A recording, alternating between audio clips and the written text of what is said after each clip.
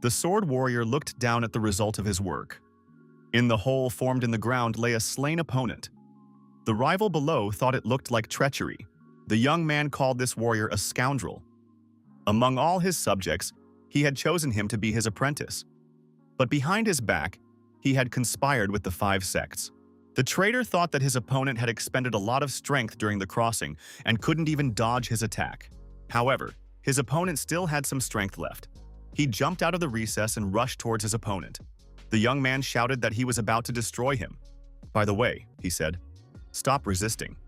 After all, they both know how poisonous the sword is, after all. He gave it to them himself. The leaders of all 5 sects are here. Does he really think he can destroy it? If he gives up the pill to Yawan, he and all his weapons, then they will grant him a quick demise."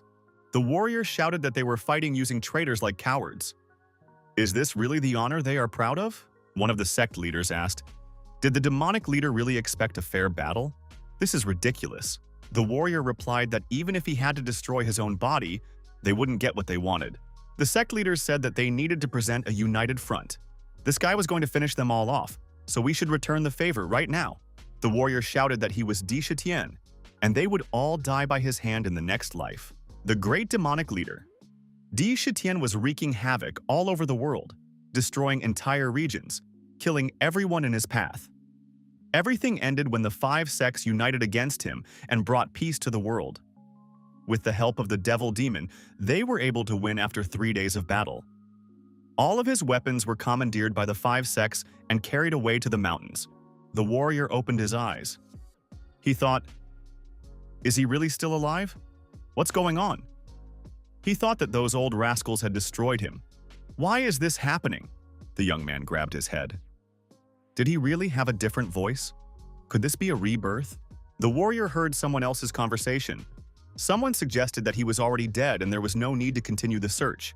There was a girl accompanied by 3 people searching for this warrior.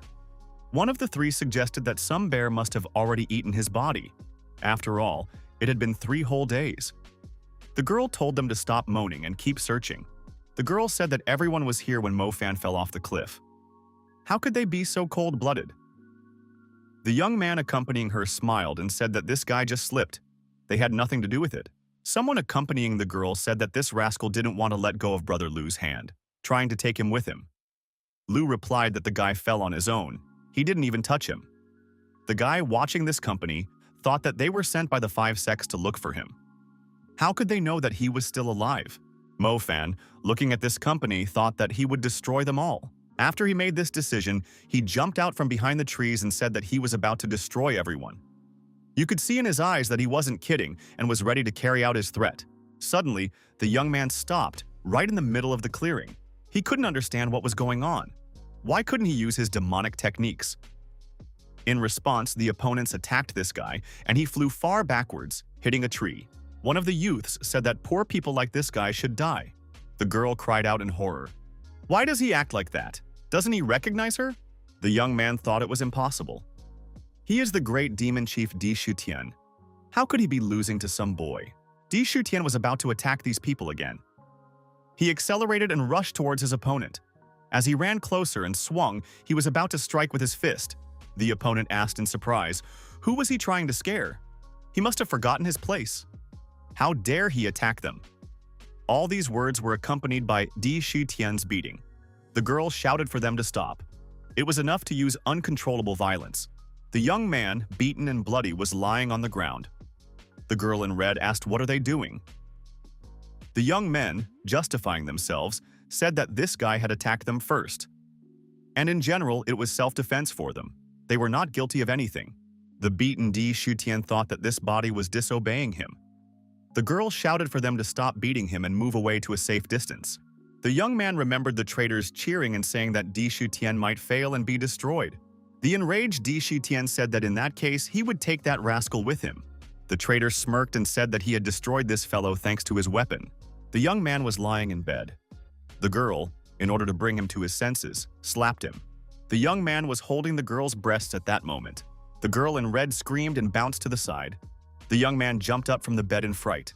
The girl screamed, "How dare he do that? What does he allow himself?" The boy asked why she was so worried about such a small thing. It should be an honor that he touched them. Suddenly, the door to the room rattled open. A young man accompanied by his assistants burst into the room. He asked what was going on here. The enraged young man saw a confused girl standing in the middle of the room. She was frightened, upset, and could not utter a word. Next to her stood a half-naked young man zipping up his pants. The bursting young man asked how he dared to do this to the girl and ordered his assistants to restrain him immediately. The half-naked young man jumped up and avoided the attack by doing a somersault. He said, "Do they really think they can handle him?" The boy dodged all the attackers and avoided capture. The young man said that if he hadn't lost his power, they would have all been destroyed by now. The guy calmly left the place. The girl was surprised. He dodged all their attacks? When did he manage to become so fast? The attacking young man thought. This rascal thought he could sneak away from him. He had a yellow ball in his hand. The guy told the fleeing one that he wouldn't be able to dodge it and aimed the ball at his opponent. 3 green energy snakes flew out of it and tried to attack him. The girl screamed, "What is he doing? Why is he using snakes? The young man will die from the poison." The boy replied that the young man would not die from it, but he might go mad. "We must find a master immediately." The young man screamed that he couldn't hold it back for long. The girl ran outside and said she would try to make it in time. The young man stood on the doorstep, unable to speak because of the paralyzing poison that had entered his body with the snake bite. The attackers were left alone with him. The chief among them said that no one could save this young man now. Finally, the girl left. The young man bent down and grabbed the boy's head, saying that he had not died from falling from an 80-meter cliff. His father was right. People like him are hard to destroy. And he added, "If you're in pain, don't worry. It should be over soon." However, the unbelievable happened. Something sparkled in the eyes of the young man affected by the poison. He jumped to his feet and punched his assailant hard in the jaw. The young man no longer looked poisoned. The boy stood against his attackers. His eyes were burning demonically. His whole appearance said that he was terribly angry. Is it that a bunch of scoundrels, because he was merciful, thought they were the victors? Why does trash like him have so much demonic energy? The young man quickly dealt with his offender's aids. His opponent said that he now understood how this guy survived the fall, all thanks to the demonic technique. However, a scum like him didn't deserve to live. The aggressor released his poisonous snakes to attack the opponent again. The boy said that after he died, he would become the master's favorite disciple. The young man was not afraid of the snakes. On the contrary, he turned around and attacked these vile creatures. Thanks to his demonic energy, he simply snacked on the snakes. It was an impressive sight while his eyes continued to glow. The opponent was surprised and frightened. How could this guy defeat the snakes so easily?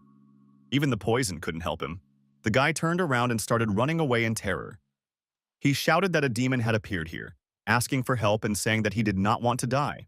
As he ran, he tripped and fell, and then began to stagger back against the wall. The young man shouted that the demon did not approach, promising a lot of gold for it. From fear, the boy even wet his pants.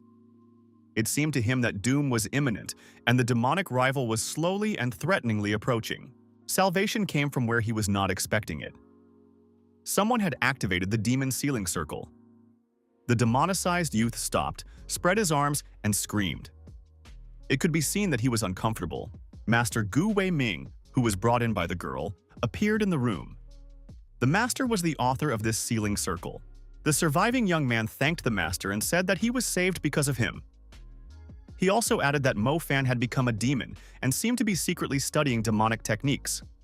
We should deal with him immediately before he became stronger.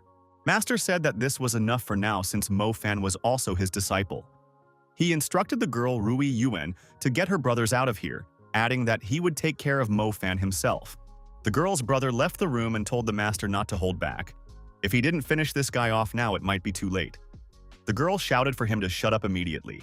The master closed his eyes. He thought, is it really Mo Fan? He's overflowing with demonic energy. If he were to procrastinate, this guy wouldn't leave him a chance. What should he do? Mo Fan tried to get out of the magic ball. He was angry and wanted to destroy his opponent. Gui Ming realized that things were bad. His demonic energy was seeping through the seal, and at this rate, he would soon be released. At some point, Mo Fan and his master noticed that the sealing circle had disappeared. The demonic youth was quite happy about this fact. What could not be said about the master? Mo Fan rushed at the old man and said that it was his time to die. The old man prepared to repel this attack. The master uttered, "Purification, Tian Di Guang has risen." In the next instant, Gui Ming delivered a powerful hand strike right into the young man's face. The young man flew backwards. Moreover, the demonic energy left his body and flew away even faster. During the flight, the boy thought that the old man had expected him to come closer from the beginning. It turns out that the old man had fooled the demon leader. As he fell to the ground, the guy thought about the fact that there were only cowards around him. Gui Ming heaved a sigh of relief. If he had hesitated a bit, he could already consider himself dead. However, the battle had not gone without a trace. The master had received a burn from contact with dangerous demonic energy. The young man thought that this was his chance. The master is injured. If he can pull himself together, he will win.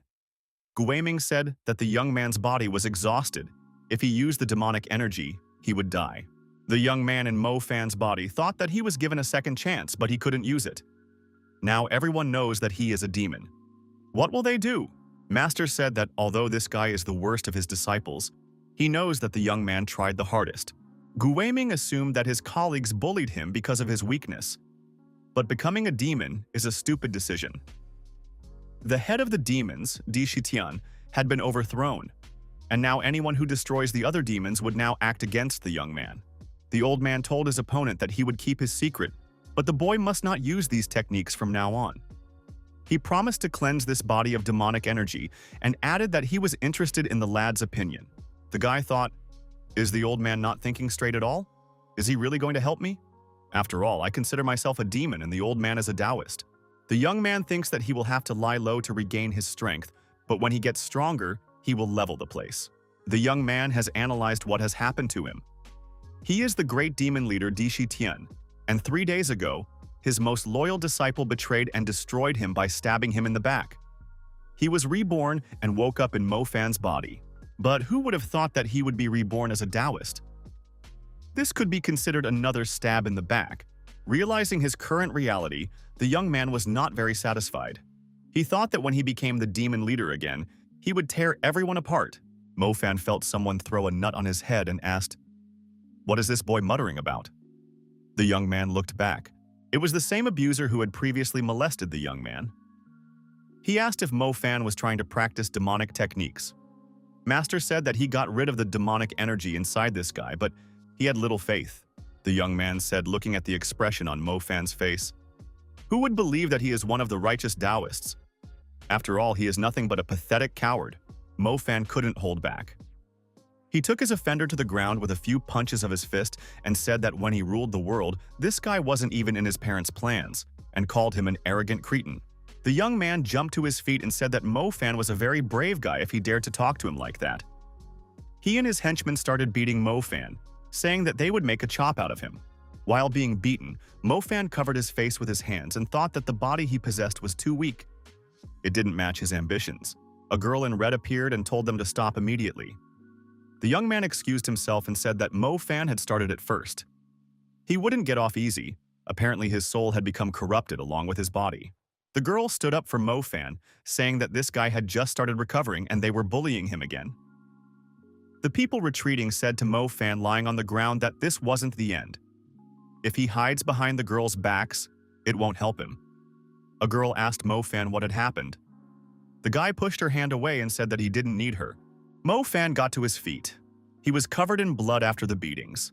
The guy thought that he was a demon leader and people like them should shudder at the sight of him. The girl detained the young man by firmly grabbing his arm. She said she was the caretaker of the class and he was under her responsibility. Right now, he must follow her. Mo Fan told this girl to let him go. Otherwise, he threatened her with physical violence. The girl didn't believe it and told him to follow her.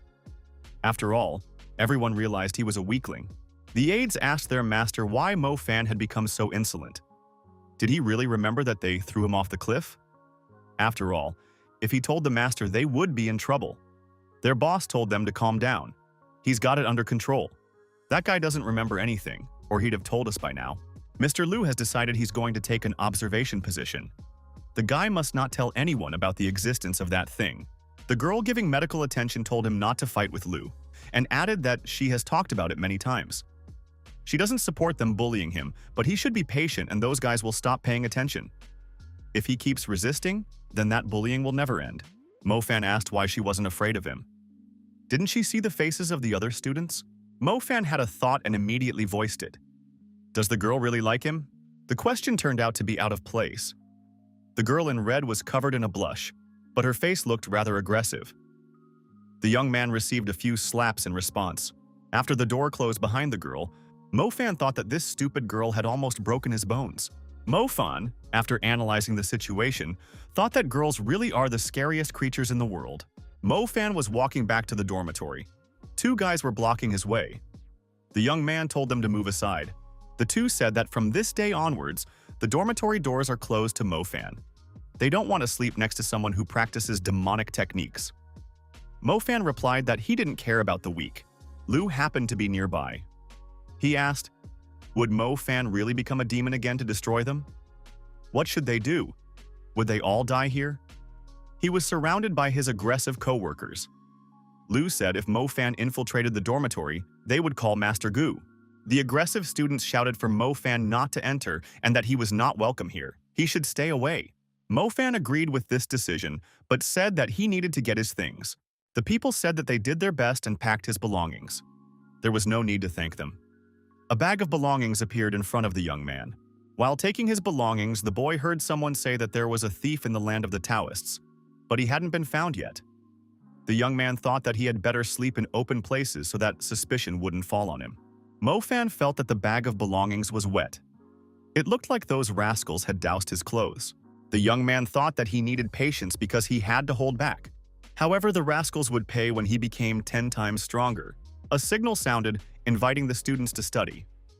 The students increased their walking speed because they realized that they were late. Today's lesson is taught by Yu Chang Wang Ha. It's best not to be late for him. Mr. Lee's assistant asked, isn't Yu Chang his father's subordinate? Why do they even go to class? After all, it's better to stay in bed. Lu said that he doesn't want to study either. However, in that case, Yu Chan will tell his father everything. Lu walked out of the dormitory and saw Mo-fan sleeping on the ground. He thought that this guy had changed with everyone. Before, he wouldn't have dared to skip class, but now he could sleep peacefully. Mr. Lu said not to wake this man up. Let him sleep as long as he wants. The young men, observing silence, left for class. Mo-fan opened his eyes and thought that everyone had left. Now he needed to find a place to meditate. He tried to climb over the fence, but he failed. The young man wondered who he even was. His limbs were so weak that he couldn't even climb over the wall. Suddenly, someone threw a whip around Mo-fan's neck and pulled him down. The young man fell off the wall. The person standing with the whip said that this Mo-fan was like a dog. The people who were standing nearby watching this laughed amicably. The man with the whip turned out to be Mr. Lu. Mr. Lu asked why Mo-fan was already on his knees. After all, he hadn't done anything to him yet. Mr. Lu added that this guy really looks like a dog. Mo-fan, getting to his feet, thought with anger that this rascal had succeeded in making him angry. Mo-fan took the whip off his neck and pounced on his opponent. He said that now Mr. Lee was finished. Lu laughed and said that the mad dog started barking. Suddenly, the oldest, the real one beside Mr. Lee, shouted that that was enough. At that, he swung his sword. Mo-fan immediately realized that this old man possessed the Jian technique. The elder said that not only did Mo-fan miss class, but he was also picking fights with a classmate. Did the young man with such behavior decide to stand against him? Mo-fan told the elder that anyone with eyes would realize that Mr. Lu attacked him first. The elder shouted for the young man to stop bickering. Lu told the master that this young man must have mastered the Yujian technique, so he decided to skip the lesson. The master said that was impossible. The master told Lu Yue's disciple to fight Mo-fan since he was the best in the class, adding that he was interested to see this guy's abilities. Mo-fan thought that he was being bullied. After all, he has never seen the Yuejian technique. He is not even a Taoist. Lu Yue told his opponent that it was the master's idea, not his. Therefore, there is no need to blame him. Lu Yue threw the sword at his opponent's feet and told him to try his best. Mo-fan thought that now at least he had a weapon in his hands. Lu Yue thought that now he had been given every chance. With a wave of his hand, he began to control the sword. The sword struck Mo-fan's back. The young man ran aside. Lu Yue laughed. This guy is only capable of running away. The guy started to control his sword again, which continuously attacked Mofan. Mofan fell to the ground and thought that he wouldn't be able to handle repelling these incessant attacks. The people around him wondered, when did Lu Yue have time to learn advanced techniques? After all, the master had only taught them how to strike and return the sword. Had Yu Chawan secretly taught him a spell from everyone? Those observing thought that the opponent's abilities differed greatly. This is no longer a duel, but a beating. Isn't Mofan afraid of losing control of himself and becoming a demon again? The master thought that this demon spawn was just waiting for the opportune moment. Mofan thought that he couldn't keep up with his sword. It seems that his opponent is using more than just technique. Lu Yue asked his opponent why he was still holding back. Then he would have to push even harder. Lu Yue attacked his opponent with an energy arrow and said that if he didn't resist, this strike would destroy his heart. Mofan uttered magic words and the attack was repelled. At this, the young man glared menacingly at his opponent. Lu Yue fiercely thought that this guy had copied his spell. Mofan said that his opponent wanted a good fight.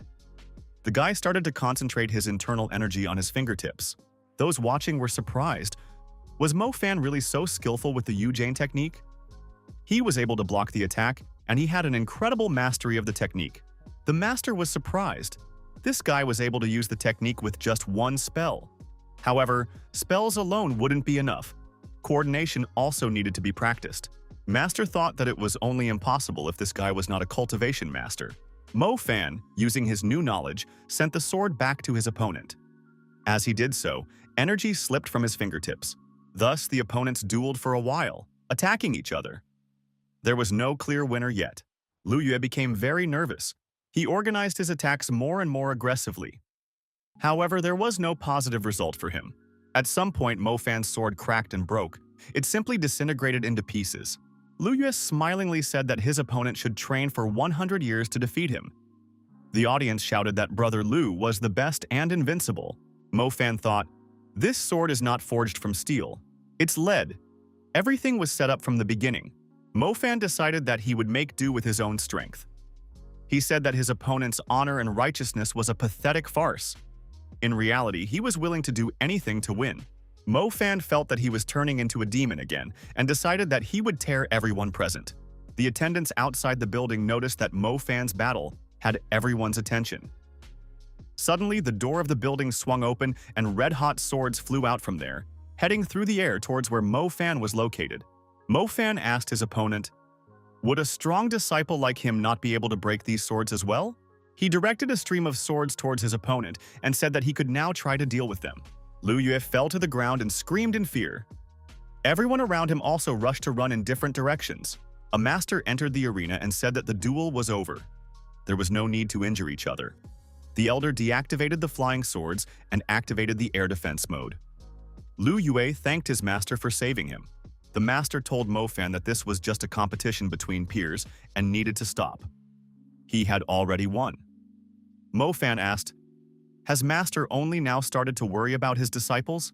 The Master, realizing that the young man wouldn't stop there, said that he wouldn't interfere. Let them continue, but the young man must let him go. Lu Yue cried out in fear that the Master couldn't leave him. Mofan thought that the dogs had finally started to bite each other, but either way, they would both die. Suddenly, the young man heard shouts from afar. Mofan, stop! Was he really going to rebel against his elders? The young man looked around and saw a girl in red and his master standing on the roof of a neighboring building. The girl declared that if Mofan didn't stop, he would ruin himself. Lu Yue shouted for Master Gu to save him. Mofan is turning into a demon again, and this must be stopped. Mofan inquired, what do demons have to do with this? It's just that he was just using their technique. Or would anyone who defeats them be called a demon? Master Gu asked the young man to put down all the swords first. Mofan agreed. However, all the swords flew in close proximity to Lu Yue and his teacher without lowering their speed. Master Gu shouted again, why is Mofan doing this? He found a way, but Master said to calm down and look carefully. He didn't take their lives. Lu Yue and his teacher stood in the same place, almost without clothes, destroyed by the flying swords. The girl thought that this guy not only controlled the swords, but also tore their clothes without leaving a single scratch. Only true masters could do such a thing. Master Gu gave the young man a showdown and said that Mofan attacked his fellow masters and the master disobeying orders. Doesn't he realize what he has done?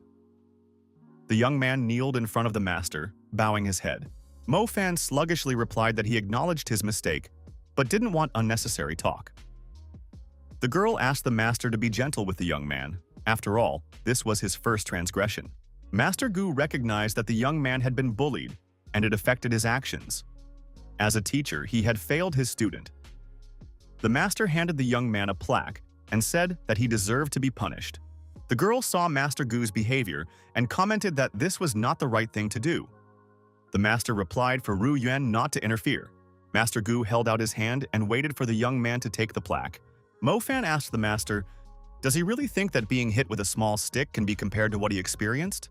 Elder Gu replied that if the young man wanted to use another method of punishment, he would not interrupt. Mo Fan threw away the wand and said that he was willing to forget about it. He was too tired to deal with the old man. Ru Yuan said that it was disrespectful to the elder. Master Gu asked, did the young man learn the Yujian technique beforehand? Mo Fan wondered. Why would he learn such a weak technique that requires skill? Lu Yue shouted an incantation, and lo and behold, he repeated his words. Master Gu asked what it meant. Did he really just repeat it? Did he even realize that his improvisation was already a level above their top master of the Yujian technique? He's been practicing it for 30 years. Master Gu said that the young man must be a master cultivator. Mo Fan was surprised. What cultivation master? The boy was angry. Who cares about such a trivial matter? Everyone is a cultivation master now. After all, he is the great demon head. These words are insults to him. They dishonor his reputation. Master Gu said that he could see that the young man was very happy, but he should calm down. The young man thought that he is not happy at all. He will destroy everyone here in the neighborhood the first chance he gets. Master Gu continued speaking. The fact that they didn't consider the young man's talent in time was only his fault. From now on, Master Gu promises to train the young man harder. But he will have one request for the young man. This year, they received a third-class assignment from the Union. There are only 3 classes of assignments. The first is the most difficult.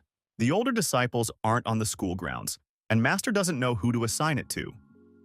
Since Mo Fan turned out to be so strong, he should be able to handle it. This year, Mo Fan and Ruo Yuan will do this task together for the sake of their monastery. One of the disciples ran into the room and informed Master Gu that a messenger from Guangyang City had arrived on behalf of the Union. Master Gu was surprised. After all, they had just returned from a meeting with the Union. Why is he here? Ruo Yuan reminded Master that the vice president of the Union is Lu Yue's father. Master Gu said that he remembered everything. The messenger who came on behalf of the Union was nervous because of the long wait. The disciples said that their master would come soon. Finally, Master Gu Wei, accompanied by Ruo Yuan, appeared and apologized for keeping the guests waiting. The master suggested that the envoy visit their educational institution, the monastery. The envoy replied that it was not necessary. He was here to convey something to the master, namely, the president handed over a new assignment. Master Gu Wei received the necessary instruction. It was a first-class assignment. Ruo Yuan said that it must be a mistake. After all, they are just a small monastery and always received third-class assignments. Why was it different this time? The messenger said that it was outrageous. Would they really challenge the Union's decision? Could they be plotting a rebellion? The messenger said that if the mission is not accomplished, this monastery will be shut down. They have no right to challenge the council's decision. The monastery's personnel were upset. Are they really trying to be shut down? Only large monasteries subordinate to the 5 sects dare to take first-class assignments. Would Master Gu Wei be punished and the monastery shut down if they refused the assignment? Master Gu sweated from the exertion and said that they would not be able to complete such a class assignment. Their senior disciples had transferred to Hiaoyang Monastery, and the others were too weak for it.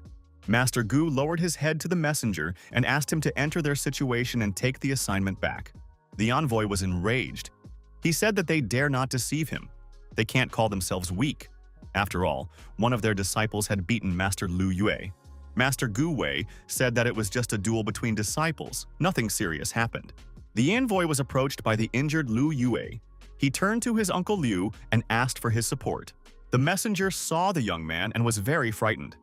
He cried out, "Is Master Lu really so badly injured? Who had wrongfully abused this young man?" The envoy felt sorry for his nephew and asked Master Gui, "Doesn't he consider this a serious misdemeanor?" Ruya Yuan asked, "Does Lu Yue even have a conscience? It's not like Mo Fan even injured him. Why is he pretending?" Lu Yue replied that everyone present witnessed it. Mo Fan was trying to deal with him. Any disciple would confirm those words. The girl said that a scoundrel like him really deserved to be torn to pieces. The envoy told Master Gu that officially the union cannot interfere in the affairs of monasteries. But if Lu Yue was injured, he could not turn a blind eye. The messenger ordered to bring this young man who had caused such mayhem. Master Gu asked the messenger not to interfere in this.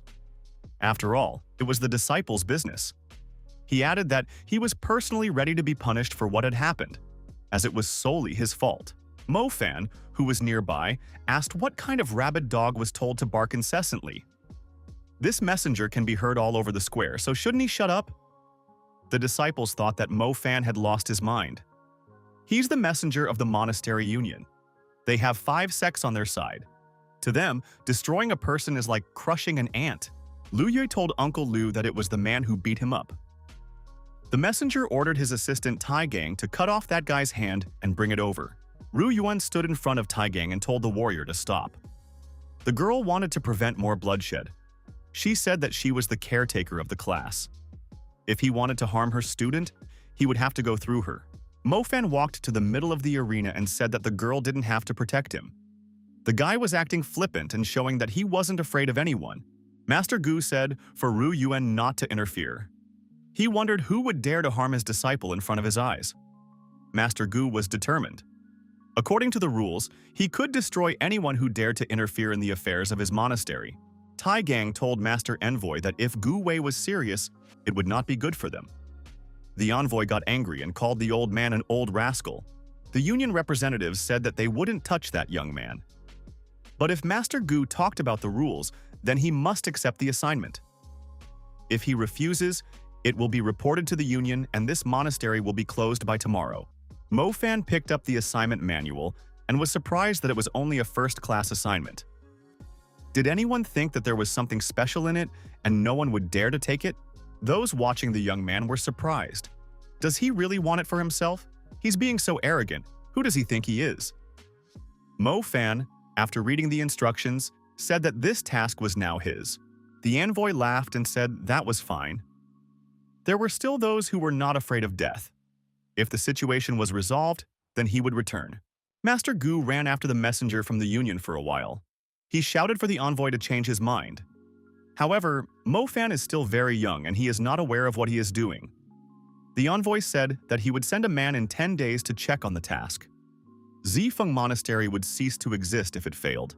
Mo Fan wondered, why does Trash think that if he rides a horse it will hide his pig nature? Lu Yue said with a smile. He advised this guy to stop fooling around. Zifeng Monastery might be destroyed because of him. Many disciples were against Mo Fan. They were yelling for him to get out. He's ruined everything. Why does he think he is invincible because of one battle he won? Lu Yue said. The young man could now see how the other disciples treated him.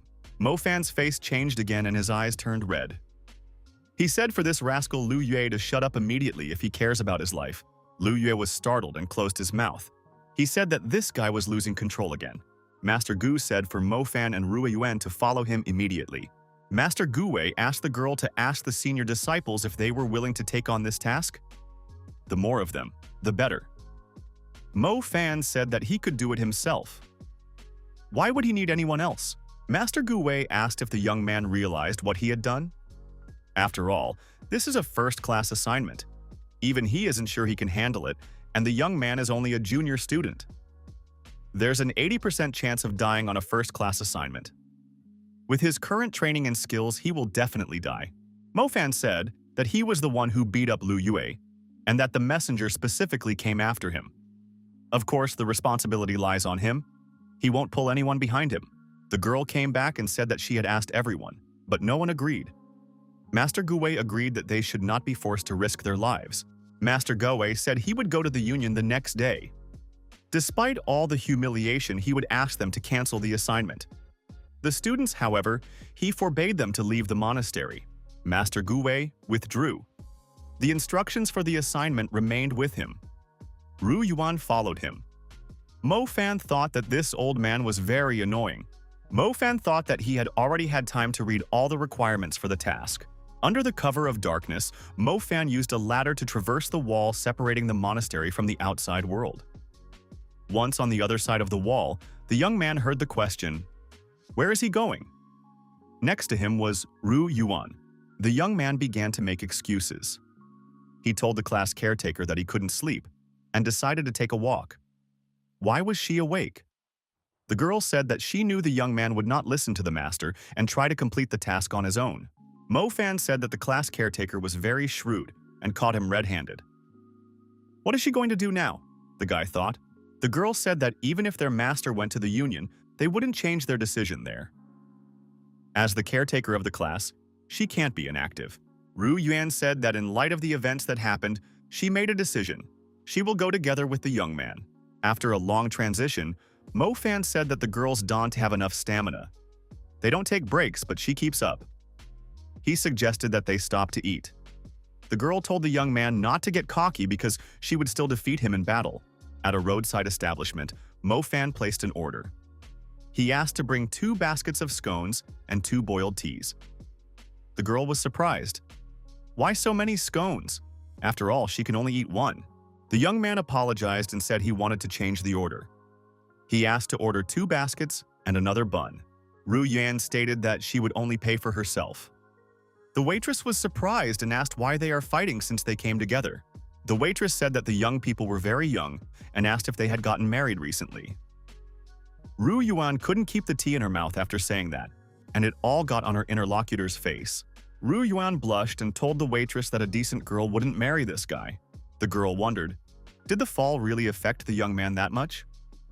He realizes that he is in trouble with the union, doesn't he? Mo Fan asked her to tell her about the union. Why are they acting so cocky? The girl said that besides the 5 sects, there are many smaller sects. To avoid competition, the 5 sects created the union to control them. They were strong before the demon head's death, and after it, they became even more powerful and do whatever they want. The guy thought he now understood what was going on. He would get even with everyone soon. Ru Yuan said that they weren't afraid of the union itself, but the 5 sects behind it were another matter. Especially the new leader of the union, Jiao Mu. He is the favorite of the 5 sects. The girl wondered. Had Mo Fan forgotten about Lord Jiao Mu? If it wasn't for him, Demon Chief Di Shitian would still be alive. So, this lord had saved all of humanity. Mo Fan thought of him as a greedy rascal. He could enjoy himself while he could, but soon his bones would be wiped to dust. Ru Yuan said that they had been on the road for a long time and the young man still hadn't told what the assignment said. The boy replied that he wanted to get rid of the girl, but if she wanted to know so badly, they should collect the dragon bones at Fu Hiang Rock. Ru Yuan was surprised. Is it really true? After all, there are many demons there. If they go in there, they won't be able to get out. After all, there are only 2 of them. It would just be suicide. Mo Fan thought that he might meet his friends there, or rather, those rogue demons. Ru Yuan said that she had heard that demons were incredibly strong and cunning. The young man would most likely not stand a chance. Some kid approached the young men. Mo Fan asked why he was staring. The girl said that he must be lost and wondered why Mo Fan was being so rude. The child suddenly grabbed the basket of buns and turned around and started running away. Mo Fan shouted, "How dare he steal his breakfast?" Mo Fan rushed after the child and told him not to dare to run away. The girl told the waitress that they would return everything. The waitress yelled that these buns were very expensive. The kid with the buns kept running away. The enraged Mo Fan shouted that when he caught it, he would immediately destroy it. Ru Yuan shouted at the child not to run away. The thief ran to the bushes and hid in them, thinking he was safe now. Mo Fan noticed the fleeing man and said that hiding didn't work. Mo Fan grabbed the boy by his pants and lifted him off the ground. Mo Fan kicked that child aside with all his might. He asked, if he was running so fast, why did he stop? Was he completely sick of living if he was stealing buns from such a person? Ru Yuan searched all the bushes and couldn't figure out where the basket of buns had gone. The child jumped to his feet and ran towards Mo Fan, who had caught up with him. He bit the young man's hand with anger. Mo Fan felt indignant. Did this little brat really want to die? The young man was called out by Ru Yuan and told to stop and pay attention to the bushes. The boy stopped and looked back. The girl showed him that there were 3 small children sitting in the bushes, scared but eating those buns. The girl went back to the eating establishment and said they had figured it out. It looks like these kids are abandoned. They have no family, this boy is 9 years old and the other kids are even younger. He gave them all the food. Ru Yuan told the kind woman who sold them buns that she was from Zifeng Monastery. But they have been sent on a mission and can't take the children with them. Could this kind woman look after the children until they complete the mission? A silver ingot was given to this woman as an advance payment. The woman said it was too much, she didn't need it, but she took the ingot. Mo Fan said that they should move forward. They shouldn't waste time. Ru Yuan said goodbye to the children and the woman and rushed after the young man. The girl asked why the young man was not happy. After all, it was his idea to bring the children to this establishment and give them food. She originally thought that he would beat them up without a second thought. Mo Fan suggested that the interlocutor stop asking questions. Ru Yuan said that she knew that her companion was a good person at heart. Mo Fan suggested that she stop asking questions because they needed to focus on the mission. Mo Fan mentally answered the girl's question that the children were human and demons don't get along with them. Probably because he and those children were similar. From a bird's eye view, sitting in a tree, the travelers were being watched. One of the watchers was wondering why they wasted their time on those children. After all, it is unthinkable. The interlocutor said that this guy didn't care about the union, and when he failed the task, he would just make up a reason. The interlocutor was Lu Yue. He told his uncle that they should teach this rascal a lesson.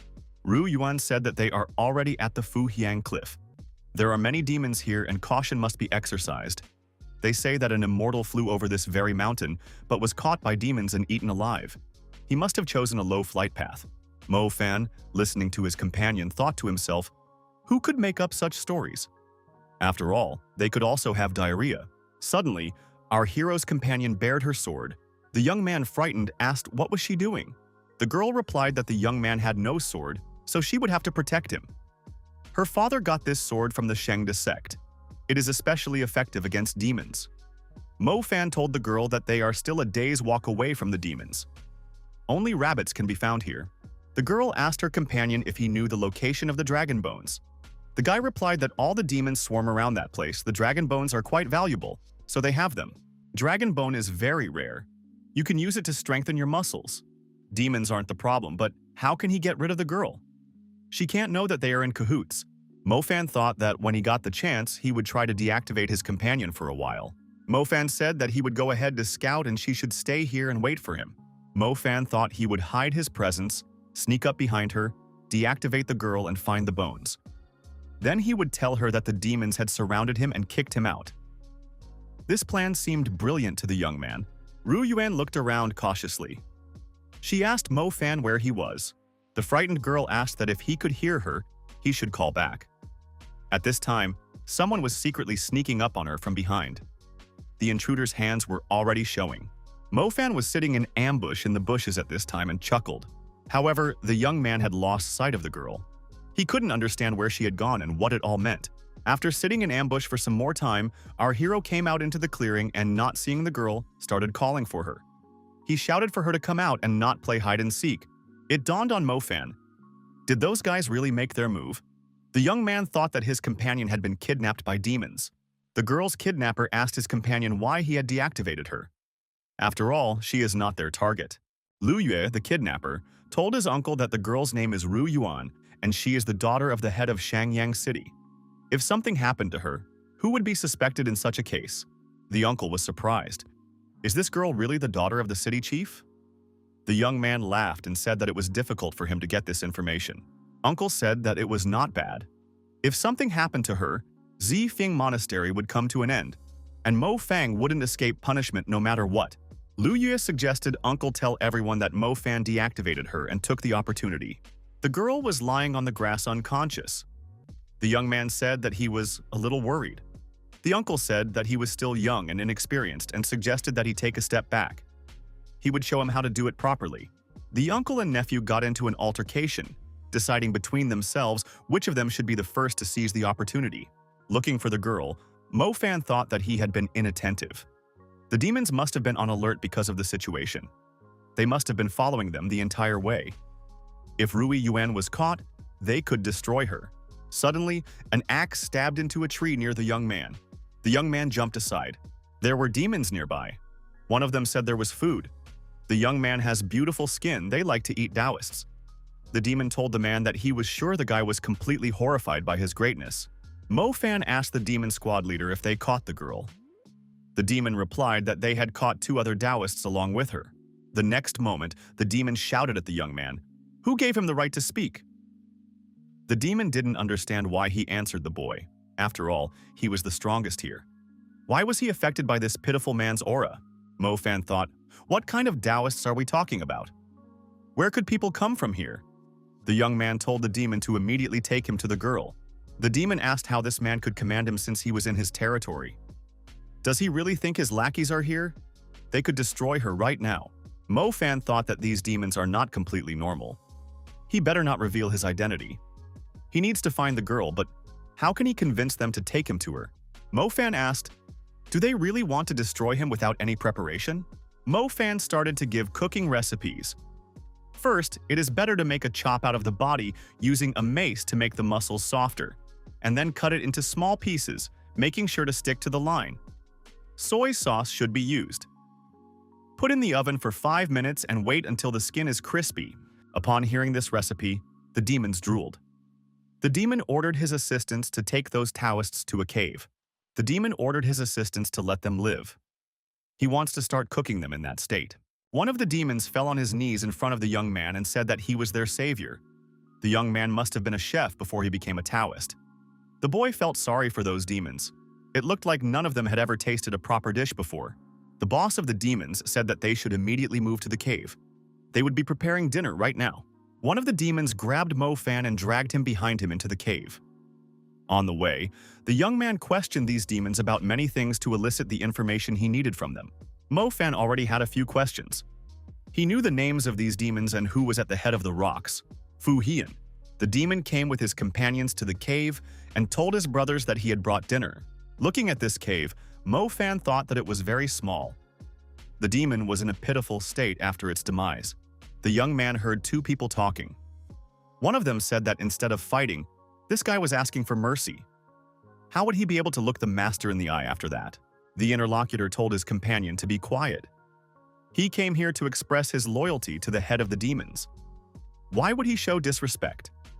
It was a conversation between uncle and nephew. Demon General Chila said that there is only one demon head, Lord Dishur. If that person keeps talking a lot, he will have to rip his head off. Lu Yue said that he apologizes. Dishur is indeed a great demon. He is better than all the demons, but brave General Qi Liao should also think about becoming the head of the demons.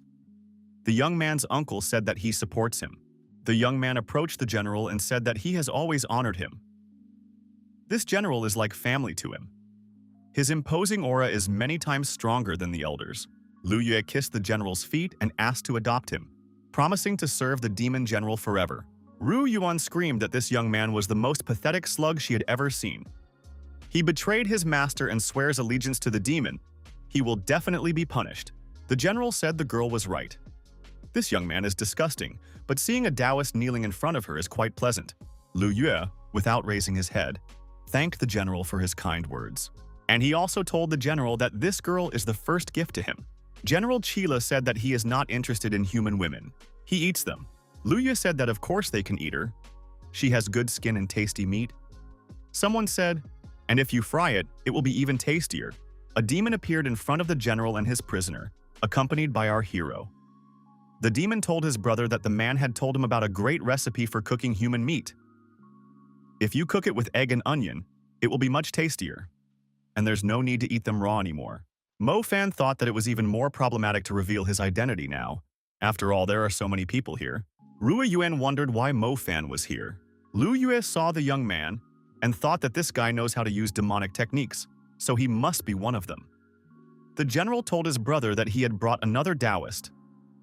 Why are there so many of them in the forest today? Lu Yue, pointing his finger at Mo Fan, said that this guy is a spy from the Yu Feng sect. He should be feared. The demons were angry at our hero after all. He is one of those who destroyed the head of the demons. Mo Fan thought that it was not yet time to confess. The demons began to call the young man names and asked him who he thought he was. These Taoists are always deceiving. We should eat him first and sacrifice him to the head of the demons. Mo Fan thought that it was too late to confess. The girl shouted that this young man was not from the Yu Feng sect. He was just a simple disciple. A silencing technique was applied to Ruo Yuan, and she was unable to speak another word. Mo Fan looked at Lu Yue without realizing that it was his doing. There was still energy sparkling on the young man's fingertips. Mo Fan started to speak the whole truth like an interrogation. He said that Lu Yue wanted to take the Tushan sword and destroy all the demons. The guy said that if he died, his spirit would haunt Lu Yue forever. The young man thought that Ru He Yuan must not find out about his identity. The general should be spoken to in private. Lu Yue didn't understand what sword he was talking about. The general asked, "Did the young man really have this sword?" The demon asked our hero, "Is he really talking about one of the demon swords?" The boy confirmed. He said that they were ordered to bring this sword to everyone, but that guy wanted to keep it for himself. The frightened Lu Yue said that this scoundrel is lying. He doesn't have any sword. The general came close to his prisoner and said that he would ask one more time, "Does he have a sword?" At this, the demon grabbed the young man by the throat. Lu Yue frightened voice wheezed that he didn't have any sword. That guy was making things up. The demon reached out with his free hand to the side and pulled Mo Fan towards him. The young man rose into the air and began to approach the demon general. The general now had a person in each hand, which he held by the neck. The general asked which one of them was the liar. Mo Fan said that he was telling the truth. The general could check for himself. The guy crossed the fingers of his hands in front of him and said, "He is telling the truth." The general can see it himself. The general dismissed Lu Yue and said that he would personally deal with it. The demon general said for everyone to wait here, he will ask some questions to this young man in private. The demon asked Mo Fan how he knew Di Shutian's personal seal. The fellow said that he had to let him go first. The young man stood up to his full height and asked the general, "Where are the others? Where did they go? Was he really the only one left here?" The general became suspicious of who he was dealing with and shouted that it was impossible. Mo Fan said hello to the general and said that he hadn't seen Qilio in a long time. The general bowed in front of the young man and said that he was greeting the head of the demons. That rascal Zhao Mu had brought the Taoists to them, who had destroyed many of their brothers. That day, only a few were able to escape. Only the women were spared, but they were turned into slaves. The survivors came to these mountains seeking salvation. All those who managed to survive are in this place. The general said that he tried to save as many of his men as he could, but he couldn't. The warrior was really frustrated. The demon head said if the heavens gave them another chance, they would reclaim what was rightfully theirs. He would make them all pay with their blood. The demon race would become great again. Then no one would dare to disadvantage them anymore. The general kneeled once more and asked, "What instructions will the demon head have?" He would do everything for his master. Mo Fan said, "They can't be in a hurry." He remembered all his techniques, but he needed to become even stronger. When the time comes, they will definitely make their move, but for now, they need to lay low. The general, pointing to the deepest part of the cave, said that he had found a spiritual medicine. Maybe his master could use it. Mo Fan looked into that part of the cave and saw the spiritual medicine and determined with an experienced eye that it was dragon bones. Several thousand years have passed and its bones don't rot. They have many marvelous effects. The general said they realized it was something special the second they discovered it, but didn't know how to use it. Perhaps the general knows what can be done with it. Mo Fan thought that he was tasked to find the bones, but he didn't expect to go this long. Mo Fan thought that this dragon was very powerful when it was alive. If one used its bones to temper its body, its strength would increase greatly. The young man thought that in the current competition, he wouldn't be able to use the old techniques to refine the bones. Maybe the Taoists' techniques would work. If he had the opportunity to learn their techniques, he should take advantage of it. Plus, he could use them for revenge and wipe out all the Taoists. Mo Fan told his general that he would only take one bone with him and take the Taoists' attention away from this place. The general asked what to do with the other prisoners. Should we destroy them to avenge their brothers? Mo Fan thought that using Qila's hand to destroy Lu Yue was a great idea. But that would incur his father's wrath. He still needed a place where he could grow stronger in peace, so it was better not to cause trouble. The head of the demons said it's not worth doing right now. He should take them along with him to take suspicion away from them. It was time to test his general's acting skills. Lu Yue tried to negotiate with the demons. He said that his meat tasted horrible and suggested that they shouldn't eat it. Uncle said that he was already old and his meat would definitely not be liked. The uncle and the nephew tried to work things out between them. Why were they telling each other untruths? The general who appeared pushed Mo Fan away from him and told his warriors to lock up all the humans and warn the other demons that they would have a meal today. Lu Yue was even more frightened and cried. He had said that there was no point in eating him. The general told the most cowardly youth that he didn't like this young man's hairstyle. It was disgusting, and ordered his subordinates to lock up all the men. The bound Ru Yuan asked the young man, "Is he all right? Was Mo Fan not injured?" Mo Fan winked at the girl and told her not to worry. This night, he would take her away from here. The people were imprisoned. Mo Fan and the girl were tied to a pole. The other two were suspended on a rope by their arms and legs. The guards nearby were sitting around a fire. Lu Yue tried to find justice and establish order here. He asked why those were allowed to sit while they were tied up like this. A demon asked, "Does this guy really want his tongue cut off?" One of the demons said that the boss was inviting everyone for a drink. The satisfied demons ran to the boss. On the way, they shouted that they had the best boss. He always shares drinks with them. Ruye Yuan asked Mo Fan, how could they escape since there wasn't much time left? The young man started to cast a spell. Lu Yue asked, "Is this guy really crazy? Does he really want to use Yu Jian's technique in this place? Did he really see a sword somewhere?" Our hero didn't need a sword. He was able to achieve control over the hot log from the bonfire instead of the sword. Mo Fan told the grumpy interlocutor that he was the only one blind in this room. Pauline burned the ropes that bound Mo Fan and the girl. Lu Yue immediately started repeating this spell, but it didn't work. His uncle said that the young man hadn't practiced enough and he would have to pull the two of them out himself. The uncle said that when you cast a spell, you have to focus, and offered to let his nephew learn from him. Mo Fan told his companion that they didn't seem to have to worry about those two. Those two were shouting for the young man not to go and leave them. Mo Fan thought that Chila's demonic Shi was preventing those people from using their techniques. Lu Yue shouted for Mo Fan not to leave him here. If he saved him, he would get a lot of gold. Mo Fan apologized and said that he wasn't going to help someone like this young man. But if he gives something right now, the guy might change his mind. Lu Yue said that he agrees. He has the centennial cliff grass. If he is rescued, he would be willing to part with the grass. Ruye Yuan asked, "How did he get it in these parts?" Mo Fan asked, "Does this guy carry something valuable with him all the time?"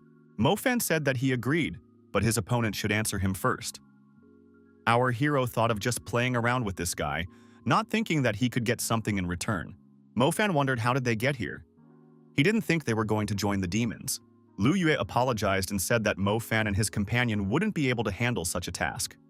So here was Master asking for help to help them. As soon as he entered the cliff area, he saw the demons kidnapping the girl.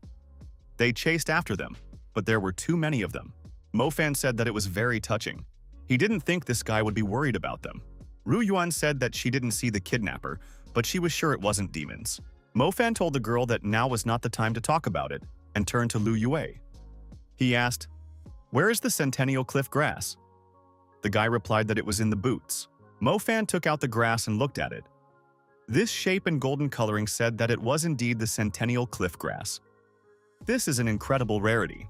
The girl said that it was the first time she had ever seen someone versed in the quality of centennial grass. Where did the guy get such knowledge from? Mo Fan hesitated and said that he had read about it in a book. It's called Encyclopedia of Centennial Herbs. Lu Yue suggested that his uncle team up and destroy this guy. He needs to get the herb back. The uncle said it's too early to do that since they're still in the demon cave. They need to get out of here first. Lu Yue thought that this boy might be happy before they got out of here. Mo Fan had already realized what these two were up to, but they clearly don't have enough intelligence. They need to get out of here first. The girls said that they can't come back empty-handed. What will they say to the Alliance in that case? The four fugitives had been traveling for too long and still hadn't found a way out. Could it be that they had gotten lost? Mo Fan thought that his general had gotten it right and didn't do anything stupid with the dragon bones, and arranged everything so that their plan couldn't be discovered. Suddenly, the humans saw two demons up ahead. In front of them on a pedestal was a dragon bone. Lu Yue asked what it was. It looked like a precious treasure. The girl said that it was a dragon bone with a purple glow. Perhaps they can accomplish their mission. Mo Fan thought that he could still count on his general. Lu Yue asked why they were still thinking about the mission. The bone is very important to the demons. It is logical that it is heavily guarded. We just need to quietly leave this place. The guy thought that when he gets home, he will gather people to destroy these demons and take the bone.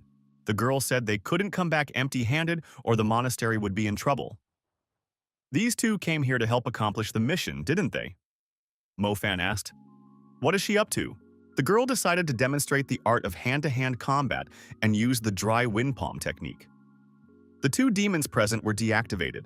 Satisfied with herself, Ru Yuan declared that she was finally able to relieve her stress.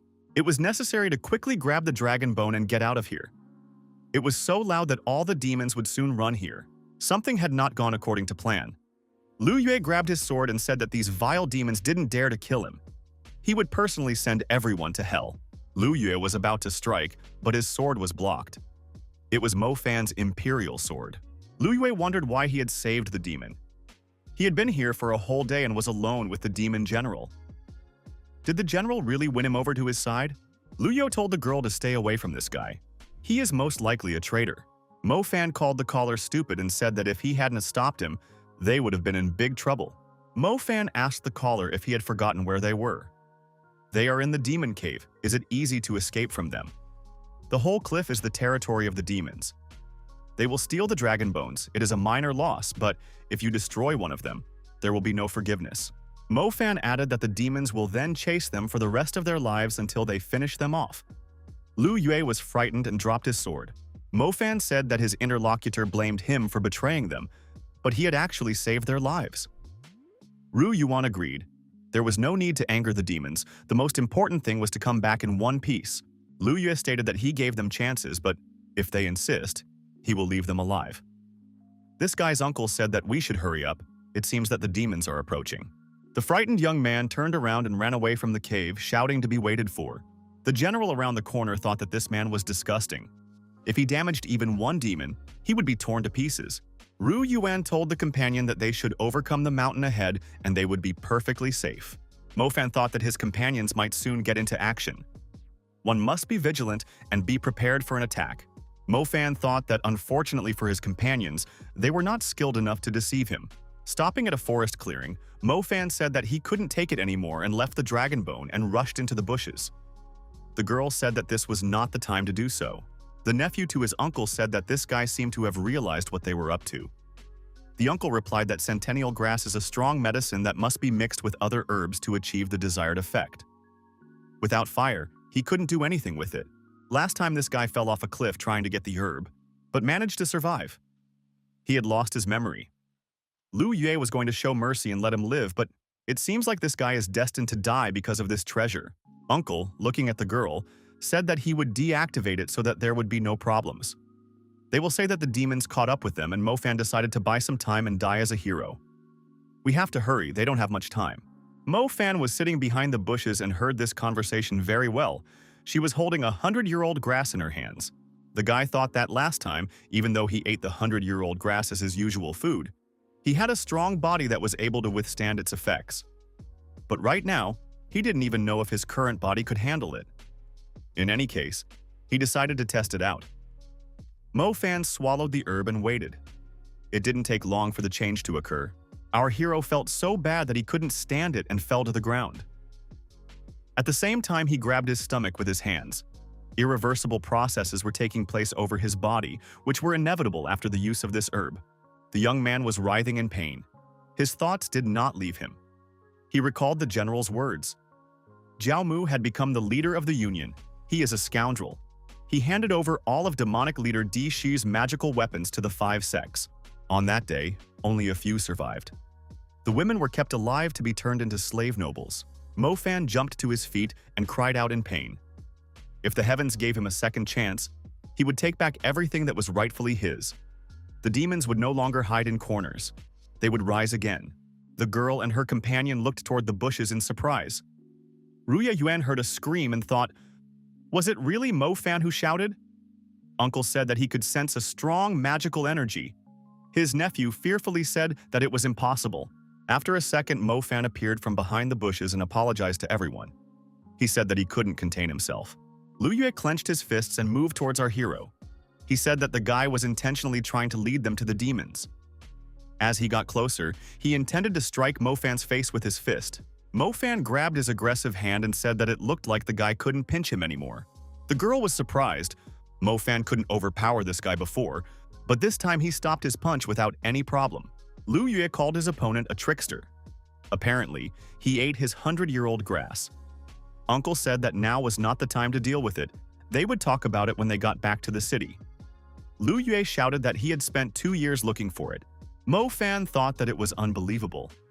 The power he had long lost was gradually returning. Rua Yuan said that the young man expected those impudent people to try to take the herb back from him, so he decided to use it now. Mo Fan replied that the actions of those fools were easy to predict. She said that the young man was now a whole step stronger and suggested that he take the bone back because it was too heavy for her. Mo Fan asked if he could ask the girl a question. The girl inquired, "What's wrong?" Mo Fan stared intently into Rui Yuan's eyes, and without averting his gaze, he asked, "How do they, Taoists, measure their strength?" Rui Yuan was very surprised at the way this question was asked. Why is he asking, "Are you Taoists?" After that incident in the cave, the guy has been acting strangely. The young men successfully reached the sea. The magic bone was delivered on time, and the mission was accomplished. The girl said that their monastery had met the annual mission quota. Master Gu Wei said that this student and his companions had done well. All the students were proud that their university had fulfilled the mission. Master Gu thanked everyone and asked where Mo Fan was now. The young man was nowhere to be found. Ru Yuan said that as soon as they returned, he went straight to the library, but he was acting strangely. In the library, the young man chose the necessary literature and immersed himself in reading. He read that the Taoist's strength was divided into 9 levels. Demons also have 9 levels, but they are different. Although demons and Taoists are completely different, they seem to use the same energy. So why did he master the Taoist technique so quickly? I guess there are similarities. The Taoists say that their way is the right way, but they are only good at talking. The guy suggested that the Taoists even stole the Yujian technique from the demons. Mo Fan had reviewed a lot of literature. He felt that he shouldn't be distracted right now. It was necessary to learn how to use the dragon bone. Someone came up from behind and told the young man that he shouldn't throw away books. The person who came up from behind was Master Gui. He said that the young man had never come here before. Today, instead of bragging about his success, he came to the library. "I wonder what for?" Mo Fan replied that he wanted to find out something. The master asked if the young man had any guesses about the name Tianyu. Mo Fan replied, "Perhaps it means the best." Master said that it means harmony. Although he is an ungifted martial expert, he was still able to realize that all life forms in this world are equal. Demons and humans are not so different. They should stop warring with each other and learn to exist with each other. Master Gui asked, if the young man had a choice, which path of practice would he choose, the Taoists or the demons? The young man thought he had almost fallen into the master's trap. The boy said aloud that of course he would choose the path of the Taoists. Master Gui said, it seemed to him that the young man was capable of choosing a wiser path. It seems that he was wrong about him. Mo Fan replied that he didn't understand anything. Master Gui sealed his demonic technique himself. The master replied that being a Taoist is not the same as being righteous. Neither are demons the spawn of evil. They are just 2 different methods of accomplishing the same goal. Using demonic techniques does not make the young man bad. He saved his comrades. This is the best proof of his words. Mo Fan said that anyone would do that. The guy thought that this old man had gone completely crazy. Why is he praising him so much? Master Gui said that the young man's body should have become many times stronger after using the centennial cliff grass. It couldn't handle the demonic energy, so it had to be sealed. Right now, however, everything had changed. Master asked his disciple, why didn't he practice the demon and Taoist cultivation techniques at the same time? Demons rely on external energy to cultivate, strengthening their body, while Taoists use internal energy, realizing the world around them, to strengthen their spirit. Gui said that the young man's heart was balancing on a fine line. Demonic techniques could not enslave his mind. The master said he would help the young man develop in both directions. But it must remain a secret. If others found out, they would be hunted. Care must be taken. The young man was surprised, the master actually advising his apprentice to practice demonic techniques. Strange old man. The duty officer entered the room and said that the senior disciple had already returned. Mo Fan wondered, who was he talking about? There was a young man standing outside who approached the master and said that his disciple Yun Qing Yang had returned. Master Gui wondered if the young man was tired after such a long journey. The students present thought that this disciple had a very strong aura. One wouldn't expect anything else, since he had gone to study at a monastery run by the Ku Gang sect. At the age of 19, he was already at the level of concentration. Soon, he should be entering a new realm.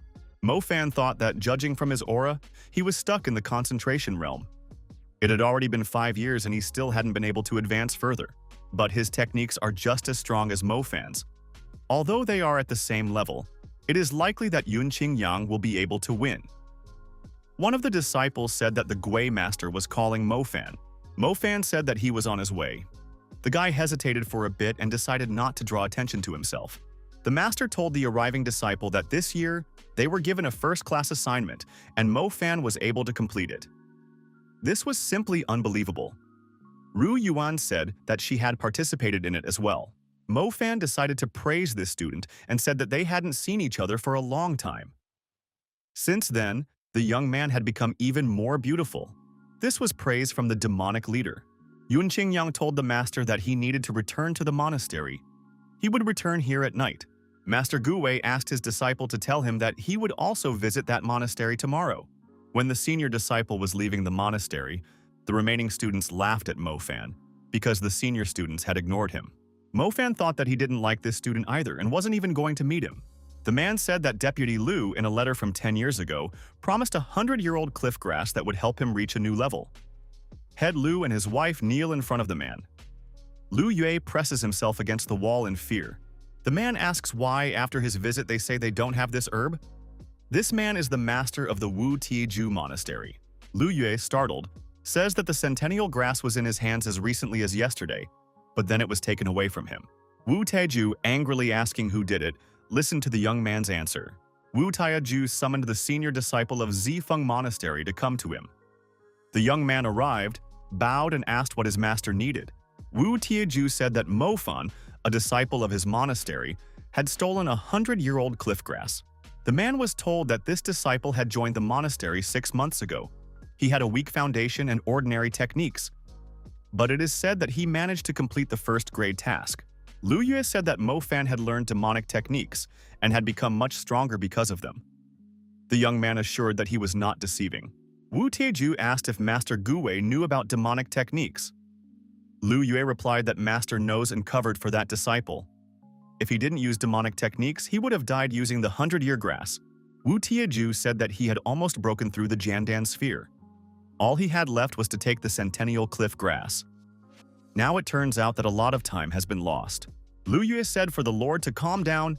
He knows where they can find another centennial cliff grass, the young man said in Master Gui's secret room, where the master keeps all his treasures. If they accuse him of patronizing demons, he will definitely surrender without resistance. Wu Tieju, appreciating these words, said that Master Gui seems to be approaching his downfall. Wu Tieju said that if he started acting out of self-interest, his reputation might suffer. Does Qing Yang agree with him? Qing Yang said that this was the first time he heard about the secret room. But if Lu Yue showed him where to find the herb, he could bring it. Coughing, he said that he almost forgot. Qing Yang is not yet a disciple of Hiaoyang Monastery. However, the young man may not worry. He is hardworking and talented. He will definitely be accepted into the monastery. He has helped their monastery many times. Wu Tieju added that he was thinking of recommending the young man to his superiors.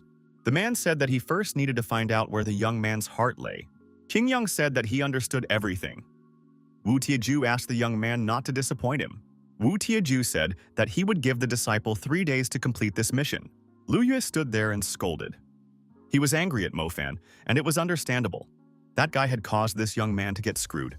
Qing Yang took Lu Yue by the throat. The junior disciple trembled with fear again.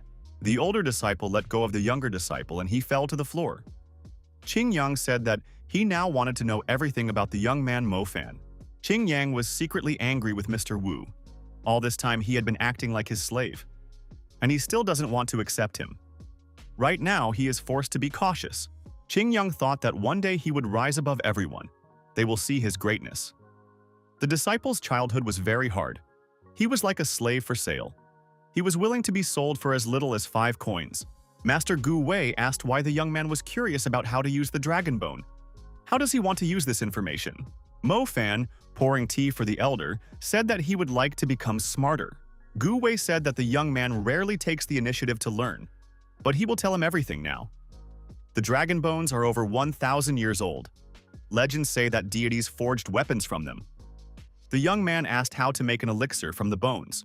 The master said that if the young man wished to refine the dragon bone, a pinpoint lightning strike would be needed. The strike would turn the bone into powder. It must be collected and injected into one's dantian. Mo Fan was taking notes on the teacher's every word. The elder said that not many people knew about this dragon bone processing technique, but he was an exception. The old man added that with experience comes wisdom. Mo Fan thought that it turns out he only needed one lightning strike. He decided that it wouldn't be difficult to organize. He would simply draw a thunder rune on the dragon bone, and the problem would be solved. Across the wall separating the monastery from the outside world, Mo Fan thought that he was incredibly clever. Landing on the other side of the wall, the young man was incredibly surprised. In front of him was a demon who greeted the honorable lord. The demon inquired as to what the lord was doing here. The young man, startled, told the demon to keep his voice down. Did it really wish for his death? Mo Fan looked into the courtyard of the monastery. No one seemed to have heard them, so the danger had passed. The demon head asked, "Where is General Chi Lao? Why did that demon come here alone?" The demon said that the boss was guarding the dragon bones in the forest. He ordered to meet the demon head here. The demon head said to be taken to the general soon. The guide said he had one question for the lord. The demon, blushing, said that last time in the demon territory he disrespected the lord. Since that day, he hasn't been able to sleep well, and he would like to apologize. The young man said there was no need for an apology. He can't be guilty of something he didn't know. The demon said it was unbelievable. As a thank you, the lord could use his body however he wanted. Neck, ribs, legs, arms, chest. Any part of his body could be prepared for eating, and there was no need to spare him. The demon continued. If that wasn't enough, the most delicious body part remained. The demon head said for his interlocutor to stop, and didn't even think of doing so. When Mo Fan said that he delivered the dragon bone to the lord, Mo Fan said for Chila to get up from his knees. He did a great job, brought him the dragon bone in just one day. The general told his lord to wait for his instruction. Mo Fan said that Chi Liao doesn't need to do anything. He just has to wait. Mo Fan asked his boss why he was using a Taoist talisman. After all, he possesses the demonic lightning summoning technique. Mo Fan said not to be distracted. He is trying to draw the talisman. The demon head explained that there are people from the Yu Feng sect nearby. Using demonic techniques might attract their attention. The general thought that this was a brilliant solution. Mo Fan thought that even though he was 100 years old, he couldn't feel the slightest bit of his former strength. Mo Fan told the general that he should already be at the peak of his level, and added to put some of his energy into the talisman. He had done this before with the Yujian technique, and no one had noticed. The general noticed that he could only use demonic techniques. The general complied with his master's request and channeled the required amount of energy into the talisman. Private demons watched the process, trying not to miss anything. Everything went according to plan. There was thunder, and a powerful lightning bolt appeared. It was going to hit the dragon's bones directly. At this time, Wu Tieju was engaged in the cultivation process. He secluded himself and meditated. Outside the window at this moment, a lightning bolt appeared. Noticing the lightning, Wu Tieju marveled. What an incredible energy! Which master had summoned this lightning? Wu Tieju felt a demonic aura, which seemed strange and suspicious to him. The lightning, as it should, had chosen the 1,000-year-old dragon bones as its target. Mo Fan thanked the general and said that he had done well. He had activated the barrier in time. The general replied that it was his duty. Even at the cost of his own life, he had to protect his master. The demons realized everything worked. The head of the demons said for everyone to come closer. At the bottom of the formed pit were the remains of the dragon's bones, or rather, what they turned into. The demons thought that they were about to be fed, and with a cry of, "It's time to eat," they rushed towards the pit. Mo Fan said that if they couldn't sit down now, they should take the leftovers home. The Taoists would be coming soon. Master Gui, watching the lightning, thought that this kid has a lot of secrets. Gui, walking along the rooftops as usual at this time, noticed that someone ran swiftly in the direction of where the lightning struck. Wu Tieju and his henchmen arrived at the excavation pit. One of the master's assistants said that it looked like the person who had caused the thunder had long gone into hiding. Perhaps this Taoist had already reached a new level and elevated himself. Wu Tieju said that the person who summoned the lightning was not a Taoist. The analysis of the area tells a different story. Wu Taiju ordered his subordinates to find anyone who could be related to this event. The master determined that there was a trace of demonic energy left in the area. Thanks to it, the power of the thunder was unbelievable. What were those rogue demons up to? The young man put on his hood and tried to stealthily enter the area. Master Gui followed behind him. He told the man that he was familiar with this place. Apparently, he is one of the disciples of Zifeng Monastery. The young man, hearing that there was someone nearby, quickly ran away and hid on the rooftop, wondering why the master was here, since he was usually meditating at this time. Master Gui found himself near this mysterious young man again. He said that he didn't recall teaching anyone and students the instantaneous movement technique. The young man again moved lightning fast to another rooftop. Gui asked if he might be one of the teachers. Elder Gui added that for a teacher, stealing is a great sin. The master energetically charged his palm and prepared to do something. The young man, startled, told the master to stop and threw back his hood. He thought that Panlei's palm would finish him off in an instant. Gui asked what Qing Yang was doing here. The disciple replied that he had no excuses. Wu Tieju ordered him to steal the 100-year-old cliff grass, and he couldn't refuse. The young man raised his hand upwards, in which was the centennial cliff grass. The master said that the young man was confused. It has long been known that Wu Tieju is a skillful manipulator and a cunning person. You shouldn't be around him. Is this the kind of example a senior disciple of this monastery should set? Qing Yang asked if Master Gui could give him a 100-year-old herb so that he could complete the task. He swears that he will definitely repay this artifact. Master Gui said that Wu Tieju's greed has no limits. He will demand even more in the future. It would be very difficult to get rid of him. Master advised the young man to leave his sect immediately and return to study at Zifeng Monastery. Master promised to help the young man break through to the new realm and reach new heights. Qing Yang lowered his head and said that he understood the master. The master, standing with his back to the young man, said that the disciple had greatly disappointed him today. The disciple jumped to his feet and pierced the elder's body with a cold weapon. The young man apologized and said that he couldn't let this opportunity go.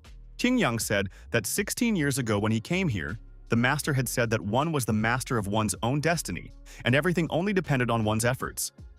He never forgot those words for a second. The old man, bleeding, said that the young man had actually used his energy to block his meridians. Qing Yang stated that this master no longer had anything to teach him. He should be just another stepping stone. A disciple of the Zifeng sect would be promoted. Suddenly, the old man released his energy and threw the rogue disciple along with his sword far back. Qing Yang thought that he had sealed all 9 meridians, but the old man was still able to release so much energy. The wounded Master Gui, bleeding, tried to escape. The young man rushed after him in pursuit. The old man could not be missed. The elder thought that he couldn't involve the other disciples. This crazy senior disciple would do everything he could to destroy him. Wu Tieju appeared on Master Gui's path. He said that walking on rooftops late at night is relaxing. Wu Tieju wondered if Gui was injured. It looks very serious. There are disagreements between students and teachers, but it's not like they have to destroy each other. Mo Fan was walking around the monastery grounds. He realized that old man Gui had already guessed that he had left the dragon bone for himself as well. Perhaps we should bribe him. An explosion nearby caught our hero's attention. It must have been a release of energy. The young man was interested in it. Mo Fan saw the injured old man and rushed to his aid. The young man decided that he should do what he could to help and stop the bleeding. Qing Yang said that it was Mo Fan. Wu Tieju thought that this guy had shown up just in time. After all, he was the one practicing demonic techniques. We should blame him for this crime. Mortally wounded, he definitely won't survive. Our hero heard someone accusing him of daring to attack Master Gui. Many disciples rushed towards the place where Elder Gui was lying. Everyone was curious. What was that explosion? Running closer, the disciples saw that Mo Fan was beside the injured old man. What is he doing here? Qing Qing, who was on the roof, said that this ungrateful young man not only stole from the master, but also stabbed him in the back. If he hadn't gotten here in time, this bandit would have gotten away with it. What will they do with him? The outraged disciples shouted that they should avenge the master and bring this rascal to justice. Qingyang shouted that Mo Fan didn't dare to do such a thing, and added that his master would be avenged. The senior disciple promised to send the culprit straight to hell. Mo Fan turned to the shouting student and asked, wasn't he ashamed? With the naked eye, it could be seen that Master Gui had been injured by a sword. The sword is only in Qingyang's hands. How could a weakling like him injure a master? Only a senior disciple would have the strength to do so. Moreover, who said that master was dead? His heart is still beating. Master Gu is still alive. Ru Yuan thought, something is not right here. Many disciples were shouting that Mo Fan was lying. She shouted out loud that she believed Mo Fan and added that she would help Master Gu now too. The disciples shouted for the girl to stay away from Mo Fan. The sword-armed Ching Chong shouted angrily that if this criminal still didn't surrender, he would attack him now. Ru Yuan shouted for her elder brother not to do so. Mo Fan thought that he didn't want to attract attention, but apparently it was too late. The senior disciple plans to finish what he started. It is necessary to save the old man's life. A powerful explosion rang out in the middle of the square. Flames spread out in all directions. No one could see what was happening at the epicenter. The disciples thought, is everyone there dead? Was everything destroyed without a trace? Was even Ru Yuan injured? The sword-armed senior disciple said that they were still alive. Mo Fan kidnapped Master Gu and Sister Yuan. It was necessary to request help from other sects and find them. The disciples thought that although Mo Fan was weak, he had managed to elude the senior disciple. Something is not clean here. Something caught Qing Yang's attention. He climbed down from the roof and looked at what was lying on the plaza. Apparently, it was Mo Fan who had lost it. Qing Yang touched the powder lying on the ground with his finger. This was what Mo Fan had in his bag. He must have used some sort of device that allowed him to escape from here. Mo Fan jumped over the wall in one fell swoop. On his back, he was transporting the injured Master Gu. He was also holding Rui Yuan's hand. All three of them were moving at an increased speed. They needed to hide in the forest. The girl was surprised. Her companion had carried them outside the walls of the monastery in a second. What was this technique? Why hadn't he used it before? Mo Fan tried to catch his breath. He told the girl to check if they could save the old man. Mo Fan thought that he had applied a leap, but they had only managed to move such a short distance. He had already used so much energy to save the elder's life. However, the masters were astonished by the demonic technique. A normal healing method wouldn't work. The old man would have already died if the young man hadn't shown up in time, Mo Fan thought. Does Qing Yang really use demonic techniques? It didn't seem like he was capable of using them. Could it be that it was someone else? Mo Fan asked the girl if she knew any local who could cure the old man for free because he had no money. The girl told the guy to stop joking around. After all, they have to help the old man. The young man thought that with his current strength, he wouldn't be able to help the old man. Qi Liao is capable, but is it worth the risk? Mo Fan asked his companion. Why didn't she suspect him? It's not like he never got along with others and the senior disciple accused him of this crime. Ru Yuan replied that she certainly had her doubts, but when Qing Yang tried to destroy them, she realized that Mo Fan was innocent. Mo Fan said, if only the other disciples were as smart as the girl, then he wouldn't have to listen to all these insults and run away. The young men heard voices approaching. The girl said they couldn't stay here. She knows someone who will help them. Ru Yuan said that she would clean the wound and cover up the traces of blood so that others wouldn't be able to trace them. Mo Fan thought that this girl is calm and collected. Turns out to be probably much stronger than he thought. Mo Fan asked the companion, who are they looking for? After all, they are wanted. That person shouldn't give them away. The girl replied that he wouldn't give them away. Ru Yuan stated that they were heading to her father's house. Wu Taiju was in it. Did the old man really survive? After all, his attack had pierced through his body. He should be dead. Qing Yani said that he was very far away. If Master Gu had died, then Mo Fan wouldn't carry the body. The young man apologized that he didn't deliver the herb. Wu Taiju said that the herb wouldn't go anywhere. However, Mo Fan ran away with the injured old man Gu. Qing Yang showed his master the powder and said that Mo Fan had dropped it when he ran away. He had never seen anything like this before. Wu Tiaju said that it was recycled dragon bone, so this young man had summoned that lightning bolt. Qing Yang asked where he got it. He might still have a lot of bones. Lu Yue was with him on that mission? Why would he hide something like that? Wu Tiju said, for the young man to gather all the disciples of the monastery in front of the city gate and call all the monastery masters. Everything possible must be done to catch Mo Fan. Luo Xiaoqian should also be summoned. They need permission in the city. Although he weakened last year, he still shouldn't be angered. Wu Taiju said that if Mo Fan really has demonic techniques and Gue survives, then they will know that he is also capable of using them. The young man is told that every monastery has sent people to look for Mo Fan, but Luo Xiaoqian is not going to talk to them. He has sent the messengers away.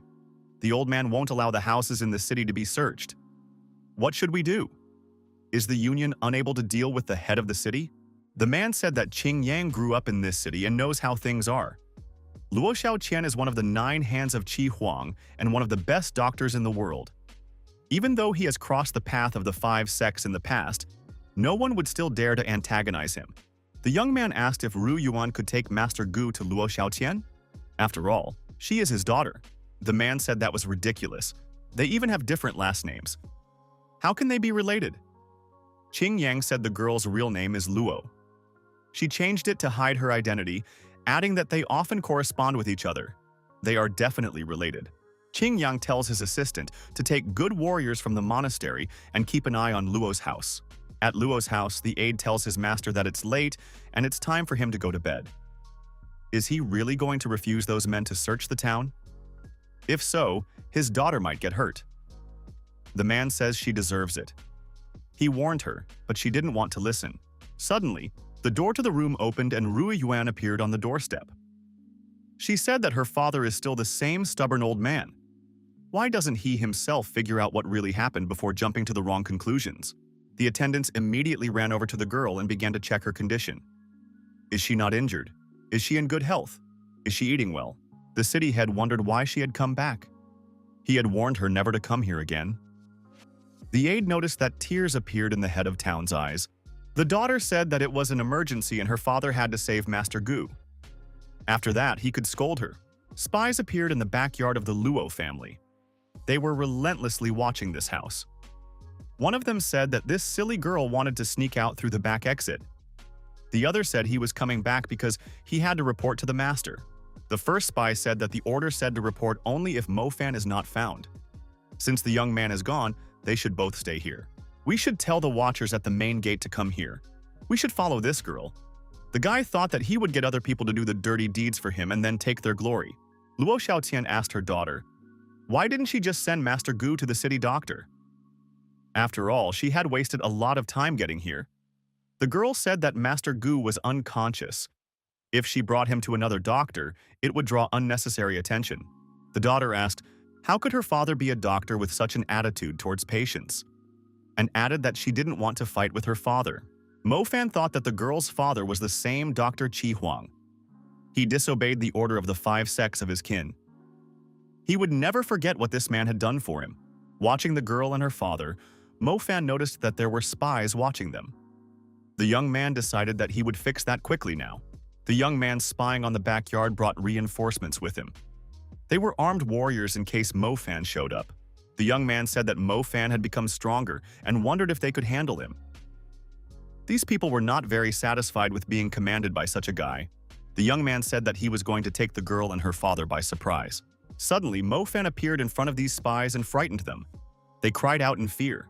Afterward, he said that fighting with other people was a bad idea, especially with friends.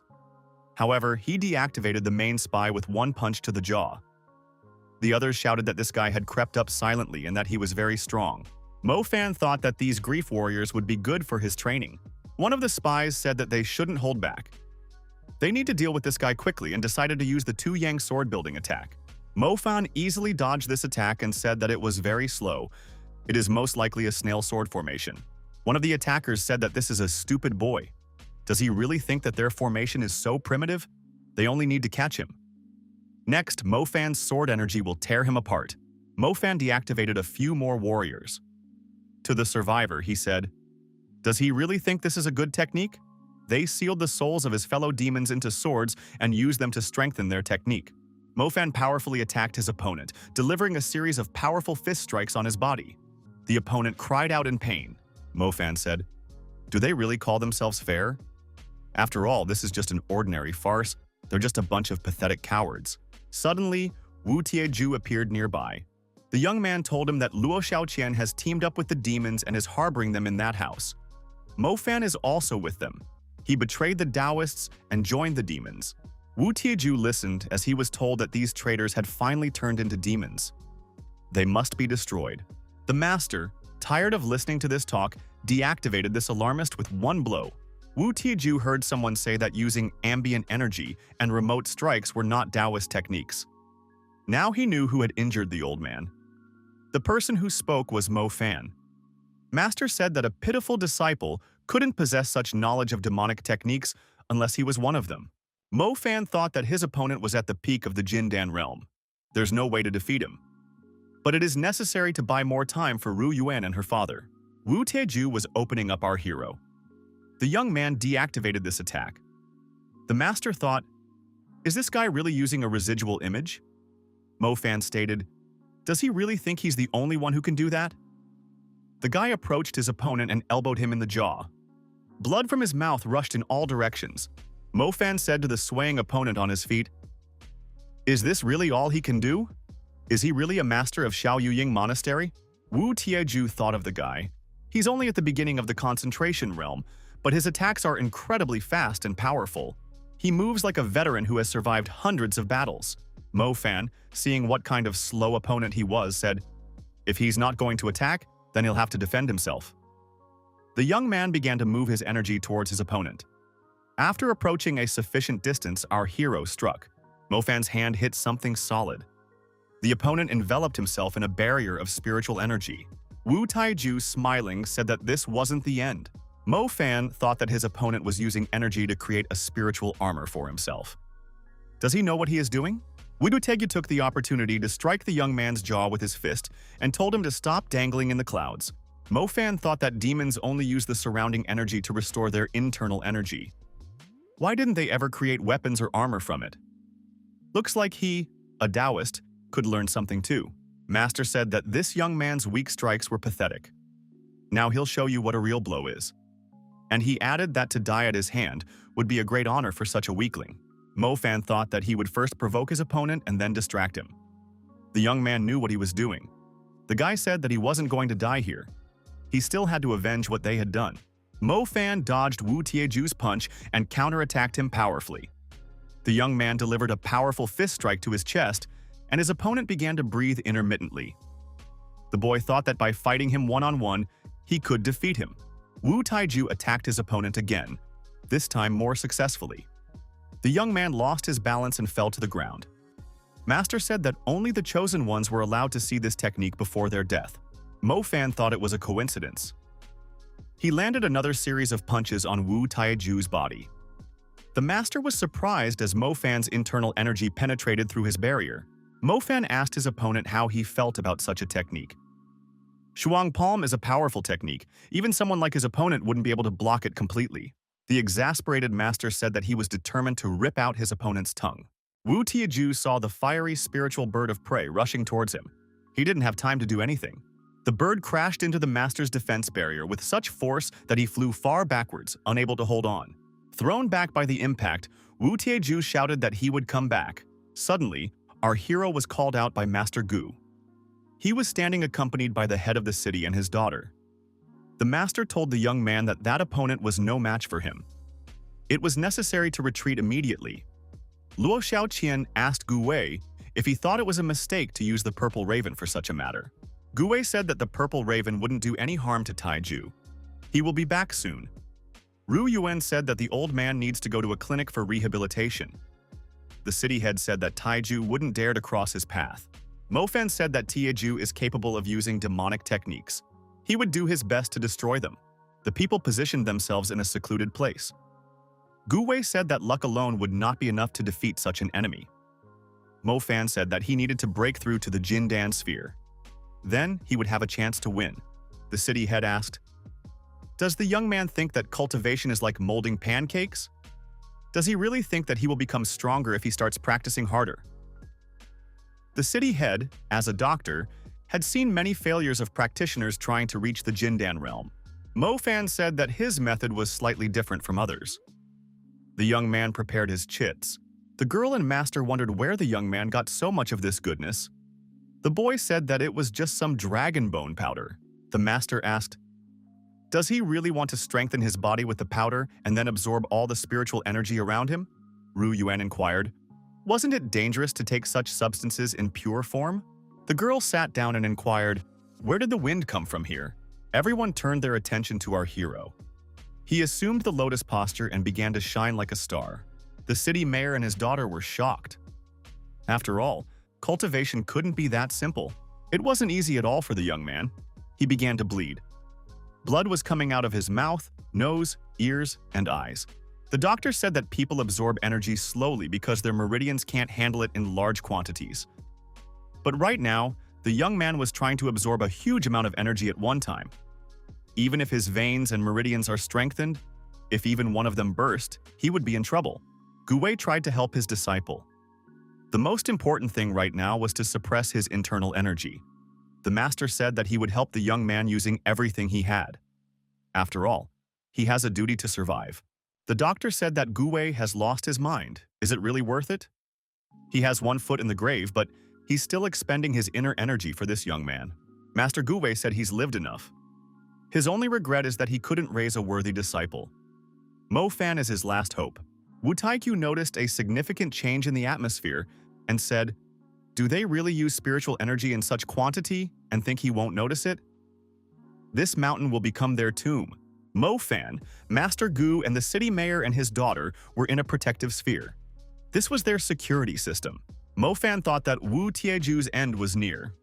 He is digging his own grave without realizing it.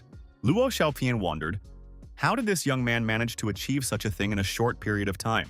The doctor took Gui's weakened arm for diagnosis and said that he had already restored his meridians. All that was needed was to wait. After deciding to help Mo Fan, not only did he damage his core, he almost lost his life. Master Gui noticed his body began to glow inside. His well-being gradually began to return to normal. Mo Fan told the old man that he had restored his core, but the rest was up to the master.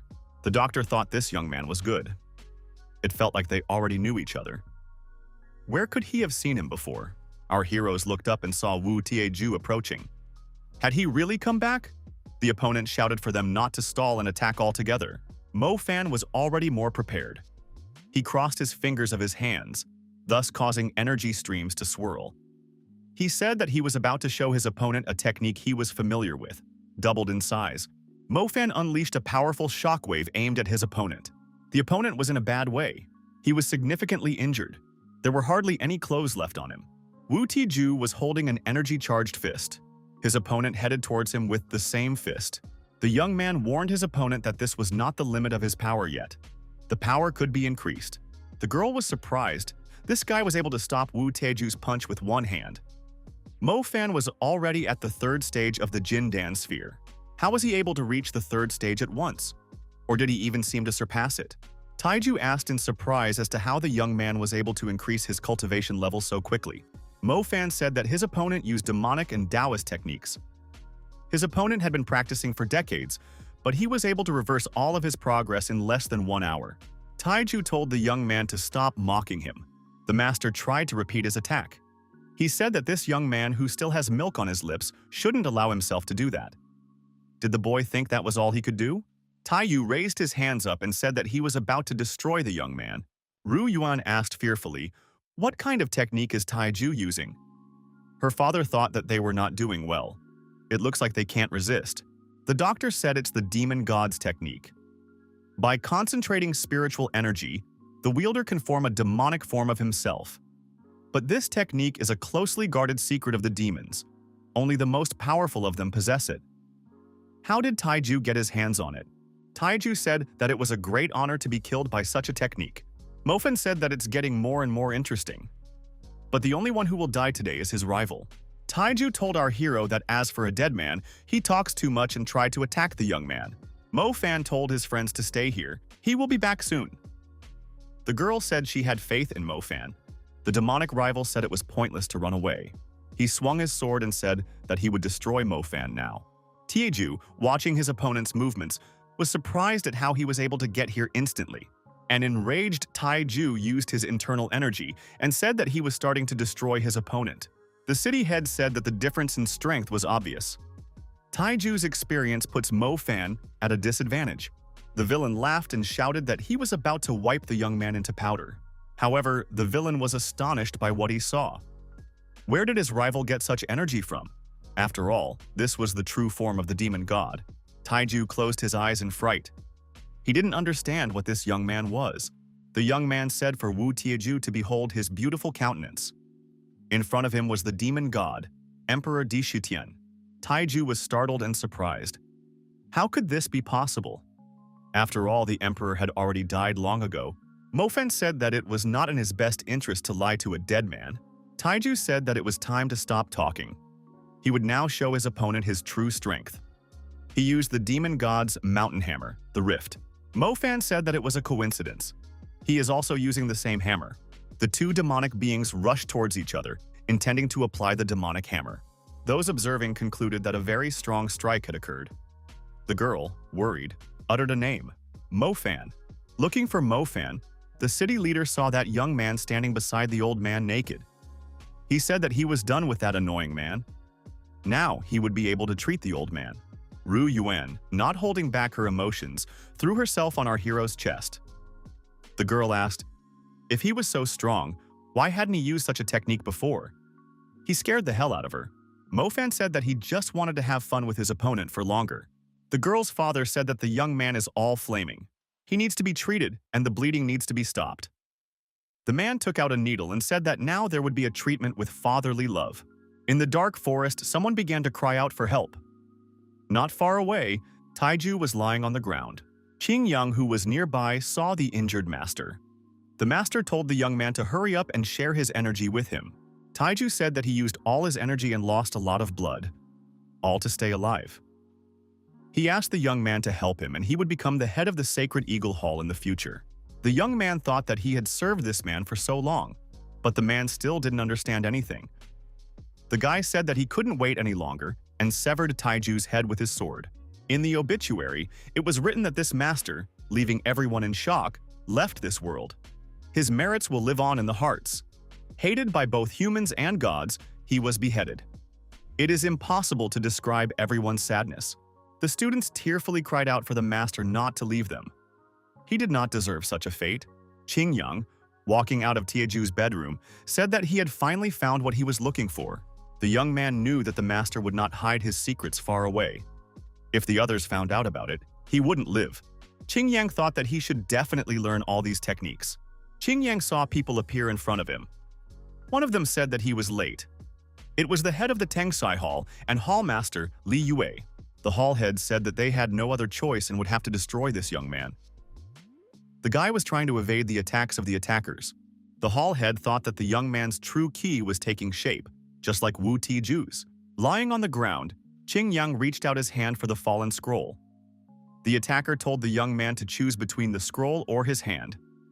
Doesn't he know that the scroll is the property of the demon clan? The lad said it didn't matter to him. He would need whatever would help make him stronger. One of the attackers said that it looks like it won't be necessary to take away the scroll. Taiju had left a worthy heir. Qing Yang saw that the war hero in front of him. The young man thought, with the help of his qi energy, was he really able to?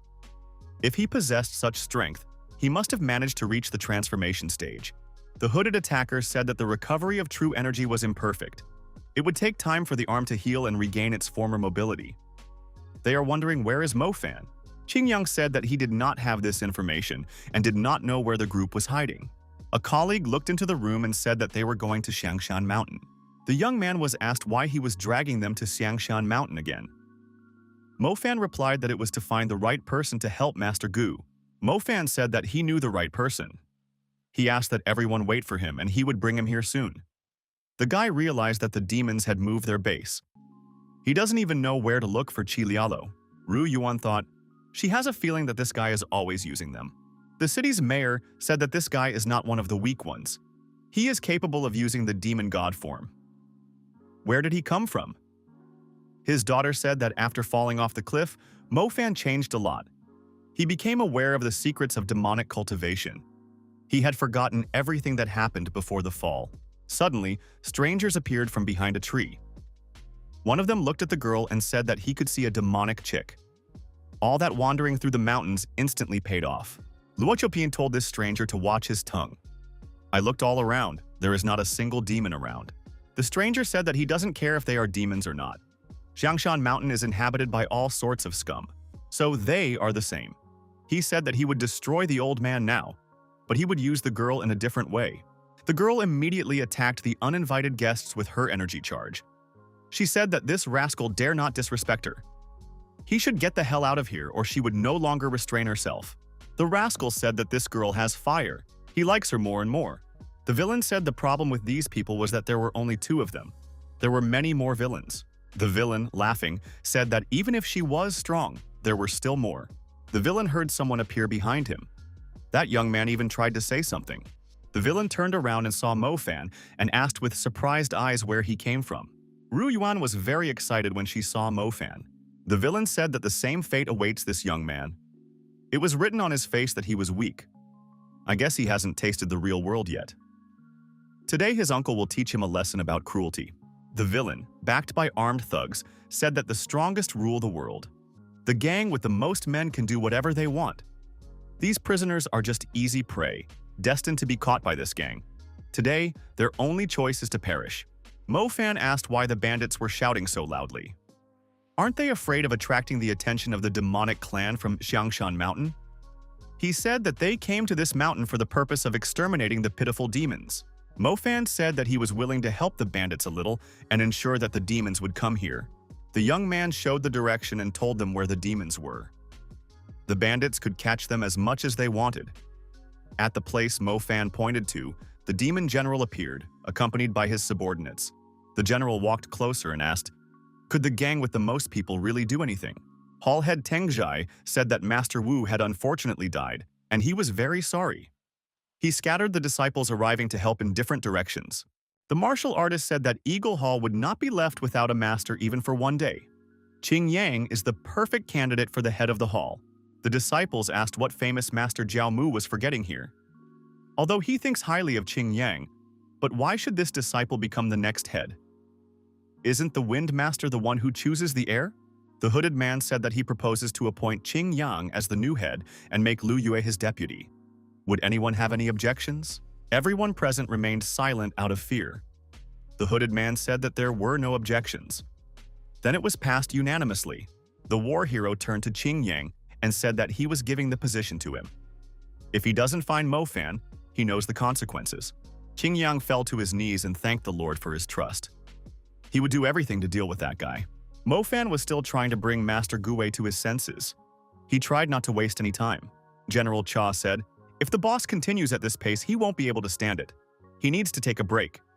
The doctor said that he shouldn't overexert himself since it had already been a whole 3 hours.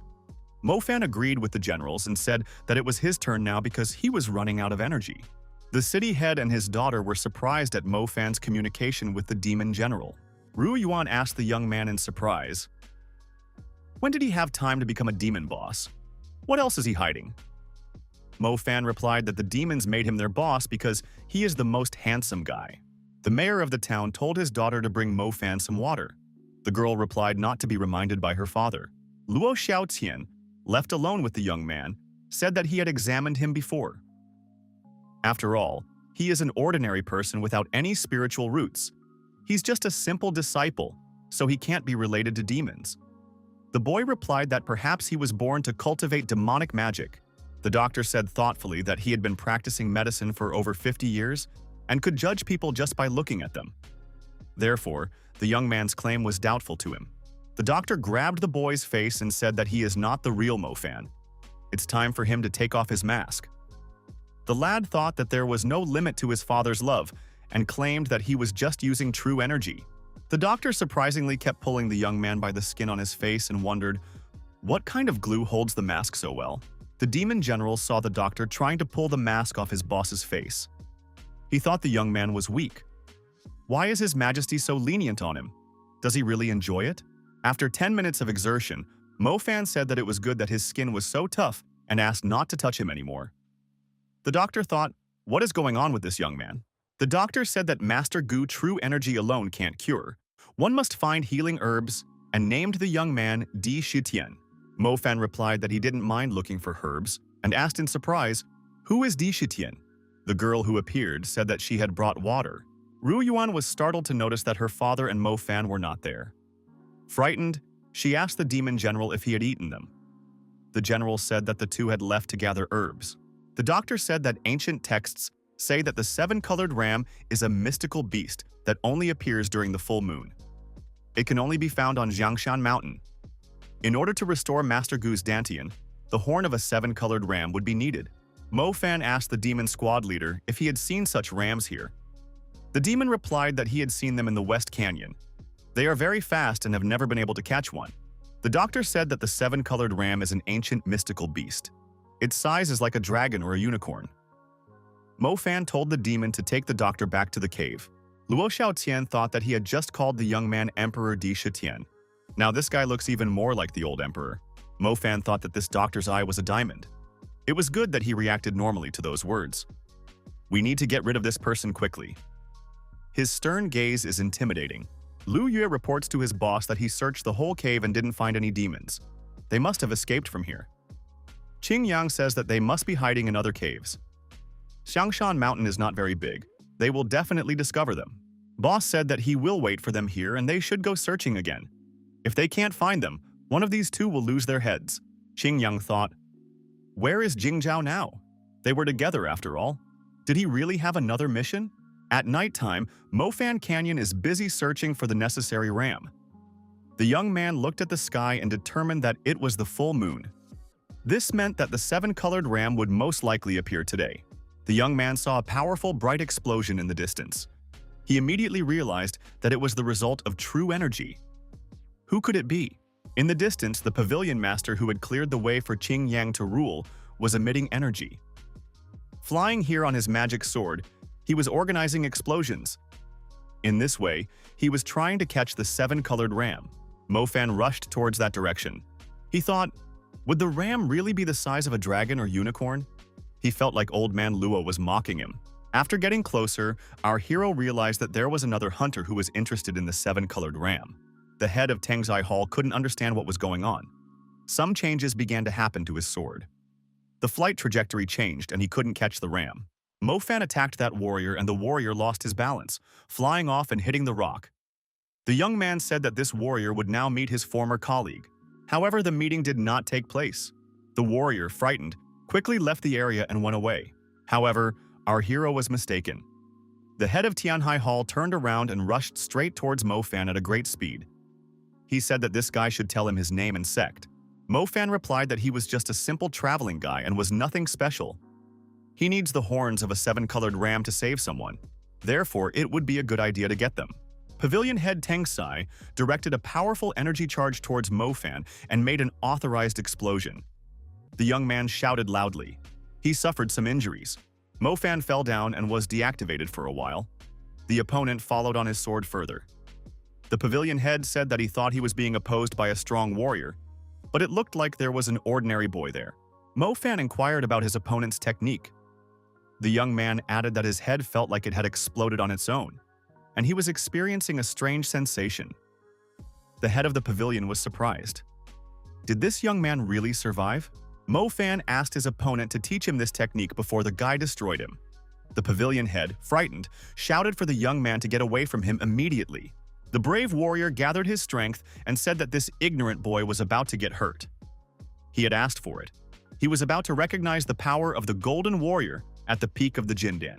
Mo Fan said, it turns out that this warrior is also at the peak of Jindan. What a coincidence. When he destroyed Wu Tieju, he was almost equal to this warrior. The brave warrior thought, did this guy really slay Taiju? Then things are not good. Is it really Mo Fan? Our hero asked, did this warrior really know him? So he will teach him after all? The guy thought that this warrior was one of his fans. The head of the pavilion said that the young man should have said so earlier. He landed a series of punches to Mo Fan's head and torso. The brave warrior said that this was the guy behind Wu Tiju. Mofan asked if he couldn't be a little friendlier. In response, he punched that warrior and knocked him out while telling him to know his place. The pavilion head thought that he had now seen a manifestation of spiritual energy. Isn't this one of Tiju's secret techniques? How does this guy know her? The warrior thought that although his body was strong, but he wouldn't be able to withstand a long battle and needed to retreat. The pavilion head told his opponent that he seemed to be able to use Taoist and demonic energy at the same time. Is he really trying to recreate this technique? But that's impossible. He had practiced for 7 years to refine his explosive essence technique. The ratio of Taoist and demonic energy must be perfect. It requires concentration and stamina. Does this guy really think he can copy his technique just by seeing it? The young man said that he had everything ready. The warrior, after seeing the result of this guy's activity, was mentally destroyed. Mofan decided that the explosive essence technique could be controlled and he could blast at a certain point. Our hero's opponent thought, how could this be possible? It took him 30 years to learn how to control the explosion point. Who is this guy? Mofan asked his opponent. What does he himself think?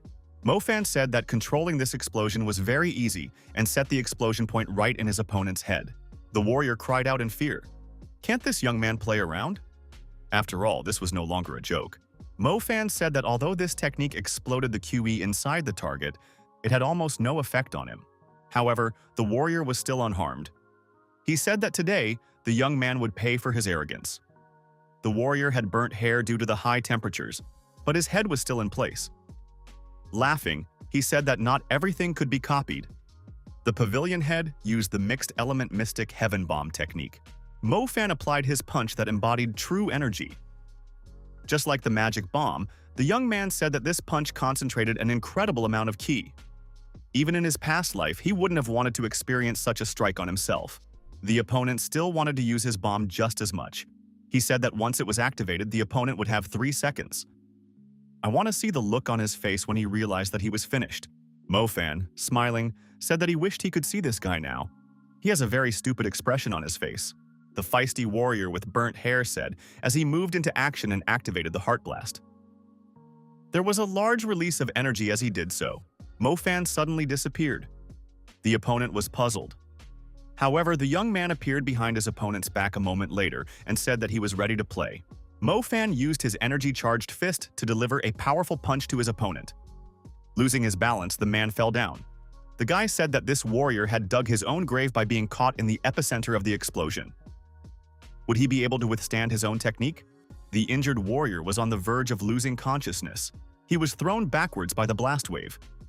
Mofan took a closer look and said that his opponent had been found after all. The exhausted and battered warrior tried to get up from the ground. He was sure that his opponent, even if not Emperor Di Shitian, was his close friend. Taking advantage of the long distance separating him from his opponent, the injured warrior thought that it was necessary to quickly convey information. The pavilion head saw a suitable little lamb hiding in the bushes and thought that this was the right one. Mofan asked, "Why is it hiding so clumsily?" The villain gloatingly asked, "Does this guy really need lamb horns to save people? He won't let that happen."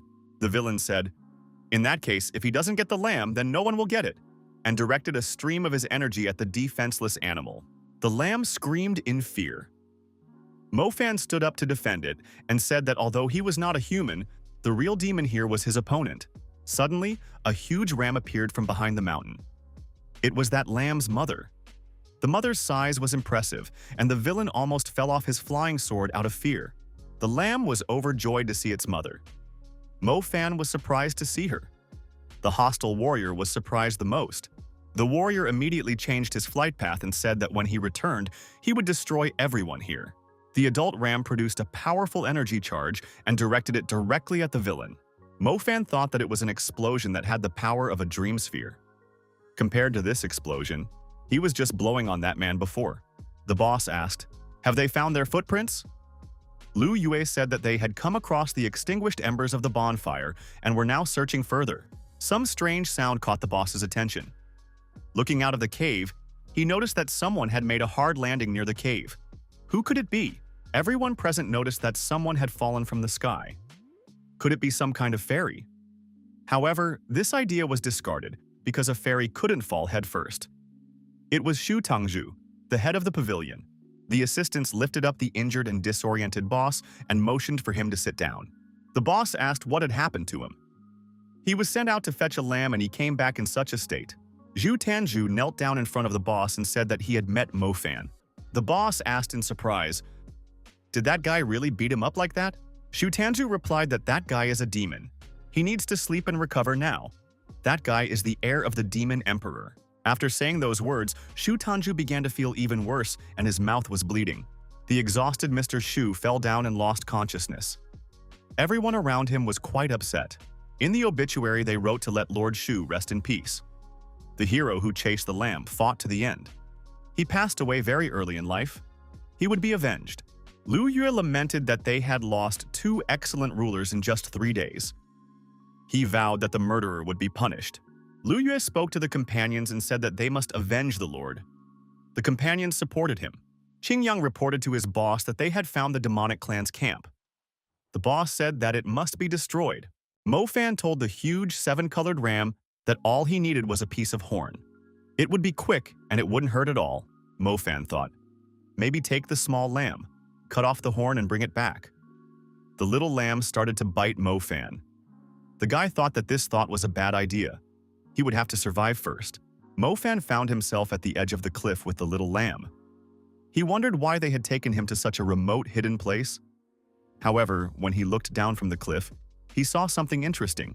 Beneath our hero's feet was a graveyard of 7-colored rams. The horn he was looking for caught his eye. Mo Fan hugged the animal with joy. It turned out that they were leading him to such a sacred place and were not threatening him at all. Mo Fan decided to jump down the mountain straight to the cemetery. The young man thought that he was now rich. Shangshan Mountain is a great place.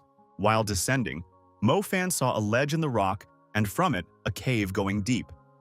But on the ledge, there was an old tree where women's clothes were drying. The boy could not help stopping. It was necessary to investigate everything thoroughly. Our hero asked himself a reasonable question. Where would women's underwear come from in such a place? He entered the cave and politely asked if anyone was there. There was no answer. He touched the writing on the wall. He thought, has the beast become sentient? Mo Fan peeked around the corner and said that he apologized for disturbing him. But he still couldn't utter the phrase. A disturbing picture appeared before our hero's eyes. A stranger was taking a bath.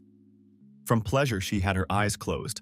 The girl, hearing an extraneous noise, opened one eye. She asked, "Do people really come here?" The guy blushed with embarrassment, apologized and said he was passing by and saw the clothes outside. He apologized again for the inconvenience and said he was on his way out. The girl said it was fine. This cave is very boring, but a guest can dilute her boredom. Mo Fan said that he could help the girl have fun. The girl agreed and added that she hadn't killed anyone in a long time. The guy immediately felt some strange energy influence. It felt like all of his bones were breaking. Mo Fan headed towards the exit. This woman is using demonic techniques. Something fishy is going on here. In the aftermath, the girl asked, "Hasn't he seen such techniques?" The young man looked back. The girl said that the guy interfered with the goddess's cultivation and is trying to escape. This was not how young people acted. Mo Fan didn't believe her words. Are there really cultivations in the bathroom? In an attempt to escape from this place, he tried to overcome the mountain. The woman tried to energetically influence the stranger. Mo Fan changed his trajectory as he moved away from the cave. He thought that this woman was crazy. The woman said it was bad.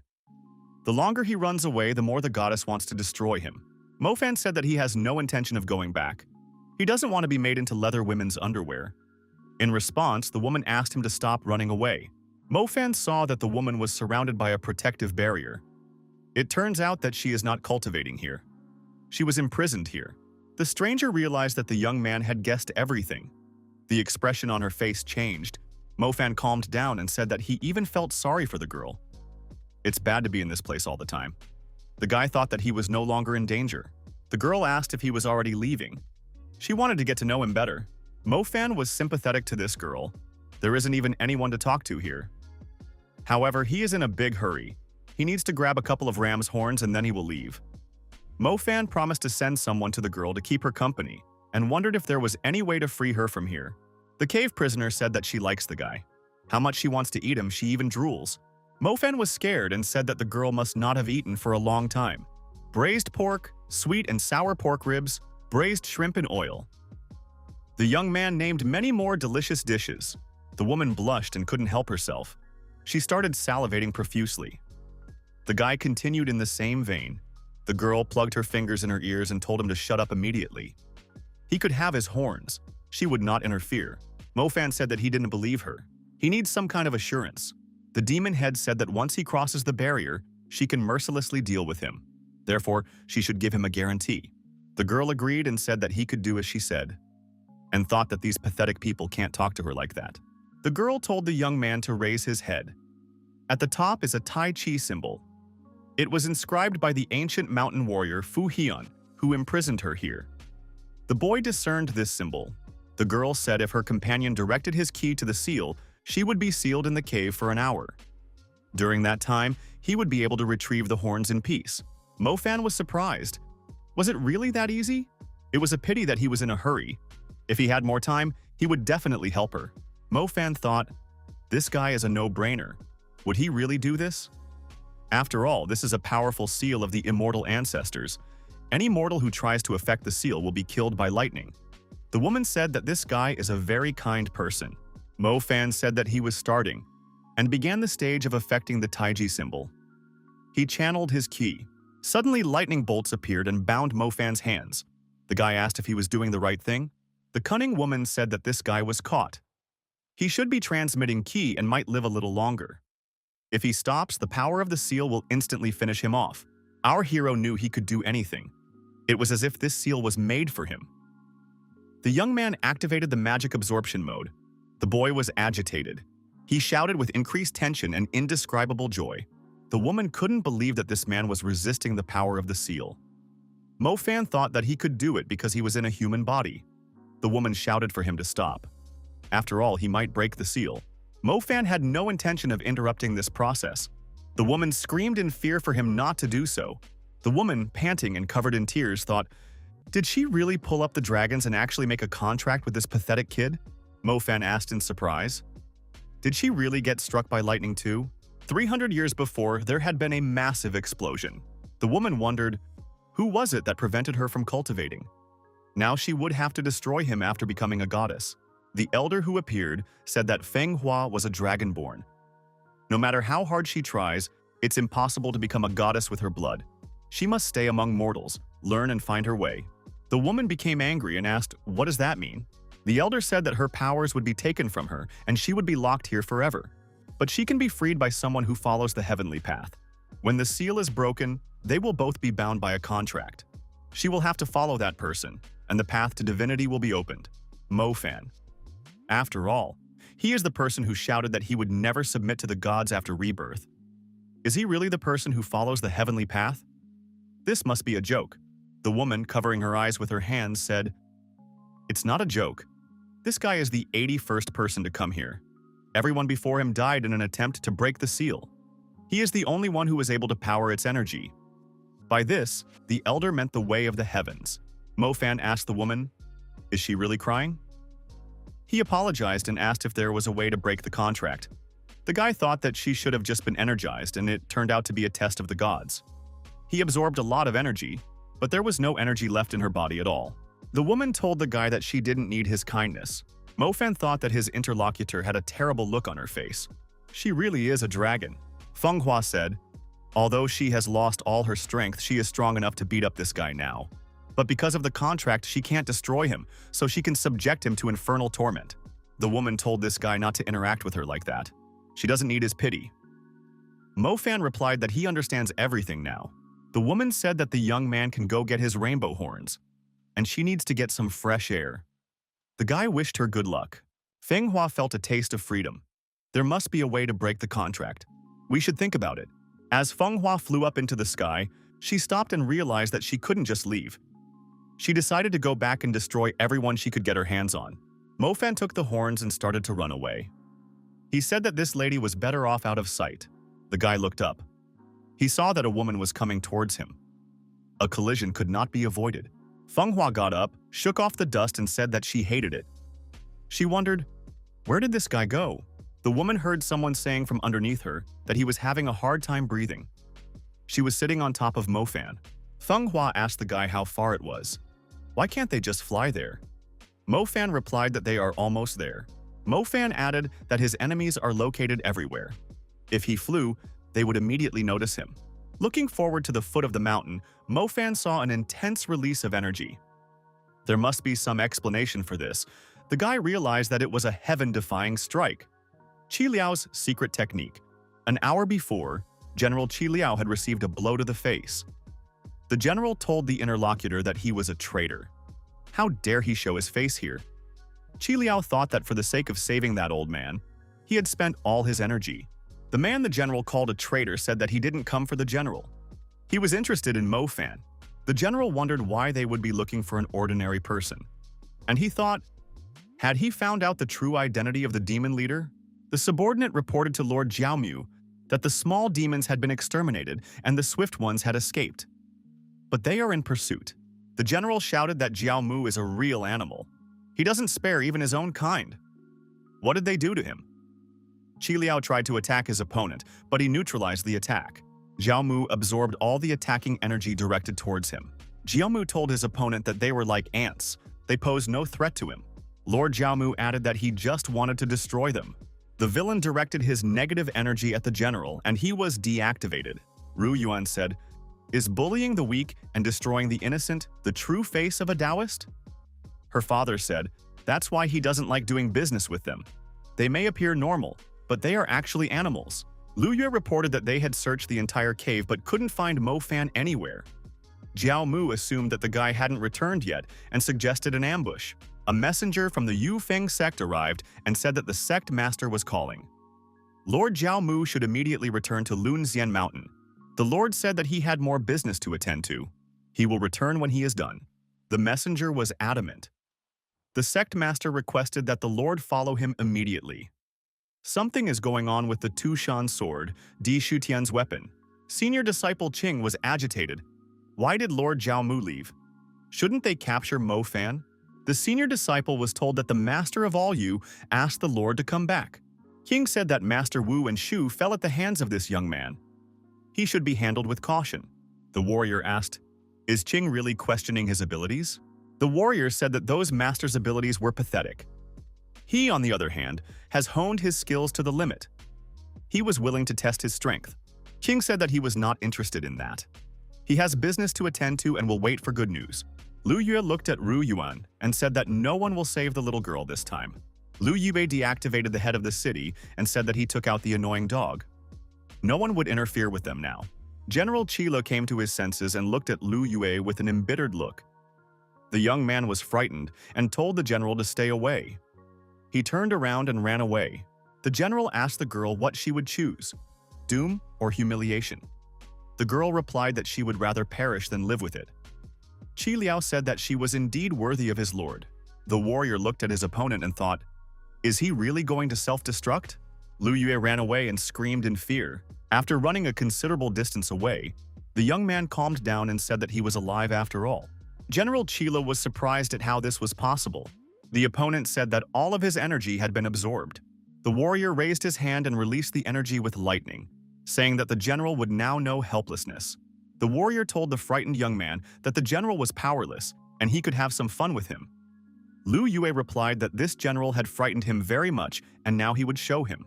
The maddened disciple began to beat the lying, exhausted general with his feet and said that he was going to destroy him now. The general was agonizing in pain. He said that there was no energy left in his body, he couldn't even lift his arm. Lu Yue said that he would now put an end to the general's suffering and raised in his hands, deciding to apply the An Yu strike, entry level. Suddenly, Feng Hua appeared on the horizon. She said that this young man was very evil, and it looked like someone was about to die. She suggested to deal with it quickly because she was still hungry. The warrior saw this woman's companion and said that it must be Mo Fan. Mo Fan asked this guy to give at least one reason to spare him. The general saw Mo Fan and said that his lord had finally returned. The warrior was surprised. Did the general really call this person a lord? Mo Fan was furious and attacked this warrior. He gave him a staggering blow. The warrior said that it wasn't a bad strike, but that was where the opponent's fun ended. Mo Fan said that his opponent's time was up. He will now be annihilated. The warrior asked, did the guy really think he could beat him? And warned that he is far different from the masters that Mo Fan destroyed. Our hero told his opponent to stop talking and show what he was capable of. The aggressive warrior adopted a fighting stance and told Mo Fan to attack. He would be able to block any technique. Swinging around, he kicked his opponent's leg at his most vulnerable spot with all his might. At the same time, Mo Fan said for the opponent to block it. The kick was very strong. Tears flowed from the warrior's eyes, and he said that his jewelry was hurt. Mo Fan wondered, was the opponent unprepared? Would he not be able to stand up now? The villain, enduring the pain, stood up and said that Mo Fan was only able to hit him because he wasn't concentrated. Now he would definitely block any technique that used energy. He could only be defeated by using energy essence techniques. Mo Fan, because he just wants to beat this guy up, activated his energy cudgel. Mo Fan got close and hit his opponent again. The guy said that his opponent was talking too much. The villain thought that his opponent was fast, strong, and had the Wu Ti Ju spiritual energy manifestation technique. He wouldn't be able to block anymore. The villain looked at the girl tied to the tree and thought that she might be the bait. Mo Fan attacked his opponent again and asked who was he to aim at a woman after losing the fight. Ru Yuan told the young man to be careful. His opponent might absorb the essence. Mo Fan attacked his opponent. The villain activated the absorption mode and said that his opponent was now caught. Mo Fan noticed that the energy-sucking mode didn't stop. The opponent is absorbing his essence after all. There was a need to stop it now. Mo Fan fired a controlled explosion to interrupt the energy transfer mode. Saying that, he managed to pump out quite a lot of pure essence. His opponent didn't have much of it left either.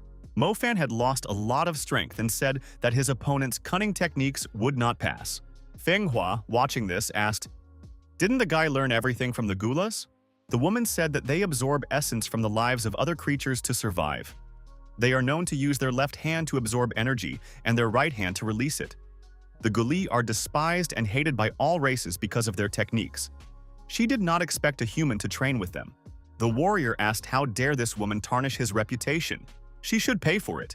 Feng Hua said that the Gulis were the ancestral opponents of the Dragonborn, so they had learned how to counter their techniques. The woman said that she would help the young man now, and added, let them use their technique, then she would fill him with essence energy. Mo Fan took a few steps to the side and said that he seemed to understand what she was up to. Ru Yuan watched this woman. She could see where her hands were positioned. At this moment, Mo Fan was telling Feng Hua not to squeeze some parts of his body. Ru Yuan angrily asked in an angry voice, who was teaching techniques to a disciple by squeezing his buttocks? After transferring her energy to this guy, Feng Hua said that he could now deal with his opponent. The young man directed a charge of powerful energy directly at the enemy. The villain said that he was already waiting and prepared to absorb a new portion of essence. The villain said that this time, he would absorb his opponent's energy until he died. Mo Fan said that this guy seemed to have figured out what this was all about. Feng Hua asked, would he really not be able to stop? The villain said that he likes it. He needs even more energy. Mo Fan kept emitting energy. The opponent kept absorbing it. Feng Hua told her companion not to stop. The rival was almost at his limit. It was just as the woman predicted. The villain was exhausted and said that he could no longer hold the energy within himself. Furious Feng Hua said that she was ready to destroy all the villains with one hand. Our hero found this strange. Why, with this level of skill, had he not repelled Feng Hua's binding technique? Mo Fan assumed that the opponent didn't want to stop absorbing energy. Couldn't he move while absorbing? Our hero understood everything, and while introducing adjustments, he continued his attack. Mo Fan once again directed a stream of energy at his opponent and said that he knew everything. His opponent couldn't move from his position. The villain realized that he had been figured out and shouted that he wouldn't do it again. Mo Fan got close to the motionless opponent in the process of transferring energy and gave him a staggering kick to the jaw. The guy said that even against such a powerful technique, there was a trick to it. Mo Fan showed his fist and said that next time, he would use it to send his opponent to the next world. The opponent rose to his feet and said that it was illogical. Does Mo Fan really think that he can win in this way? Mo Fan said that this was the way she was going to win, and added that he began to suspect that his opponent had reached such heights by cheating. Others said that he still hadn't used the energy essence. With another strike, Mo Fan was unable to break through his opponent's defense and flew back against the wall. Our hero didn't understand. Had the opponent covered himself with the energy essence? The villain asked, was Mo Fan really scared? After all, he had covered himself with an explosive essence of energy. With every time he touched him, the opponent would receive a blast wave right in his face. Feng Hua wondered, didn't this mean that the villain would die before slaying the opponent? Mo Fan thought that in that case, he just needed to keep his distance. In the place where the battle was taking place, explosions were regularly occurring and energy was being released abundantly. Mo Fan wondered, how did the opponent think of using such a defensive technique? Was he really that savvy? The villain was deactivated very effectively. The woman asked, did he die? Mo Fan replied that he wasn't yet, but he wouldn't be able to get up anymore. Feng Hua said with a smile. She met Ghoul right after her release. This is a good gift. Ru Yan said for this woman to stop. After all, this guy had only learned a few techniques from them. The woman didn't listen to anyone and activated the absorption mode. She was indeed hungry. Feng Hua paused and turned around to Ru Yuan and inquired, what was she saying? Ru Yuan asked in horror, did this woman really eat his soul? Mo Fan said, only so she wouldn't choke on it. Mo Fan, turning to the general, asked, where is Master Gui? Where did he hide him? Luo Xiaotian said that the old man was taken away by Jiao Mu. Mo Fan thought, is Jiao Mu really here too? Ru Yuan confirmed and said that Qing Yang was also here. They left before he came. She said that something happened to the demon Emperor Blade. Mo Fan thought, so they knew he was alive all this time. Mo Fan thought, he needs to become stronger. If he could take this sword, he would have a chance against them. Mo Fan asked Feng Hua if his queen would be willing to keep him company on the journey to the Yufeng sect. He was very interested in the Tushan sword. The city head said it was a bad idea. Those people wish for the young man's death? Does he really want to go to them himself? Suddenly, Lu Yue approached the city head and told him not to move. The girl, seeing this, rushed towards her father. Mo Fan thought, has the guy completely fallen out of love with life? After all, he would finish him off before he could even touch the hostage's neck. He should immediately lower his blade. Lu Yue said that it was not a simple blade. If he just thinks about it, the hostage's life will be over.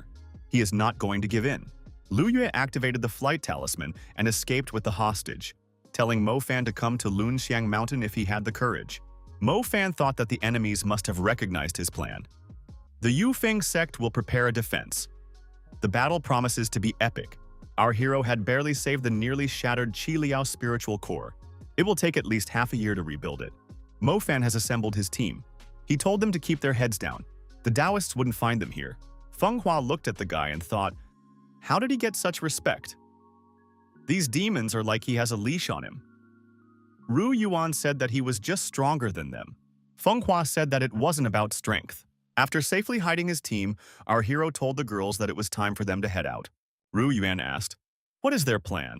Would they go for a frontal attack to Lunxian Mountain? Mo Fan replied that they wouldn't do that. Feng Hua said that the first item in their plan would be to find a restaurant. She is very hungry. Next, our narrative moves on to the Yufeng sect.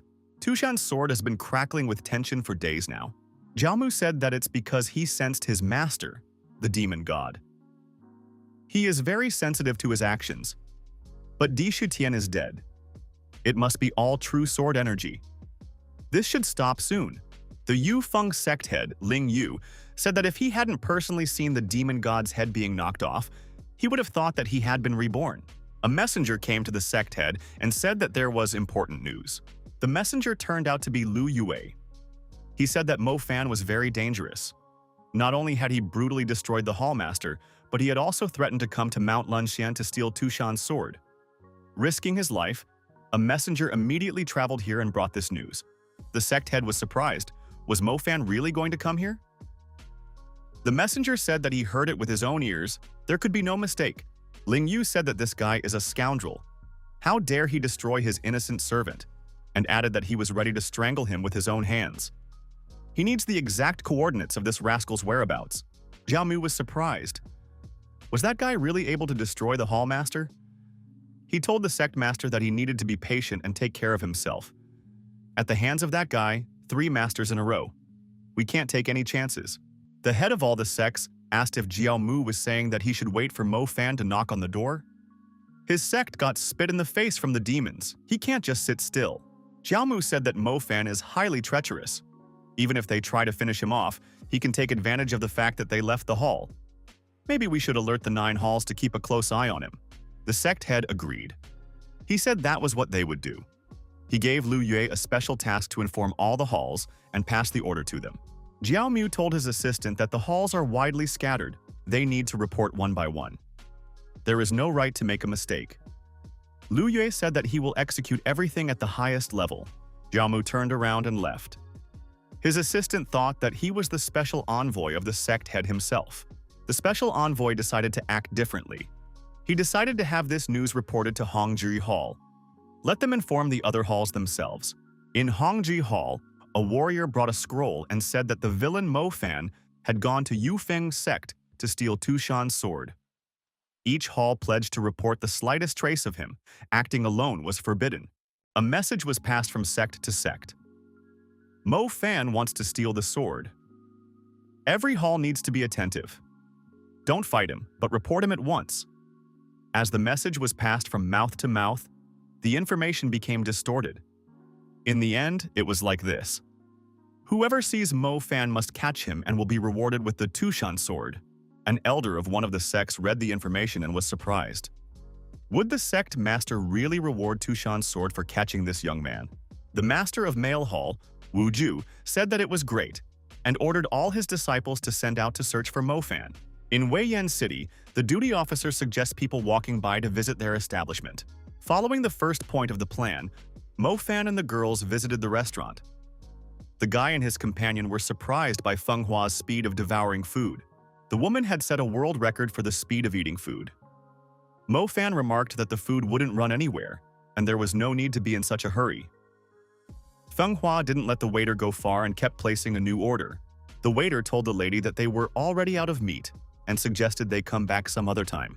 Feng Hua said she was being mercilessly cheated. There are at least 20 chickens in the backyard. She can smell them. The waiter apologized and said it's a reserve. They are reserved for the master of the main hall. Weiyang City belongs to the main hall. They can't be offended. A sect disciple appeared in this restaurant and said that everyone should pay attention to him. He showed a portrait and said that this person was wanted. Whoever helps catch him will get a reward.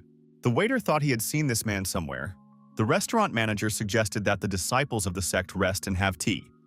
The disciples only snapped back.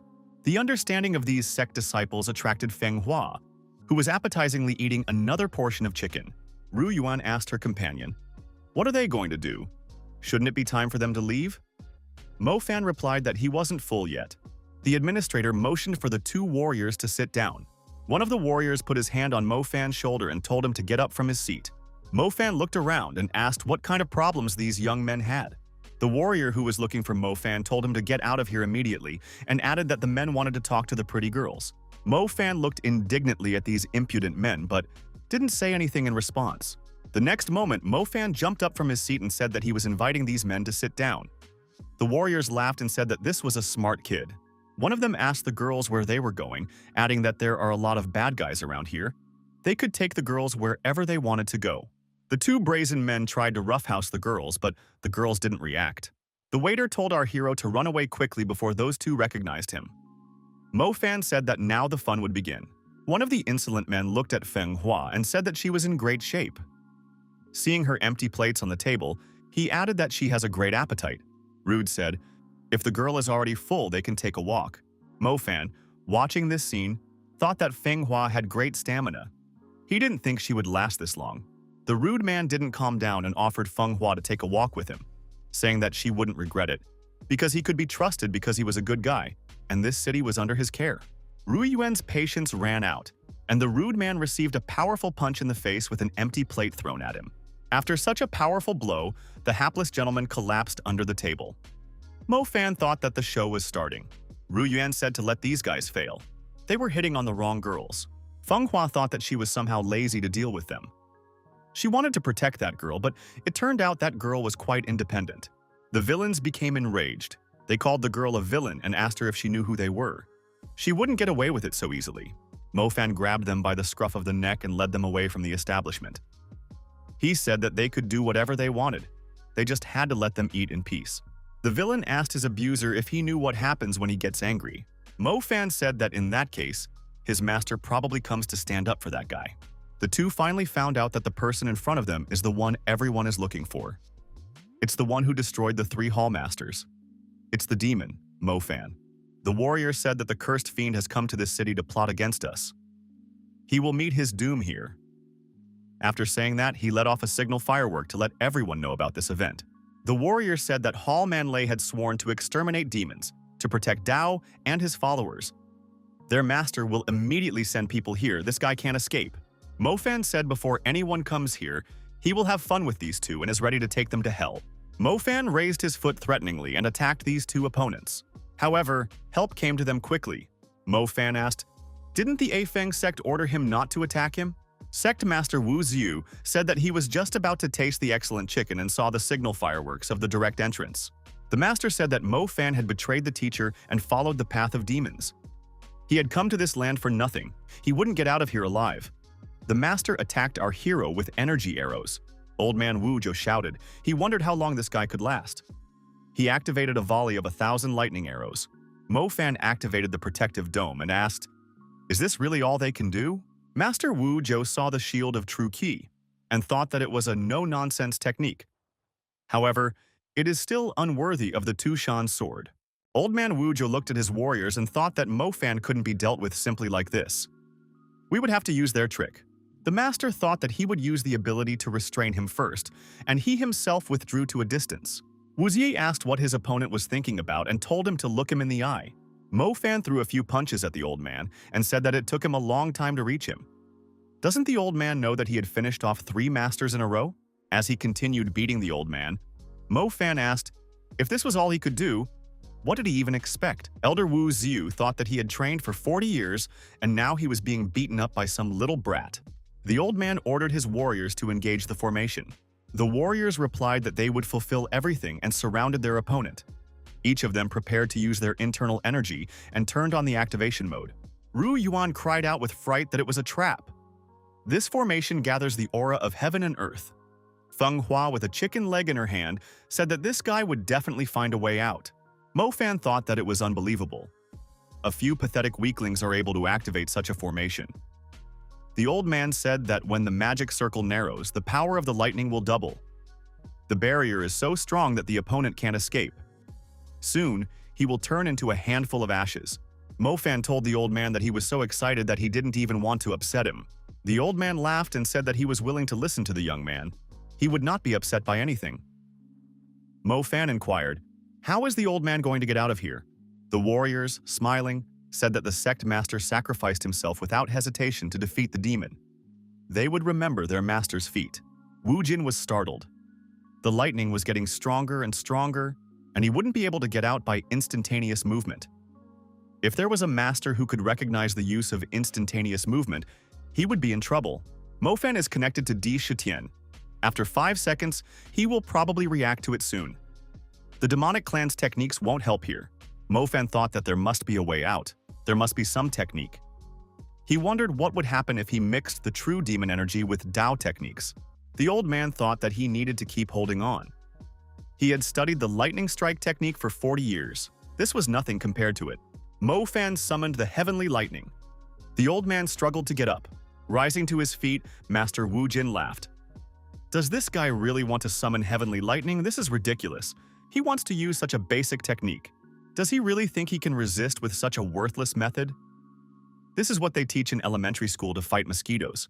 Mofan brought his hands together in front of him and recited an incantation. The effect became manifold. The old man squinted his eyes and tensed up. What kind of spell was this? He had never heard such a thing before. Master Wu Jin was filled with fear. Could this be a demonic technique? But he was sure that the lightning spell was a Taoist spell. Elder Wu Jin told his warriors to get ready. They are about to deliver a powerful lightning strike. However, our hero was not standing still. He said that he would eliminate the barrier and use the demon technique, black lightning. His hands were indeed emitting black lightning. The opponents who were struck by this lightning screamed in pain. They had never heard of this technique. What had happened? Their opponent is completely unharmed. They must flee immediately. The warriors began to urge their elder to retreat immediately. They don't want to leave him behind, so he must follow them. The old man said that no one will run away. They must return and fight while shoulder to shoulder. However, the disciples said that their master was a wonderful man and they would honor him forever.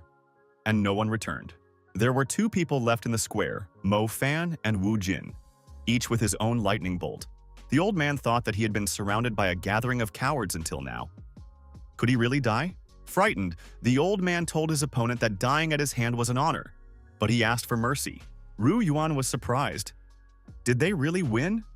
Feng Hua said that she had warned that everything would be fine and warned the waiter to cook her all the chickens that were in the backyard. The advance reservation was cancelled. Mo Fan walked up to the old man and said that he knew how to adjust to circumstances. The old man thanked the young man. Mo Fan understood that the old man wanted to live, but he needed something in return. Mo Fan started asking questions. Is there a barrier by the Lunxian mountain? How do they usually pass through it? Where is the entrance located? The old man replied that the entrance is through the cloud ball path in the backyard. The old man once again thanked his opponent and said that showing generosity to those who admitted their guilt was his favorite saying. Ru Yuan asked if Mo Fan expected to get to the mountain through the cloud sword path. The young man replied that he had an idea, but he wasn't sure if it would work out. The girl said that she also has a plan, but it might be risky. Taoist Ling Yu is practicing meditation. The master received a message sent to him using lightning. It flew right through the window. The message indicated that he was chasing Mo Fan in the Suyan area outside the city. He had defeated the demons, but he noticed a fire kiln among them. What to do with him? Ling Yu thought that it was a Dishi Tian riding animal. Who would have thought that it would end up in these lands? Elder Ling Yu was told that the newly appointed head of the Xiaoying Hall had arrived. The master said that he had to leave on an important matter. He decided to catch the fire kiln before Jiao Mu knew about it. Otherwise, he would notify the others. The elder set off on the road and thought that the fire kiln would belong to him. Xiaoying thought, where is this elder in a hurry? He also forbade them from leaving. We should wait for him to come back and then tell him everything. Xiaoying stared intently at the sealed sword. Xiaoying reached out his hand and tried to touch it. However, someone behind him told him to remove his hands if he wanted to live. The interlocutor said that the Tushan sword contained 1/5 of Di Shitian's strength. It was only natural for the sword to pull at the young man if he practiced demonic techniques. If he continues to fail to control himself and give in to the call of the sword, then he could be sure to be torn into small shreds. Xiaoying bowed and thanked his interlocutor for his remark. The young man thought, it's impossible for anyone to notice that he's practicing demonic techniques. The youth thought that the power of the sword was very great if he was able to control the people around him. The inner courtyard of the Cloud Sword Hall. The master is standing near a portal. A warrior appeared from the portal. He walked over to this side. Ling Yu asked, why is Hao Qi alone? Where are his disciples? The master who appeared was silent and pointed his finger at his closed mouth. Ling Yu thought, what could it be? A silence technique or a trap? On all sides, magical demonic beasts appeared from the ground. It was a chain of 9 dragons. Ling Yu told his opponent to come out. Did he really think that such a technique would be a hindrance? Mo Fan appeared out of nowhere and shouted that this day had finally arrived. Ling Yu laughed and said that he was the one who lured the guy here. Ling Yu, as always in such cases, activated the protective dome. Now he couldn't get through to him so easily. Mo Fan said that his opponent's plan didn't work. Doesn't he understand anything? This is not a dome at all. This is the final form of his 9-dragon technique. As long as he is trapped here, they will be able to pass through to Lunxian. The old man said that he had underestimated Mo Fan. No wonder he had defeated 3 hall heads. He also lured him out by trickery. A disciple like him is a disgrace to Master Gui. Mo Fan said that Old Man Gu was balanced unlike many others who only pretended to be decent. As for the cunning, it wasn't him who came up with this plan. Rua Yuan said to keep the young man from being attracted, it could be dangerous. Flying away, Mo Fan said that he had destroyed not 3 but 4 masters. The guy added that thanks to the girl's plan, they had succeeded and got rid of the biggest problem. Feng Hua remarked that without her technique, they wouldn't have succeeded. Ru Yuan was happy to be helpful. The old man thought it was outrageous how they had thought of everything. Decided to lure the enemy out of his base. Now he would be mocked. The elder was even more angry when he learned that the young man had massacred 4 masters. His companion only smiled stupidly in response. Our hero and his companions found themselves in the territory of the Yufeng sect. Feng Hua found this place quite nice and thought that they could use this place as a residence in the future. Mo Fan looked around and saw an old acquaintance. The old acquaintance was more than a little scared. Mo Fan said that he hadn't been feeling well lately. Mo Fan and his companions changed into clothes suitable for this sect. They used an old acquaintance as a cover. Mo Fan said that when they got what they came for, they would let him go. Ru Yuan asked where teacher Gu and her father were. The attendant said that her father was in the underground prison, but he probably didn't know anything about the teacher. Mr. Jiao had taken him away. From afar, a voice was heard calling out to their attendant, Lu Yue. Mo Fan immediately recognized this voice. After all, it belonged to that rascal. Lu Yue smiled and said that it was a coincidence after all. He had just mentioned Master Jiao. Master Jiao looked at Lu Yue and his companions who had managed to turn away in time. Jiao asked the young man if he had personally notified each sect as ordered. Lu Yue replied that he had recently had a chronic exacerbation of a serious illness, so he was unable to fulfill the order. Jiao looked into the eyes of his interlocutor and asked where such useless assistance came from. Jiao turned his attention to Lu Yue's companions and asked, didn't they know how to greet him? After all, Mo Fan was standing with his back to him. Lu Yue said that this disciple's settlement had been destroyed, and all of his kin as well. He asked to shelter him and teach him techniques so that he could take revenge. He was so grateful for the gift of the sword and always practiced hard. Somehow he found out that he liked the Phoenix Potion. He would have a hard time while he was trying to catch it. One day he went to town to get some medicine and heard someone speak ill of him. He immediately started a fight in which he almost died. This disciple didn't let anyone slander his master and was willing to give his life for him. Lu Yue thought that he had been waiting for this moment for a long time and wanted this demon to be destroyed. However, right now, he was scared. Jiao told this disciple to turn around. Couldn't he hear that he was being addressed? Lu Yue replied that the newcomer was overexcited after meeting the master. Jiao turned away and walked away to the side. Mo Fan thought that this man had made his people suffer. The time would come and he would make him pay for what he had done 100-fold. Lu Yue said that they should remain calm. If they were discovered, they would be destroyed immediately. He told Mo Fan to quickly take the prisoners and leave. Mo Fan replied to shut up and show the way. In detention, Lu Xiaoqian was once again studying the medical treatise. The man noticed that on the other side of the grate, someone had deactivated the guard. Our heroes rushed into the dungeon. Ru Yuan and her father met up. Mo Fan got the key from the deactivated guard and opened the cell. The city head stepped outside and hugged his daughter. He asked how they had the courage to come here and added that old man Ling Yu had been looking for them everywhere. Mo Fan said that there was nothing to worry about. Ling Yu is currently busy at the back of the hall at Yue's place. For a while longer, he definitely won't show up. The town governor was surprised. Could it be that the young man could even handle even Ling Yu? Was he really the one they were talking about? Mo Fan replied that it was impossible. When will the doctor calm down? Is he really forcing him to go to eliminate witnesses? A frightened Lu Yue asked if they could discuss things a little faster. Mo Fan told the young man that he still had a lot of things to do, and asked where Tushan's sword was. Zhao couldn't calm down. He thought he felt uncomfortable around the newcomers. Zhao couldn't get rid of the thought that Lu Yue was implying something when he talked about the newcomer. Zhao vigorously turned around and told the guards to be on guard. Mo Fan is around here somewhere. We need to close the gate immediately. Our heroes heard that they are already being searched for. If they find them, they will be sent to prison. Mo Fan couldn't understand how they guessed that he was here. Mo Fan told Lu Yue not to stand there and show the way. Lu Yue replied that there was no one guarding the gate. In the main hall, a young man was trying to remove the seal from his sword. Did it really contain a fifth of Di Shitian's strength? The young man thought that the sect head would not turn a blind eye to the theft of the sword. But then why is he here without any guards? Could it be a trap? Or should he take the risk after all? The young man decided to immediately take the sword and leave this place.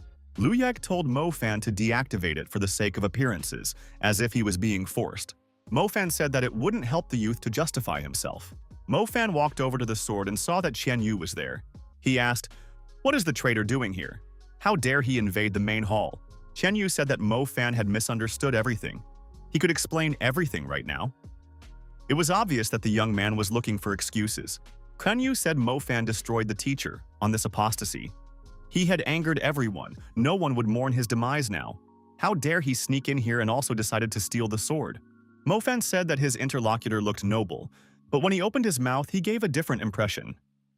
Our hero asked what Qian Yu himself had forgotten in this hall. Mo Fan added that it seems that he is not the only one interested in the sword. Feng Hua said that this guy looks handsome but is narrow-minded. Isn't he tired of pretending to be good?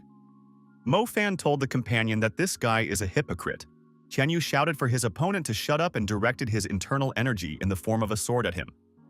Mo Fan repelled his opponent's attack and said that this sword had turned into gas, and added that although Qian Yu was strong, his level was much higher. Qian Yu was puzzled. How dare this rascal? He thought that he had also studied demon techniques, but why was he not as strong as his opponent? Qian Yu noticed that the sword was responding to his desire. So he's not here for nothing. Mo Fan knew that the sword was actually calling out to him. Apparently, he had sensed its energy. In his soul, he is still the same, and the sword recognized that. Now he was confident that he could retrieve the remaining 4 demonic vessels. Qian Yu grasped the chain that held the sword and said to his opponent not to dare to underestimate him. Qian Yu touched the sword and received a severe burn on his hand and cried out in pain. Mo Fan thought that it was now clear why there was no sword guard set up. A protective field had been set up beforehand. Suddenly, guardian spirits appeared, meant to protect this sword. Mo Fan asked why Qian Yu had escaped so quickly. Feng Hua said that these guardian spirits were extremely strong. With his current level, it would be difficult for the young man to deal with them. Mo Fan thought that there were 2 guards, so the chances of winning were slim. Besides, their battle would attract Jiao Mu's attention and he could come here at any time. Mo Fan thought that it wasn't easy to get here. What was the point of stopping halfway? He decided to proceed to retrieve the sword. In the courtyard of Yufeng Hall, 2 disciples are talking. They are talking about how their ranking sect is at the very bottom. Feng Hua tells the young man to give up. He can't win. Determination alone won't be enough to equalize the difference in strength. Mo Fan tells her to keep quiet. Mo Fan decided that until he got his hands on the sword, this game of catch-up would not end, for it contained a 1/5 of his strength. The guards were safely guarding the approaches to this sword. The sect learned that a raven had appeared in the chapter hall. It's Mo Fan. It was urgent to inform Jin Mo and apprehend him. Mo Fan asked Feng Hua if she could apprehend the opponents. The woman asked why would she need to do so. Mo Fan said that if she could do it, she would get 3 roasted ducks with a secret recipe. Our hero got into a confrontation with the sword guards. He attacked them with his demonic lightning. The guards were strong and were not hurt. Mo Fan, seizing the opportunity, rushed towards the sword. The guards rushed after him. Mo Fan was not in time. One of the guards was ahead of him and blocked his path with his sharp sword. Our hero bounced aside and attacked the other guard with an aerial stab. The arrow hit his opponent in the head. However, the injured guard's head began to recover. Mo Fan thought that this wasn't fair. Guards can regenerate. Would one really have to risk using that very technique? Then, one must revive the demon within him. At the back of the hall, the master who appeared was extremely angry. Where were the sect guards looking? Why is there a spy inside? The wounded old man had told the master not to worry. Jiao Mo would personally take care of everything. Master grabbed the old man by the throat and said that it was all his fault. He should pay with his life to redeem himself. The master attacked the old man and began to absorb his energy, saying that he was his master. The master, after stripping the old man, said that his orders were always perfect. Wiping the blood from his face, he said that he only used the dragon sickle technique as a last resort, but he needed to break this barrier. The man added that after that, he would head for something more delicious. Qian Yu tried to hide. He could hear the leadership outside cursing at those warriors who allowed the enemies to enter the chapter hall. The order came that the chapter must be contacted and the other chapters must be notified for support. Ru Yuan saw the injured Qian Yu crouch down to rest in a secluded place from hiding. The girl recognized this guy without paying attention to his injured arm.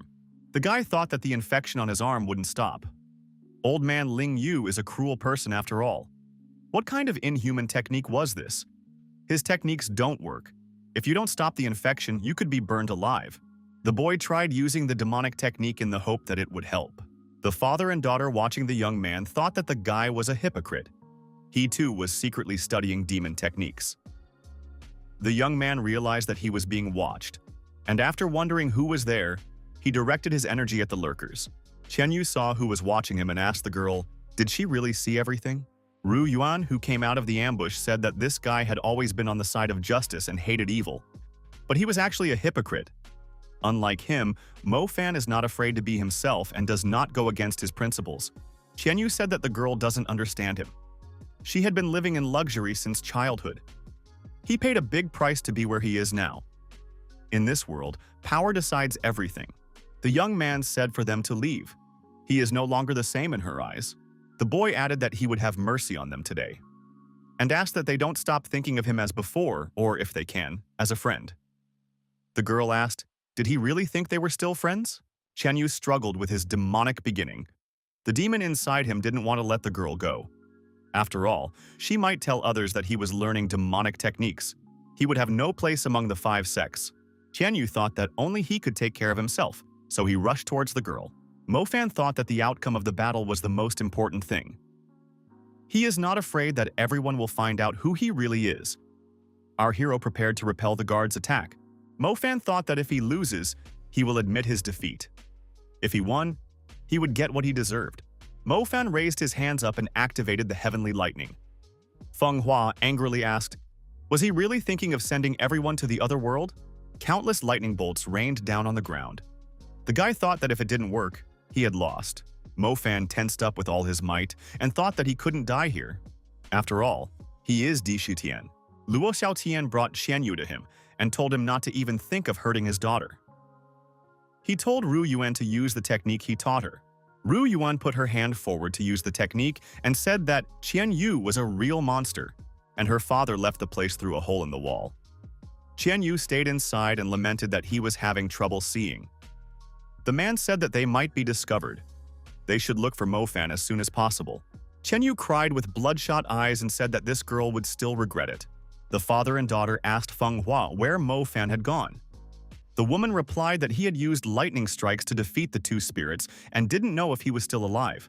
Everyone saw that our hero had struck himself with lightning. This is madness. Does he really think he has gained immortality? Mo Fan appeared with a sword in his hands and shouted for everyone to disperse to the sides. The young man was blazing with flames. Feng Hua said that this guy had changed. What kind of appearance did he take on? It is simply horrifying. Ru Yuan was very happy that the guy was alive. Her father realized who was in front of them. Qianyu said that it couldn't be. After all, he had seen the guy die. How did he do that? Mo Fan said that the sword also recognized him. It had finally regained its former power. Mo Fan swung the sword and said that now everyone would see the power of this weapon. The guards were still trying to attack him. Feng Hua thought that this guy defeated the opponents with a single strike. His strength is terrifying, but how does he manage to use his sword so skillfully? Suddenly, an elder appeared out of nowhere and angrily asked how this rascal dared to touch his weapon. He should give it back immediately. The opponents used a technique called Dragon Sickle. Qianyu thought, has he really decided to flatten everything here? The old man angrily asked how the guy was able to control his sword power. Who is he? Mo Fan asked the angry old man how he himself thought who was in front of him. The elder said that it was impossible. He can't be Dai Shitian after all. The latter had already died long ago. The elder looked around and saw that the other sect heads had arrived to support him. Each of them made their presence known. They had responded to the call and would help protect their foundations by eradicating the demon. The elder laughed and said that was excellent. Now they would see who dared to invade his domain. The old man thought that he was assured of victory. Jin Mo thought that it was fortunate that the demonic techniques had healed the wound. If he had been absent for a few days, the head would have noticed. Zhao Mu asked what he was doing here. Jin Mo replied that as the head of the Shaoying Hall, he wanted to help in the battle. Zhao Mu said that there was no point in rashly going to perdition. One should first take a look at what is going on there. The elder said Mo Fan is a fool. All the heads of the halls are present here. He only has one last word before his doom. Mo Fan replied that this was fine. He will behead each of them one by one and not only them. He also needs to destroy the 5 sects. In the meantime, the old man should prepare to sacrifice his famous sect. One of the helpers who arrived asked the elder to single-handedly deal with this guy. The elder said that caution must be exercised. The best tactic is to join forces. Someone present said that unfortunately they had used up all their energy and would be incapacitated for the next year.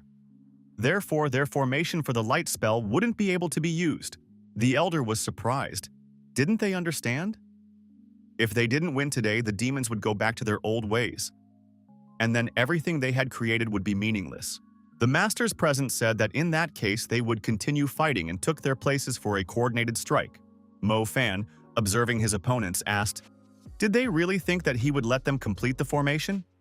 The young man decided to be proactive, as he knew where to expect an attack from. To the one who wanted to act alone, our hero said that it was better not to think of it. After all, he had long waited for the opportunity to destroy him himself. The attack of the enemies for our hero was unsuccessful.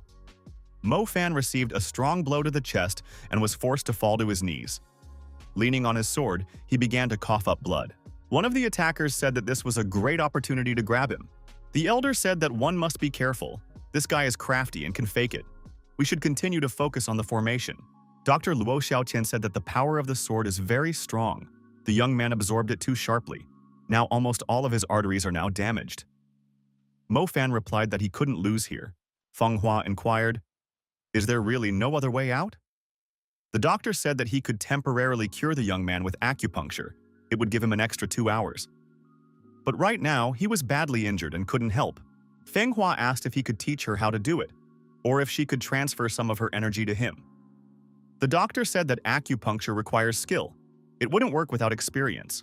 An elder with sect heads told his opponent that the heavens missed him. It was unacceptable to violate heaven's order. Mo Fan said that he was rejoicing early. Getting even with him would be enough strength. The doctor said no way. At this rate, the guy will just fry. Mo Fan wondered if he would have to surrender. But would the demons be able to regain their greatness then? Ru Yuan said that she used to train by following her father. She had experience in healing and knew how to use energy. She was also taught how to do mouth-to-mouth CPR. She is willing to try it. The old man told his daughter to slowly inject her energy through needles into the 8 main acupuncture points. Through these points, one should direct one's energy through the circle of circulation of internal qi energy. The doctor thought that although his daughter was not trained in a specialty, her level of knowledge was higher than that of an ordinary person. She is his worthy follower.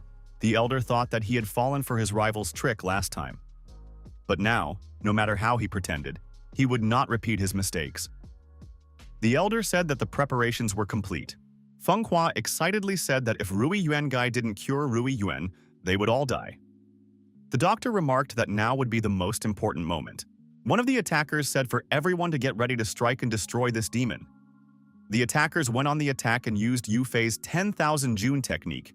It seemed that defeat could not be avoided, Feng Hua said as she finished her treatment, and immediately activated the protective dome.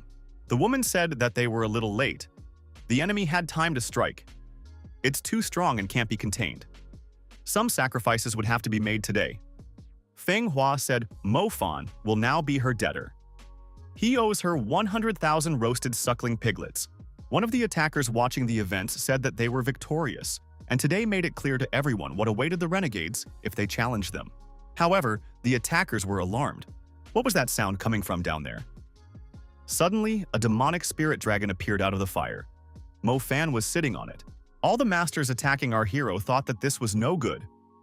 Where did the dragon come from? Mo Fan, who was on the dragon, asked if it was a shame for them to fight 5 against 1. One of the attackers shouted that the formation was destroyed. They urgently needed to hide. The other masters decided that hiding was not worth it, and they needed to destroy this dragon. The dragon, without thinking long, began to swallow the hostile masters one by one. Ru Yuan said that it was amazing. They were able to overpower 5 heads. The doctor said he didn't think they would start acting together. They complement each other perfectly. However, it is still unclear how long Mo Fan's body will be able to endure. The master told the elder that their opponent was resisting the will of the sky. There was no way they could defeat him. The elder shouted that he was surrounded by lowlifes. Taoist. Li Yue's strength was fully revealed. The terrified masters shouted for the master to have mercy as well. The elder was adamant. Jiao Mu told the young man that if he hadn't stopped him, the same fate would have awaited him. Mo Fan stated that just now, his interlocutor had fought so courageously, and now he had gotten to this point. Was he really scared? The elder asked. Why would his opponent need to live if he was useless? He added, laughing, that this was the credo of his sect. Mo Fan replied that in that case, the elder could destroy himself to justify his credo. Mo Fan thought that by combining his current level at the fusion stage with the Tushan level, he was now barely matching the first stage of the Calamity phase. The elder shouted, for what the rival did to his sect, he would pay with his life. The dragon told his master, the beast the old man controls is as ancient as he is. He is furious, one must be careful. Mo Fan replied that he understood everything. The dragon stated that the enemy wants to devour them. He is very weak and won't be able to hold out for long. Mo Fan said that if the opponent wants to swallow them, then he should taste it. The young man applied the punishing thunder. Mo Fan ordered the dragon to follow forward. The dragon inquired, did he really decide to increase the opponent's fury? Mo Fan asked in anger. How would he know how long the opponent's neck was? The dragon said that the guy should think of something to get them out of here sooner. Mo Fan said that it was useless to attack him from the outside. We should try it from the inside.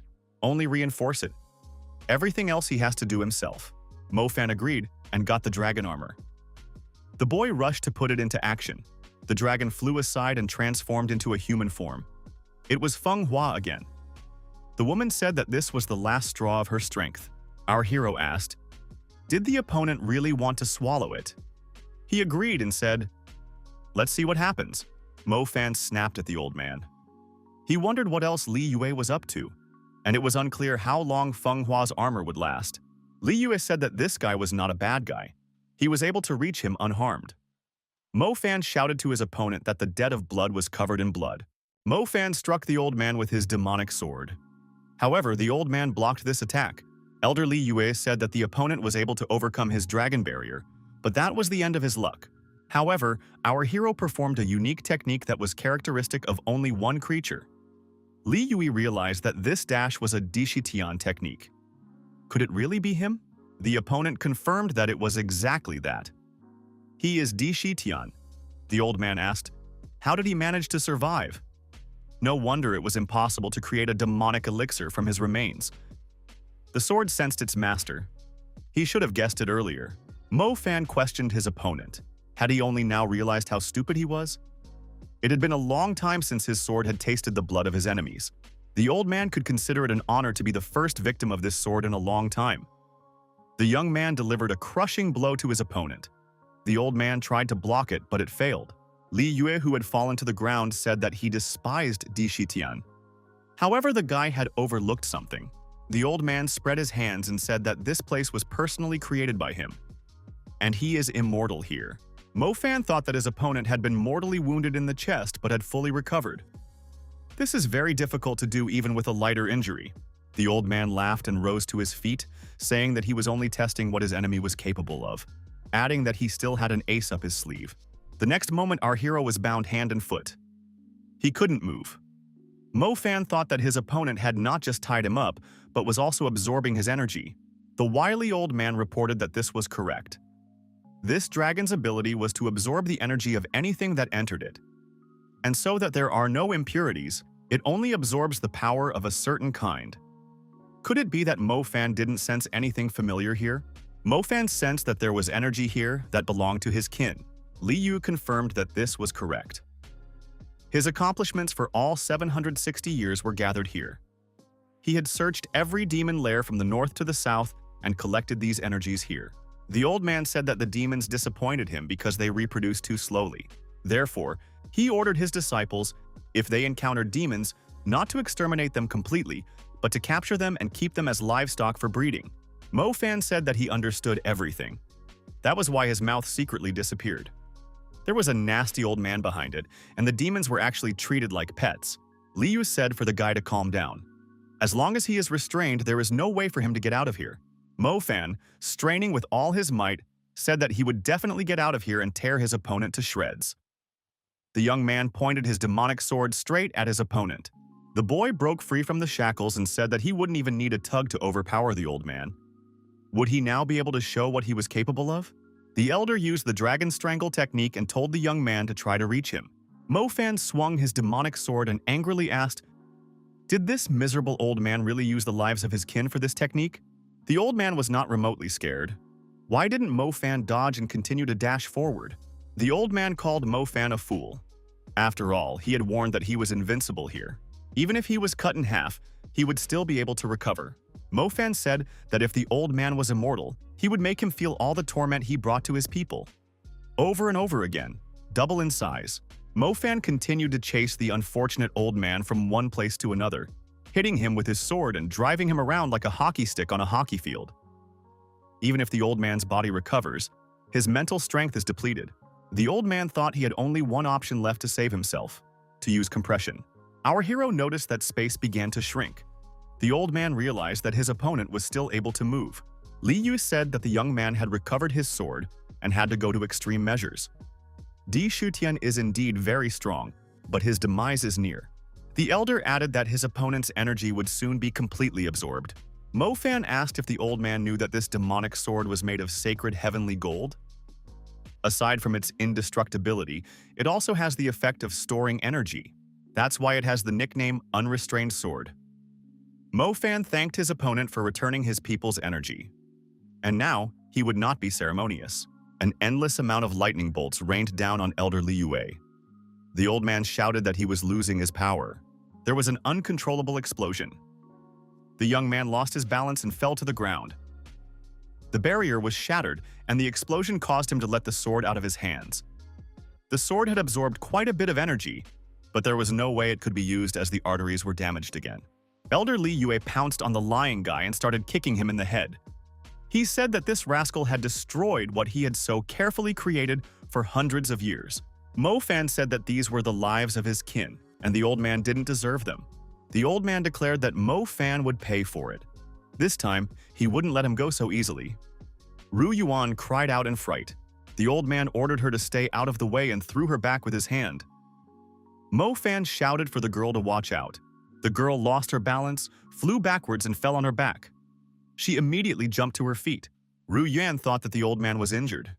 He wasn't able to destroy her, apparently because he didn't have much strength left. The old man continued to beat up his opponent and chanted that no one dared to cross him. This guy's life is in his hands. Our hero said, "It all depends. Can he take it?" Although he only knows how to talk, Mo Fan energetically charged his fingers and tried to attack the old man's leg. The old man didn't stop and continued beating him. He shouted that he would make the young man suffer for what he did to the dragon sickle. If he wanted to die quickly, he should beg him. Jin Mu said that the old man had already won. Can't he just leave already? Zhao Mu added that one should wait. It is necessary for the old man to be finally dealt with. And they would pretend to be stunned after the explosion. The old man used the demonic wind and said that he was in no mood to play with his opponent and would finish the guy off with this technique. It should be a shame for him to be killed by the demonic technique. In the next moment, the demonic sword pierced through the old man. He realized that his opponent had used the sword control technique. Losing his balance and swaying, Li Yue thought, how is this possible? After all, he had the victory in his hands. The old man, falling down, ended up beside his opponent. The young man, raising himself up, said, "Did he not expect this? It must be a shame to be killed by a Taoist technique." The old man, dying, said that the four sects would definitely avenge him. The young man rose to his feet whole and unharmed and told the old man not to worry. The sect leaders would soon appear to look for him. Ru Yuan asked, "Is it finally victory?" She had been on pins and needles for a long time. Her father said that Li Yue had crumbled into ashes. This is an unconditional victory. Mo Fan is amazing. The girl threw herself on her idol's chest and said that he had defeated one of the 5 sect heads. Ru Yuan apologized and stepped aside. She said that she had been worried for a long time. She would treat the guy now. Mo Fan replied that there was no need for that. The effects of the acupuncture had just ended. He could no longer feel the torn muscles and arteries. Jin Mo thought that this was his chance. The opponent had no strength left at all. Now he would get closer and avenge the sect head Yu Feng. The guy shouted that he was about to destroy Mo Fan, and from that, he would become a level higher. Following Jin Mo, the sect disciples moved and shouted that they would destroy the demon now. Ru Yuan said that as long as she was alive, no one would touch this guy. The girl decided to put up a dignified resistance.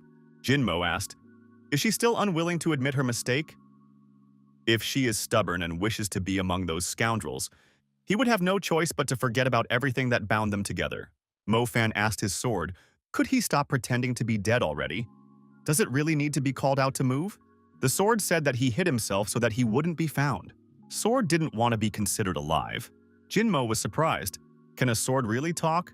This is some kind of magic. Jiaomu took off his hood and tried to hide. He had indeed awakened. The doctor said that this sword was really alive.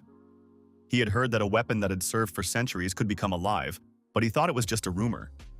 The sword asked, what was the old man staring at?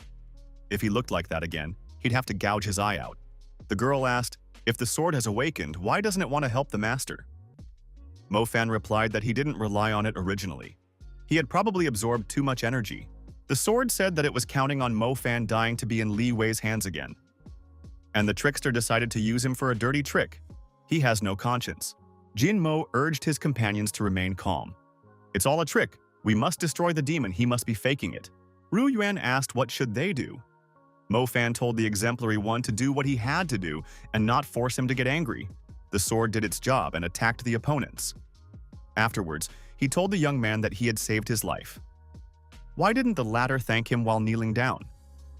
Mo Fan replied that if the sword misbehaved again, he would get hit on the head. The girl and her father said that the destructive power of the sword was amazing. After its attack, a huge funnel was formed in front of them. Ru Ye Yuan said that it is necessary to look into that hole. It seems to her that Feng Hua has fallen and is lying there somewhere. Ru Yuan asked his father if he felt better. The old man said that he feels much better. Mo Fan said that Feng Hua must be in that pit. Everyone saw that this woman had gotten younger. Why is she so small? Mo Fan went down into the pit and took the girl in his arms. He told her to wake up. He felt that something with strong energy was approaching them. We have to leave. Mo Fan said that the opponent's backup came too quickly. They hadn't found Master Gui yet. The four of them all climbed onto the magic sword and tried to carry our heroes to safety. A young man sitting in the forest under a tree watching the flight said that this show looked dynamic. Judging from the direction, they went to treat their wounds to the source of Juyu Gui. The man who appeared said that he was the sect leader of the Shengda sect. He had come to help at the call of his heart. Another master said that Mentor Bai, the head of the Yu Feng sect, had called them to help. They arrived as soon as they could. What had happened here? Why was there only ruins left? Could it be the work of a demon? We need to find Li Yue immediately. The apple guy sitting under the tree said, Elder Li Yue has already died. The sect master who arrived said, no matter who their enemy is, it's likely that Li Yue has been seriously injured. We need to catch up with the enemy immediately. He asked the mentor if it was known where the enemies were headed. The deputy head of the Shengda sect, Wai Ruhei, said that he, like his colleagues, had arrived here not too long ago. After flying non-stop on the demonic sword, Mo Fan had been unconscious for a while. After he woke up, his brain was not thinking clearly. The guy jumped to his feet and threw the Feng Hua lying beside him into the nearby reservoir. Mo Fan inquired, where are the enemies? In response, our hero heard his sword laughing. The guy didn't even recognize Feng Hua. He had been here for 3 days and 3 nights. Mo Fan thought that this was not good. He had been unconscious for a long time and could have died. Feng Hua, who came out of the water, said that this man was the worst kind of person. Why did he choose to drown her? Was this really his way of repaying the kindness? Mo Fan closed his eyes and said that he was wrong. The woman screamed that she shouldn't have messed with this guy. Mo Fan told his companion that she shrinks every time after turning into a dragon. Is there anything he can do to help her return to her former state? Feng Hua replied that turning into a dragon uses up her energy, so she turns into a child. If the guy doesn't treat her negligently, then when her energy is restored, she will destroy him. Instead of talking a lot, he had better check on Rui Yuan and her father.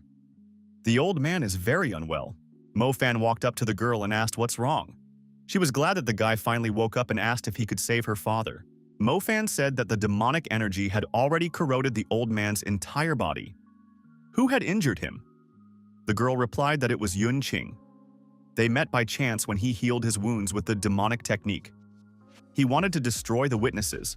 Mo Fan realized that that villain had decided to go for extreme cruelty. The old man couldn't be helped now. His pulse is getting weaker. Ru Yuan said that Mo Fan knows demonic techniques, so he can save her father. The old man said he doesn't need to. He understands where this is going. After all, he's a doctor. There's no need to even try. The old man pulled out a book from behind his sinus and said he had nothing to leave his daughter. This book contains his knowledge of medicine accumulated throughout his life. He hoped it would be useful to her. The old man continued that although he didn't train her, the girl was able to cure Mo Fan. Obviously, she has abilities. She should continue to study. The old man said that he had one request for Mo Fan. Mo Fan thought that this doctor had once helped his people and now he was in debt. The guy said that he would definitely fulfill any request. The man stated that he could no longer be a support for his daughter. Could the young man take care of her in the future? The boy promised to do his best to protect her. Wasting his strength, the old man said that he had one more question. He wondered if Mo Fan was really the one. Mo Fan replied that he was indeed Demon Di Shitian. Due to an unfortunate set of circumstances, he was reborn in this body and had to hide it, for which he apologized. The old man breathed a sigh of relief. It meant that he had not lost his mind yet. He was right, Ru Yuan cried. Her father closed his eyes and didn't move anymore. Mo Fan felt that someone was approaching very quickly. Could it really be the pursuers? Feng Hua turned into a little girl and said that she immediately realized who this guy was.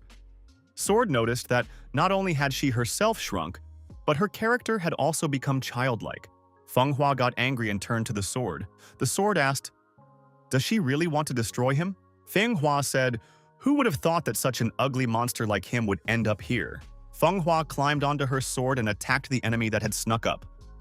She sent her negatively charged energy to him and said that she could still feel his stench even from a distance. After that, Feng Hua rushed towards the villain and engaged in a battle with him. After the resulting explosion, the stranger flew far back. Feng Hua said that he can't even hide. It only knows how to eat carrion. It only has worms left in its head. The monster got to its feet and holding onto its injured arm, it began to growl. The monster opened its maw, and a jet of green poisonous liquid emerged from it, which it directed at its opponent. The sword told her not to stand like a pillar and dodge. Mo Fan, who had suddenly appeared, grabbed the girl in his arms and ran away with her to the side. A puddle of green liquid was left at the site of the attack. Ru Yuan said that this liquid is toxic. It even corrodes the ground. Mo Fan asked the girl why she couldn't hide. Feng Hua replied that just because she is small, it doesn't mean she needs his protection. Sword said that her own reaction time is bad.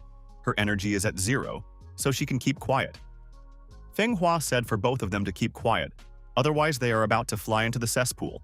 Feng Hua said that once upon a time, dead people invaded her land. Hundreds died. They were just eaten. That's why she hates them and won't be able to forgive them. She swore a long time ago that if she saw a dead person, she would not be ceremonious. Mo Fan thought that he now understood why she disliked them. Her ancestors were eaten after all. Dead people only eat carrion. This was their unfortunate fate. The girl continued to energetically attack the monster. Mo Fan asked why she was doing this since she wasn't even aiming. The monster ran from bush to bush, hiding and avoiding the attacks. Feng Hua said that she was experiencing the same feeling. There was blood everywhere. Even her heart felt better. The monster looked out from behind the bush and shouted that his kin had insulted her ancestors. He is sorry, but he never left this forest and never harmed anyone. Therefore, he asks for mercy. Mo Fan was surprised that monsters could talk, because he thought they were wild beasts. Feng Hua said that she couldn't be fooled. Ru Yuan assumed that this monster was guarding something. Mo Fan asked why she thought so. The monster turned out to be a woman. She said that these people might destroy her to avenge her ancestors. But the child in her arms was innocent. Her village was suddenly attacked by the men. Only the 2 of them managed to escape. The child was badly wounded. He needs to heal. Ru Yuan said that the monster was not trying to escape, but was protecting the child. Does Feng Hua still want to destroy it? Feng Hua said that she doesn't care about the fate of the widow and the baby. Let her go wherever she wants to go. The monster thanked and ran away. Mo Fan said that the girl was very delicate. Another person would have been frightened out of their wits if they saw a dead man. She was not scared at all. Ru Yuan said that everything was fine and added that she was going to bury her father. Mo Fan hadn't noticed that the girl was like this before. She seemed to be angry. The guy didn't know how to behave with the girl. Ru Yuan buried her father and set up a gravestone with an inscription. Mo Fan approached the girl and said that he was sorry. It is inherent for people to die. Sooner or later, the result is the same. Ru Yuan said, if he doesn't know what to say, it's better to let him be quiet. Mo Fan thought that he would rather fight the 5 sects 300 times than comfort the girl. He didn't know what to do. Ruya Yuan said that when she found the guy at the foot of the cliff, she felt something strange. He was no longer just a boring Mo fan.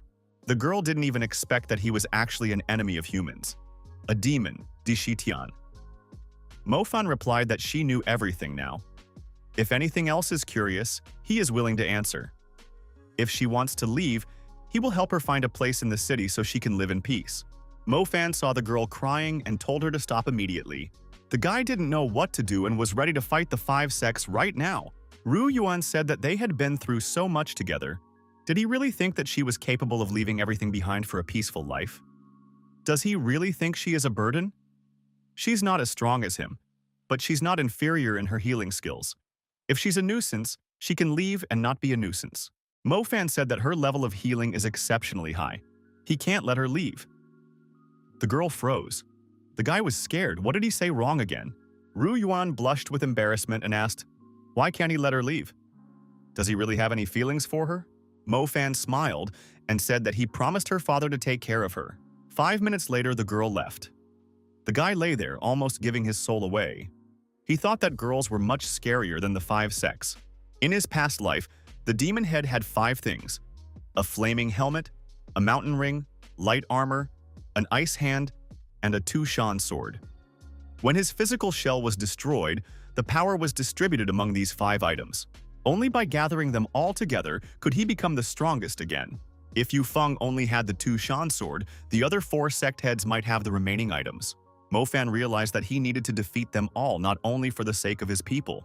It must also be done for the sake of the people of the lower estates and all those oppressed by the sect heads. Mo fan had laid out a plan for the near future. Now what remained to be sorted out was the strategy. Feng Hua said so that this guy wouldn't languish. What did he decide to bring back in the first place? Finishing her banana, Feng Hua asked why they were staring at her. If they are hungry, they can look for their own sustenance. Ruya Yuan asked her companion. Didn't she know that this guy was the head of the demons and she wasn't surprised? Feng Hua said that she had guessed it a long time ago. He had a strange character. It was obvious that he was not an ordinary person. Besides, compared to a dragon, a demon is not that impressive. The sword said that the guy's body was weak now, as if he had been beaten by 15 strongmen. He won't be able to handle his strength. So the number 1 task now is to become physically stronger before they go after the ice hand. Ru Yuan asked if the guy knew who exactly had the ice hand. Mo fan replied that the first thing to do is to get the information. However, this is only known to high-ranking people. Where in this wild, mountainous region would he find such a person? The monster who appeared said that the lands of Juhuafen City belonged to the Gui Yuan sect. Mo fan said that when he was still a demon, these lands were within his sphere of influence. No one dared to enter this forest, no matter how brave they were. Our heroes heard a voice from far away. Someone was saying that he had found an unpunished criminal. The monster was asking why she was being treated so cruelly. Why not let her go? After all, it's the only chance for salvation. Commander-in-Chief Chao, son of the chief of Juhuafen City, said that these monsters have ugly eyes. The other foul creatures in the mountains also think they are unhealthy, so it is a collective decision that he will fulfill without stopping in front of any difficulties. A monster with a child in her arms tried to break free from the cordon and ran away to the side. Commander-in-Chief Chao ordered his subordinates to apprehend the monster. The subordinate used the Raging Flame technique and attacked the monster and tried to apprehend it. Mo fan, watching from afar, thought, can this monster handle it alone? Feng Hua, finishing her banana, said that it was an extraordinary place in such a backwater. Commander-in-Chief Chao turned to our heroes and asked where this family came from and what are they doing here. Mo fan, smiling, said that they came here to have a barbecue and called Feng Hua his niece. Commander-in-Chief Chao looked at Ru Yuan and thought that she had a good figure. The man turned to his subordinates and said that he wouldn't turn down a young married girl. The commander-in-chief ordered this family to be brought to him. They must be bad people and up to no good. It is his duty as a junior town chief to protect these lands and the inhabitants. He would personally interrogate these captives later. Mo fan turned to Feng Hua and asked if she wanted to be an official's child. The girl replied that if they continued to mock her appearance, she would make their lives hell. The commander-in-chief asked his subordinate why he didn't stop the monster with the child and let it run away. The subordinate replied that he was afraid of accidentally hurting the monster. Mr. Chao said that he understood, but such a distance was not a hindrance to him. He took out a bow and arrow and prepared to shoot. The monster shrieked. The arrow hit the woman in the leg. She fell down and couldn't run any further. Commander-in-Chief Chow laughed and said that was amazing. It hit right on target. The subordinates said their boss was a genius marksman. The woman was still trying to evade the chase. She could barely crawl. The commander-in-chief shouted that no one would help her now. Ru Yuan said, "These rascals are catching monsters for fun. She can't just stand by and watch." Mo Fan said for her to take her time. First, it's better for her to tell what she knows about the Gui Yuan sect. How is this commander-in-chief related to the sect? Ruye Yuan said that the territory of the Gui Yuan sect is not large, but the lands of the Dragon Vein mountain range fell within its sphere of influence. It is a sacred place that is full of supernatural powers. In addition to humans, various mystical creatures live there. There are 3 important cities within the sect's territory. Mo Fan assumed that Commander-in-Chief Chow didn't know much. In addition, the number of monsters in this region is not decreasing. They could be lured to their side. The female monster continued to scream in pain and crawl. The baby in her arms was crying. Commander-in-Chief Chow said that it was too noisy. How could one enjoy shooting under such conditions? The next arrow flew at the child. However, with a quick hand, Mo Fan intercepted this arrow. Mr. Chow was outraged. Mo Fan tossed the arrow aside and told the commander-in-chief that the 2 monsters were under his protection. The outraged archer asked what this man thought he was doing and shouted that he was about to finish him off. The warriors at the commander's command who attacked our hero were instantly beheaded by him. Mr. Chow shouted, "Who dare touch his men?" adding that he was about to give a lesson and those insolent people would know who they had messed with. Mo Fan didn't even want to use his sword. He said that he could handle these kind of warriors with 2 fingers. He didn't even need to exert himself. The warriors under Commander-in-Chief Chow's order attacking Mo Fan were deactivated and destroyed by him. They scattered in different directions.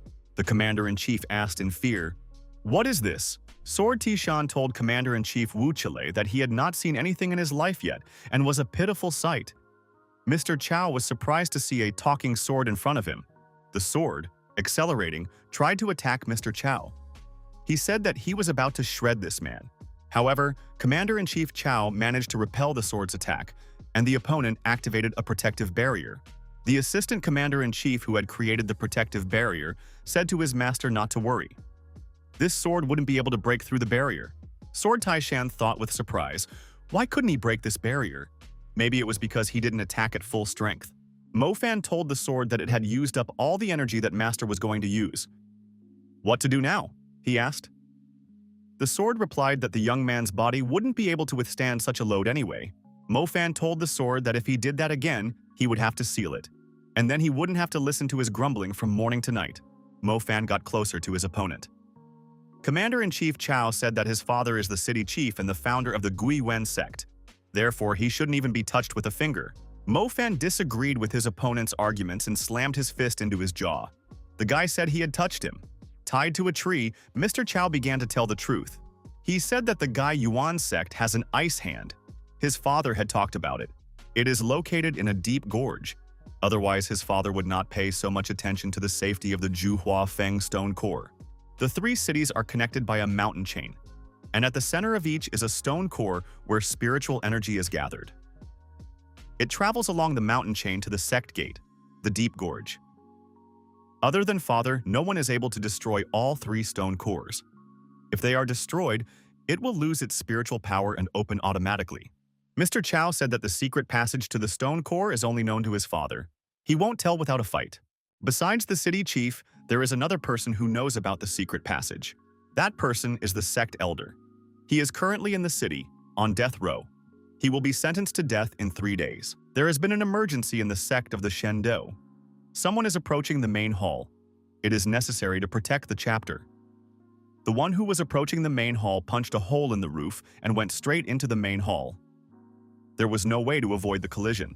In the inner hall, the sect head asked the deputy Bai how much his skills had improved, because this time he had practiced for more than half a year.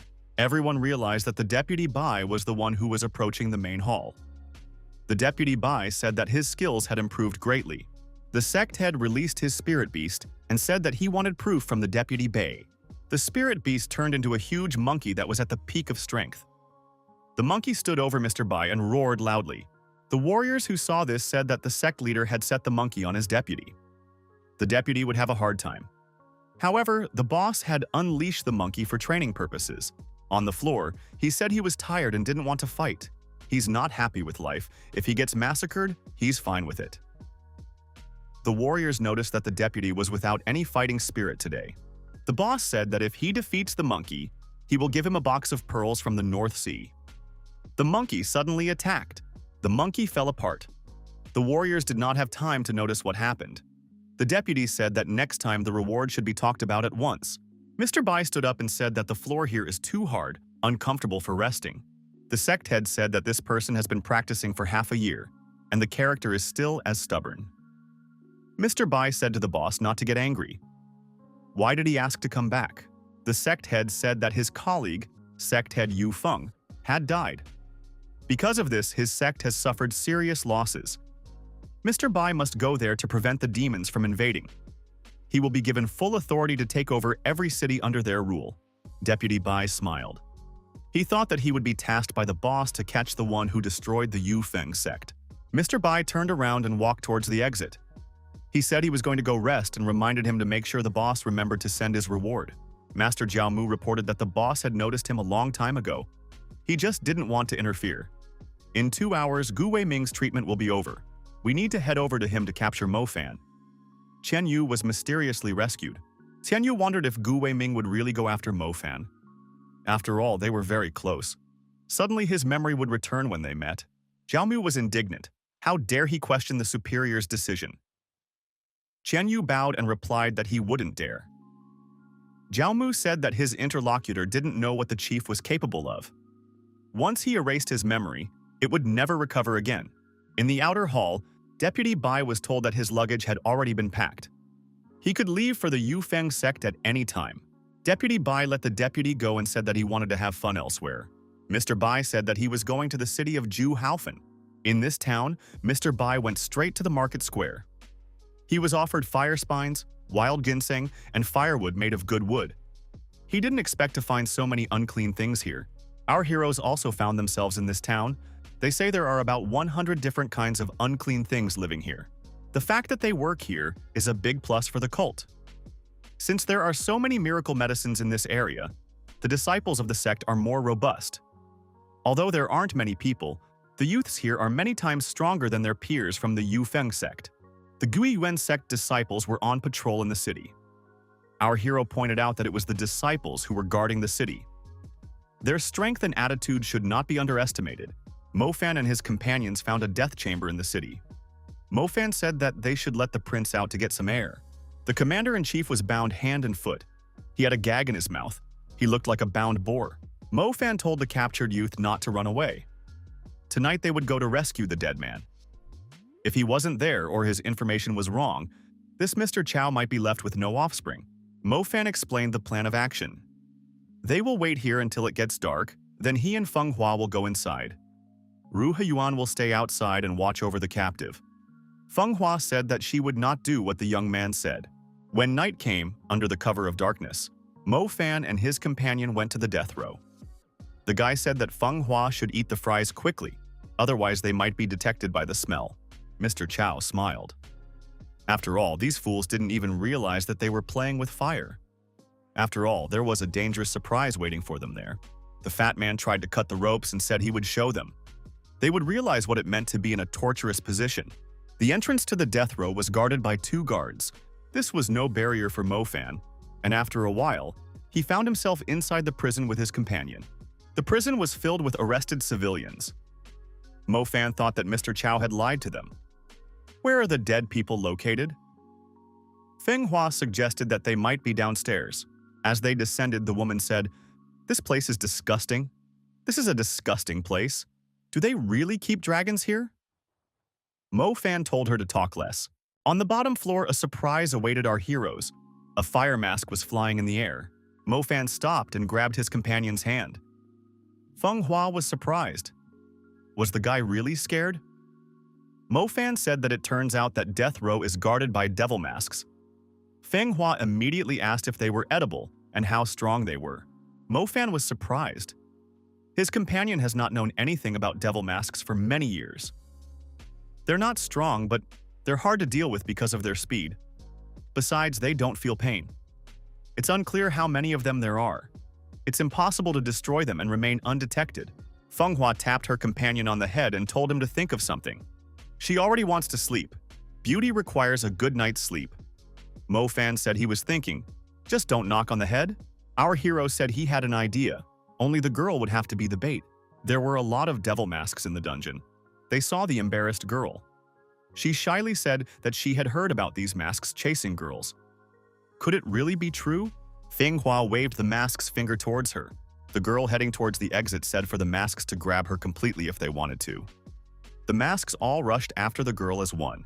The guard outside wondered, what are the masks doing there? Was something wrong? Another guard replied that they must be messing around again. Fenghua opened the trapdoor and sent all the masks into the dungeon.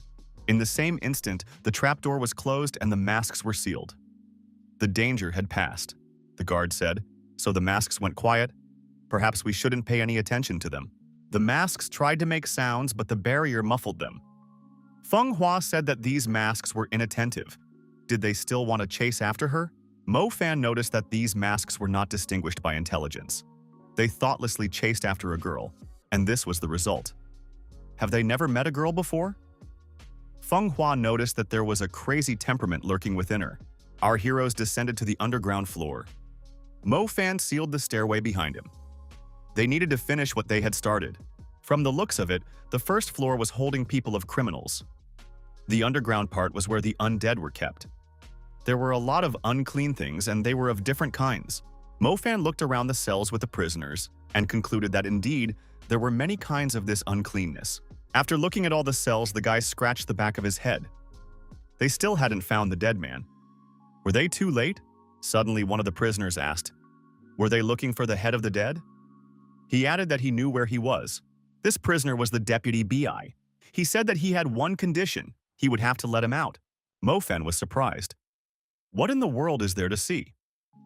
There are even people who look like human beings. Fenghua asked what kind of person he would be. The prisoner said that he was the most ordinary person. The girl asked what he had done if he ended up here with the uncleanness. The prisoner said that he had stolen the city chief's treasury. Mo Fan directed his energy charge at the bars of the cell and said that he could release this guy. However, he would not be responsible for his safety. Mo Fan pointed his sword directly at the bars. Tai Shan's sword cut through that grate like butter. Mr. Bai was surprised. He asked, what is the name of this sword? Mo Fan hid the sword and said that it was none of the guy's business. Now he must confess where the elder is. The prisoner said that there is a secret chamber behind the wall. One must tear it down and then the dead man will be found. Then it is necessary to get out of here as soon as possible, otherwise they might be captured. Fenghua noticed that releasing a prisoner from the prison is easy. Mo Fan said that they should deal with the wall first. After destroying the wall with the devil sword, our hero said what he found. There was a prisoner behind the wall. It was an elder of the Deadman clan. In a relaxed voice, he asked who they were. Mo Fan said that they had come to rescue the elder. They would discuss the rest later. The elder said that he didn't mind. The masks knocked on the defenses and tried to overcome the seal. A cracking sound could be heard. The seal was about to go. The demonic masks broke free and flew to restore order. Mo Fan was surprised at how these masks were able to do this. Elder of the family of the dead. Fenghua said that the guy could rely on her. Fenghua, using her energy charges, attacked the masks. Mr. Bai bounced aside out of fear. However, the masks flew through the girl's energy charges without getting hurt. Fenghua wondered why there was no reaction. Mo Fan explained that the masks couldn't feel pain. The guards heard the noise and would be here soon. It was necessary to get out quickly.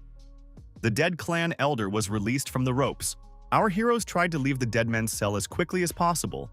The freed Mr. Bai asked to go with Mo Fan. Mo Fan replied that he wasn't going to be a babysitter. Running outside, Mo Fan saw that Commander-in-Chief Chao had freed himself from the ropes and attacked Rui Yuan. Our hero asked the fatty if he realized what he was doing now. He'd better stay out of the way. Swinging his knife at the girl, he told the guy to stop talking. This is his father's property. They can't escape from here. It's strange that the devil masks didn't destroy them.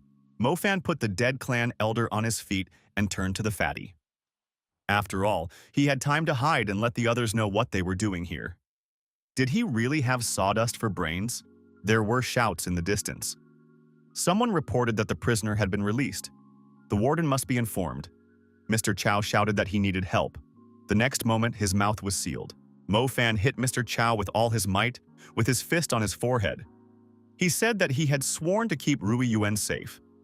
This guy had brought trouble on himself. Mr. Bai thought that this guy was very frisky. Feng Hua wondered why he was still here. The guard reported to the chief that the dead family elder had been released and his son was missing. The town chief said he knew and ordered the entire town to be sealed off. The town chief, Mr. Hu Tai, said he would find the scoundrel by scent. Our heroes tried to leave the city. Mo Fan took a hostage Mr. with him. From all sides, shouts of shutting down the city could be heard. Mr. Bai asked why they had to run on their own feet. Couldn't Mo Fan move them? Mo Fan replied that the whole city is in a panic. What would they do if they teleported directly to the enemy?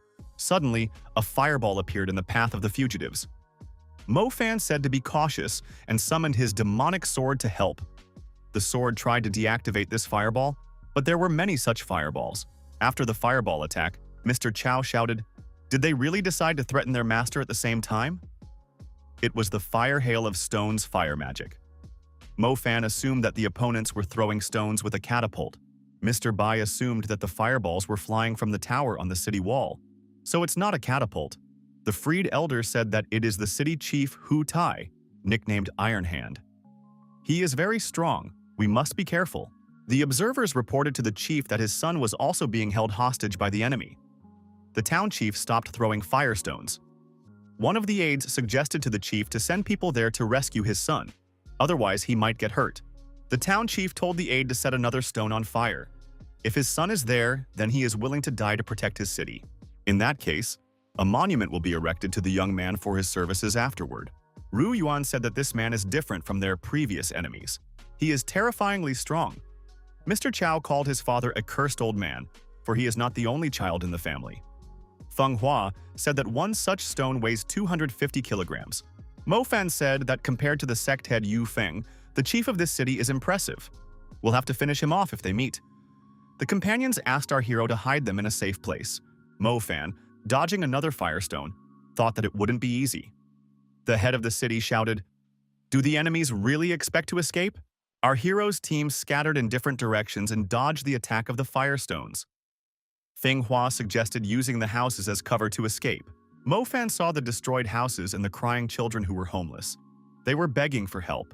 The assistant observer told his boss that he couldn't see anything because of the houses blocking the view. The city chief said that in that case we should raise those houses to the ground. Mo Fan got angry and shouted for the supervisor to calm down. He swung and launched the fire spear straight at the opponents. The spear flew into the enemy camp with great speed and stabbed into the chest of the city chief. The protective armor on his body shattered in all directions, but his body was not injured.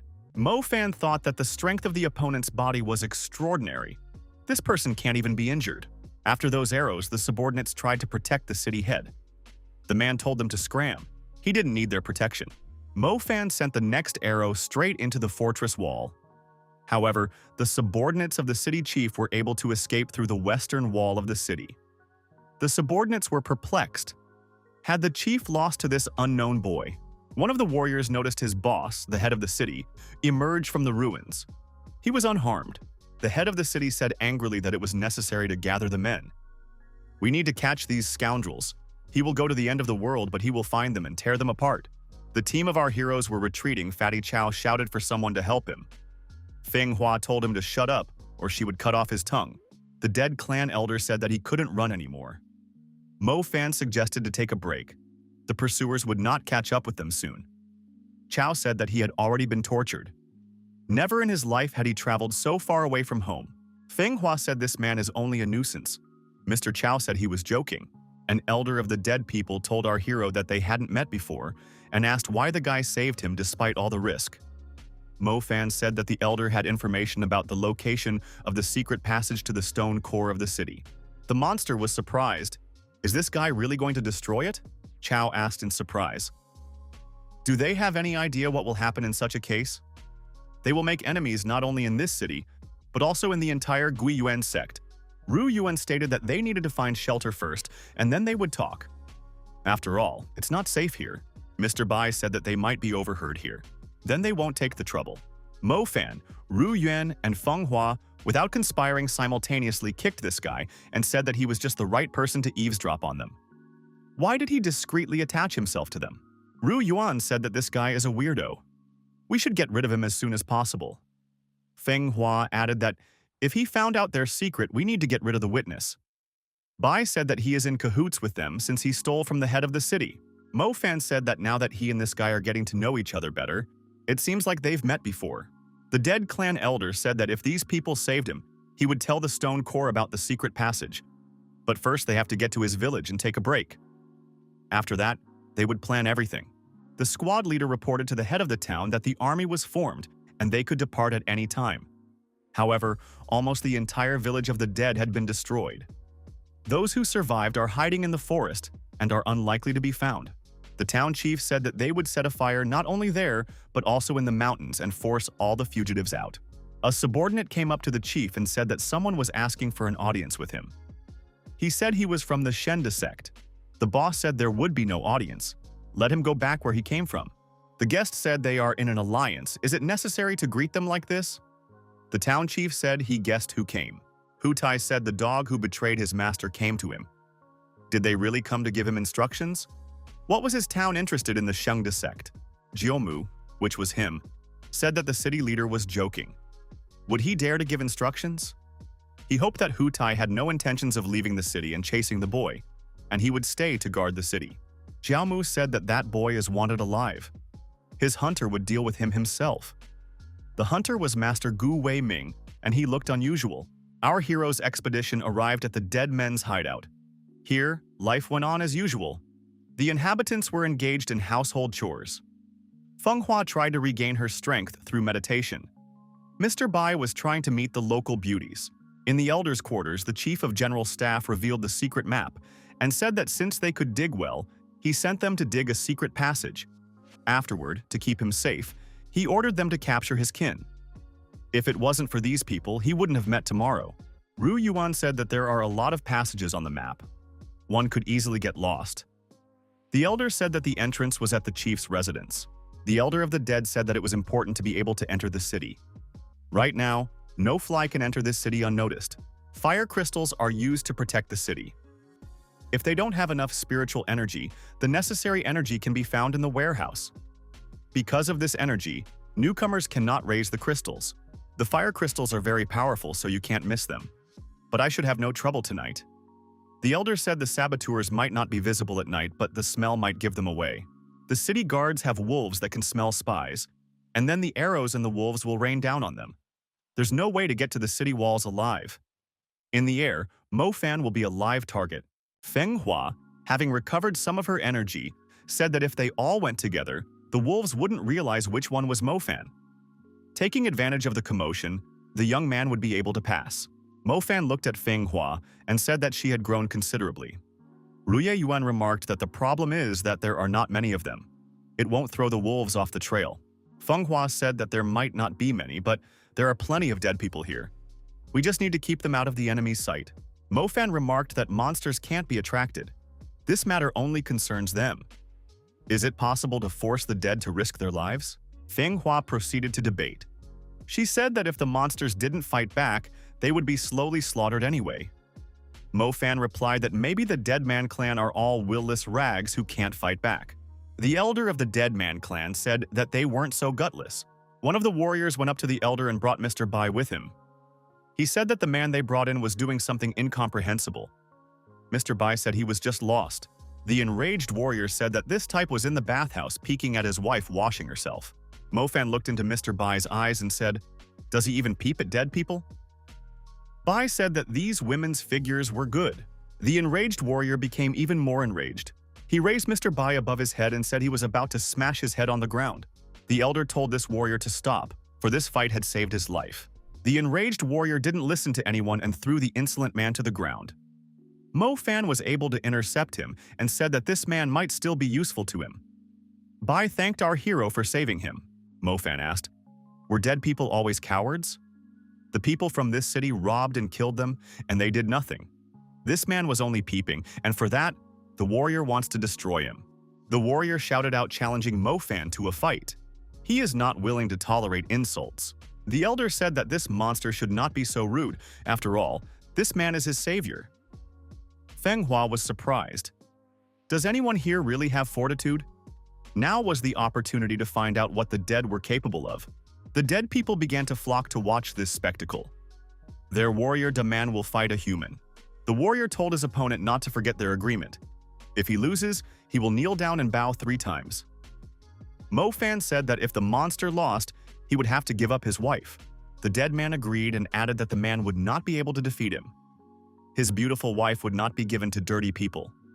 The beautiful woman, hearing this, cried. Bai said that because of the lighting, he could not see the beauty's face. Feng Hua noticed that the woman was not wiping her tears but drooling. Dayman said that they will fight as equals, so the opponent should pull out his weapon. He said his weapon is his finger. Mr. Bai shouted for Daman to finish off his rival and protect his lover. Ru Yuan wondered, whose side was Bai on? Daman struck the first blow and told his opponent not to dare underestimate him. He would now turn his opponent into a flatbread. Mo Fan bounced to the side and asked if the guy had enough strength. The elder thought that it was not good. His warrior is like a buffalo in rage. Ru Yuan thought that this dead guy wasn't that strong and Mo Fan shouldn't fear anything. The elder said that his warrior might not be that strong, but his body is amazingly strong. His full strength punch is equal to half the strength of the head of Hu Tai City. Mo Fan thought that both Daman and Hu Tai are good at close combat, so it means that they can practice. Mo Fan said that in that case, he would try to use 30% of his strength and concentrate his energy in the form of defense. Dayman swung his weapon and said that he would destroy his opponent. However, after hitting his opponent, he was surprised why his stone hammer cracked. Dayman said that even without a weapon, he could handle it, and clenched his fists and moved towards his opponent again. Mo Fan stabbed his finger into the monster's forehead. The dead man shrieked and flew far back. The monster tribe was surprised. This man had defeated their best warrior with 1 finger. Mo Fan approached his opponent and said that he must now fulfill the agreement, kneel down and bow. Da Man bowed and admitted that he had lost. He added that he would obey the young man in everything. Mo Fan said that in that case he would change his mind. He would not get his wife. Mo Fan added that Da Man should then destroy his wife. The defeated warrior couldn't believe his ears. Should he really destroy his wife? An elder intervened in the conversation and said that, out of respect for him, he was asking to stop. Da Man had admitted his mistake, so we should show him leniency. Mo Fan was surprised. What respect should he show the elder? He had saved the elder to find out about the secret passage to the stone core. Now the elder was of no value, no more useful than other dead people. Mo Fan laughed and said that he would now destroy this entire vile race. Feng Hua rejoiced. Finally, this guy remembered. She didn't have the strength to bear it anymore. Mo Fan walked up to the defeated opponent with furious eyes and asked, "Wasn't he just now so majestic?" Now he didn't even dare to look at him. Mo Fan pushed the warrior away and said that he must follow orders and destroy his wife. Daman kneeled down and begged for his wife to be spared. Mo Fan wondered, why was this warrior crying? Did he not have the courage to destroy a woman? It turns out that he is a wimp. The guy said that everyone here is a coward. There are so many of them, and his kin are oppressed and they endure. They're waiting for their heads to be chopped off. They have no dignity left to continue to exist. All these dead people are trash. The woman with the child cried and said they just want a quiet life. Why did this man come here to lord it over them? Mo Fan replied that there was no place for weaklings in this world. The angry monsters said that they were not weak. A guy can destroy them, but he has no right to insult them. Their kind has a long and great history. The elder asked, "Does this guy really think they are spineless?" They are about to prove otherwise. The monsters shouted and said they would no longer be slaves. The fire of their souls will not be extinguished. They will attack the city for the glory of their kind and wash away their shame. They need to restore their name. Mo Fan was frightened and said that the sense of importance of these monsters was much stronger than he had anticipated. The monsters kept shouting that they were about to attack the city. Bai also started shouting. He said that it was necessary to attack the city and wash away the shame of the city of the dead. Feng Hua couldn't understand how everything happened. Rui Yuan whispered that Mo Fan and the elder were playing along. Mo Fan shook hands with Elder and said that Elder had played along masterfully. The Elder thanked the guy for being able to pretend like that. Be that as it may, they had succeeded in inspiring these people. Bai walked over to Fing Hua and told her not to get angry. He didn't realize that they were being pranked either. Ru Yuan stated that it would now be very easy to attack the city with the help of the dead. The Elder said that it wasn't that easy. Do they know why their clan came to what they have now? Mo Fan inquired. Was it because of the devil masks? The Elder nodded affirmatively. Their clan and the Mask clan are the two oldest clans in the Katayama forest. They have been feuding for hundreds of years. Because of such a long, continuous feud, they cannot coexist peacefully. The Gui Yuan sect drew the masks to their side, and the extermination of the Deadman clan began. By nature, devil masks are ferocious. They also have astonishing speed. The dead can't do anything against these masks. If only the humans guard the city, they have a chance. But the humans and the masks are working together.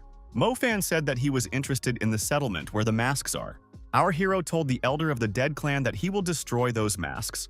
The lair of the demonic masks is Judan Gorge. The man sitting on the throne addresses the leader of the masks. He says that this mask is a worthless, useless creature. Couldn't even handle the prison guards. Embarrassed him in front of the town chief. Did he do it on purpose? The leader of the masks said that he would pay double as an apology and asked the man to continue helping them. The man who received the double payment asked, did they really think that was enough? He would still have to rebuild his reputation with the town chief. The man said that he didn't know that these masks were vile creatures. Without him, they would have died out long ago. The subordinates told the leader of the masks that the Gui Yuan sect was treating them worse and worse. What should they do? The mask leader said that they were powerless for now, and they would have to endure. The leader of the masks said that it was good that the Elder of the Dead escaped. As long as the Dead clan lives, the city will not dare to turn its back on them. The masked leader said that it was necessary for the dead to riot. Then, the city would count on them. The masked leader yelled at his subordinates not to go far. He still needs help to clean himself up, the leader of the masks thought. He had once brought terror to the entire mountain range. Now he had fallen to the point of having some human coming at him. Suddenly, Mask saw someone hanging upside down in front of him. The Mask asked who it was. The Mask's assistant replied that it must be a bat. The main Mask got angry. Can't you see it's a person?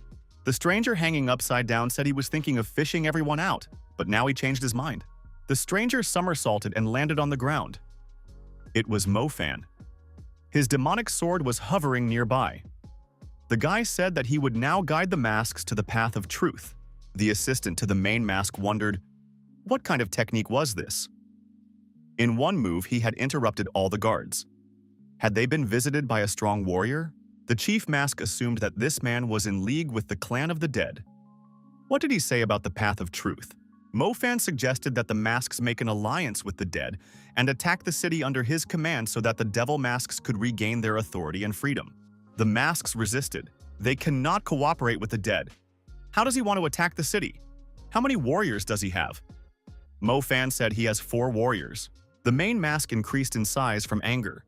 The mask thought that the person in front of it was outstanding. And this is just a fool. She said that she had been holding back the anger within herself, but now she intended to take it out on this person. Mo Fan's strength and words are equally strong, and it can be tested. The mask activated the otherworldly flame. It was a pillar of flame of enormous magnitude. At the noise, other masks peeked into the cave. They were wondering what happened. Some person had infiltrated them and angered the chieftain. The chieftain had already assumed his battle form. Otherworldly flames could even burn stone to the ground. Did this man burn in the blink of an eye? He's crazy to attack a town with 4 men. He couldn't even take 1 hit, and yet he wanted to lead them. The main mask, observing the result of his activity, told her counselor to move farther away. In combat form, the senses are doubly heightened. The mask leader can smell a human. This warrior managed to escape the flames. His speed is astonishing. Suddenly, Tishan's sword that appeared out of nowhere struck the mask's body. At this moment, the mask restrained the newly appeared opponent. Heavy shackles appeared on the guy's arms and legs. The mask said, even if the opponent somehow managed to dodge, the bites of its spirit eaters would not allow the opponent to even take a step. Now that the opponent was fixed, he could be sent to hell by otherworldly flames. Mo Fan said that this mask's technique was simply amazing. The mask with the body pierced through said to make the guy shut up. It will summon otherworldly flames. Mo Fan assumed that the mask had some energy left. The mask faltered and said that this sword had actually absorbed all of its energy. The sword spoke up and said that it was about to feast on this deliciousness. The mask got scared. Is this sword really alive? It turns out it's a spiritual sword. The sword absorbed the mask's body. After that, it shrank in size. The sword said that although the energy of the devil masks tasted like pig innards, it would be fine to satisfy one's hunger. Mo Fan asked the exhausted mask lying on the ground, did she think that he would beat her when she was without a physical shell? No wonder she didn't resist the Hu Tai City chief in any way. Mask said she'd rather have her opponents destroy her than insult her. She lost and has nothing to answer for. The guy has to do what he has to do. Just don't touch her, people. It's not their fault. Mo Fan said that he will ask again. Will the mask obey him? The mask replied that it would recognize his power. But does he know how the fight against the city will end? Even if they defeat the city, the Gui Yuan sect is behind it. And behind it, there are 4 other sects. They have defeated even the head of the demons, Di Shitian. The mask regretfully asked, what can tiny devil masks do? Mo Fan grabbed the mask by the face and lifted it up. The counselor asked, how dare this person grab their leader? It's a disgrace. Mo Fan whispered in the mask's ear that he was Di Shitian. He had come back to take revenge. This should not be told to anyone. The counselor of the mask head said that we should save the leader and ordered his warriors to attack the man. The head of the masks shouted for his subordinates to stay back. The mask head said that this guy has a spirit sword and can teleport. The guy added that he and this mask chief had met before, if he didn't recognize him. The mask chief cried and called the interlocutor his master. Finally, he came back. Sword Tishan said he felt like spitting that mask's energy back out for some reason. The old feuds will be cast aside to stand together against the enemy. The 2 elders would act together. The once opposing clan elders sat opposite each other at the negotiation table. Ru Yuan suggested that they discuss things over a glass of wine. A truce had not yet been reached. The opponents began throwing whatever they could get their hands on at each other and insulting their enemies. The girl didn't understand why she had agreed to this. Where did this Mo Fan go? Our hero walked into the thicket of the forest and, choosing a wild clearing, began to meditate. Planks and demonic practices, although similar, it is very difficult to mix them together. It was as if something inside was preventing it. Apparently, it would not be possible to mix them completely. The guy realized that it would only be possible to use only half of the energy each, and that would cause a huge contradiction. A strong smell of blood appeared in the air. Our hero rose to his feet and asked if he was afraid of being overlooked. Deadly spikes flew at the guy. Mo Fan, cleaving the air with his sword, began to repel these attacks. The young man thought that this was definitely not a human. Could it be a guard of the drought demon race? Mo Fan, dodging the attack, bounced back. Rising to his feet, the lad thought, who would use ground spikes? A cross of light appeared in front of the young man. Mo Fan thought, why did these techniques seem so familiar to him? Although he had never seen them before, Mo Fan raised his head and saw a firebird. He thought that the flaming magpie strike was about to be performed. Our hero split the air with his sword and drove the firebird away. He shouted for this coward not to interfere with him. After all, this stranger was interfering with his training. There was an explosion. When the smoke cleared, Mo Fan saw a person with a familiar outline in front of him. The guy realized that it was Gui Ming. Master Gui was not alone. He was accompanied by Yun Qing. The young man said that the master was no longer the same as Mo Fan remembered him to be. Sect Master Shende had used his technique. Gui is now his master's lethal weapon, a rabid beast. Mo Fan said that Yun Qing was a scoundrel, and in his eyes, he would always remain so. This was his way of thanking the person who took care of him. Yun Qing asked Mo Fan, who was he to say such a thing? Today, he would do what all the sects had failed to do. Master Gui rushed towards our hero to attack. The old man shouted that he was about to destroy Di Shutian. Mo Fan, using the demonic sword, repelled the old man's attack. The sword asked, why did the guy become a weakling? Mo Fan told the sword to shut up. Old man Gu doesn't know what he is doing at all. Besides, he has become much stronger than before. What did they do to him? Yun Qing can control him, probably with the whip he is holding in his hands. Mo Fan started circling around him, swinging his sword to prevent Master Gu Wei from getting close to him. Yunqing noticed that his opponent had disappeared. The next moment, our hero appeared behind him and said that today, he would rid the Zifeng monastery of the chaff. Yunqing jumped aside and swung his whip.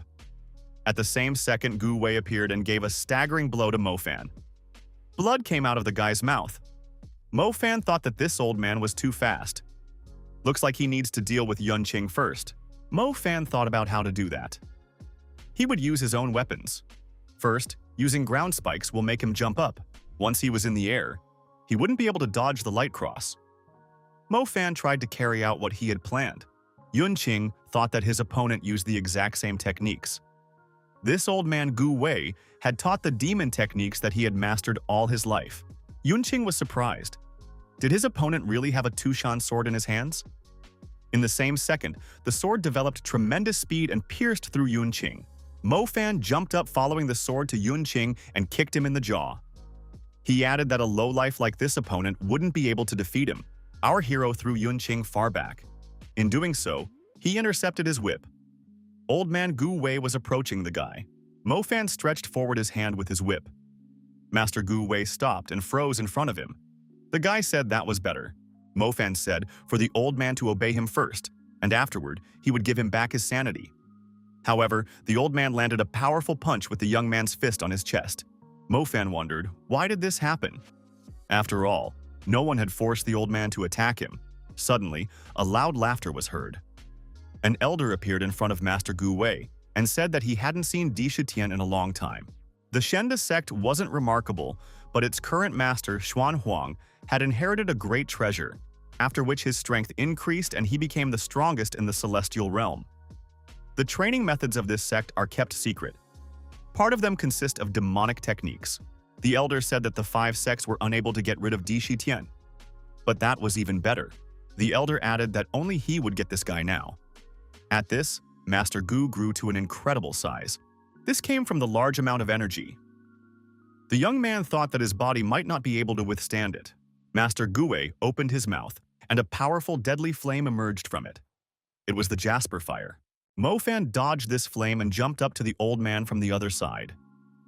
He thought that the old man might die if he expended so much energy.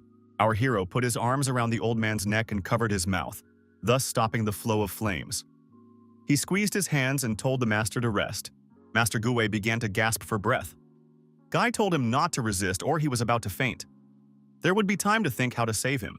The old man twisted around and wrapped his opponent around his waist.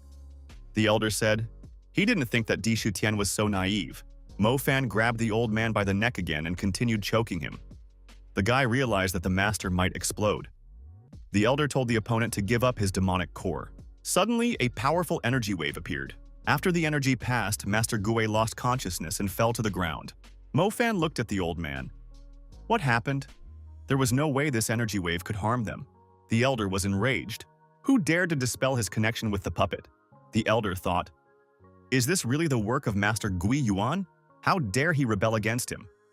Could it be that there is some master on Di Shutian's side? Mo Fan said as he found which side the wave was coming from. The guy got closer and realized that he was too late. The one who created it had already disappeared. So who could have helped him?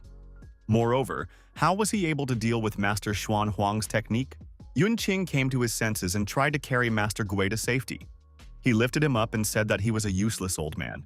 Yunqing lifted his head and saw a demonic sword hanging in the air in front of him.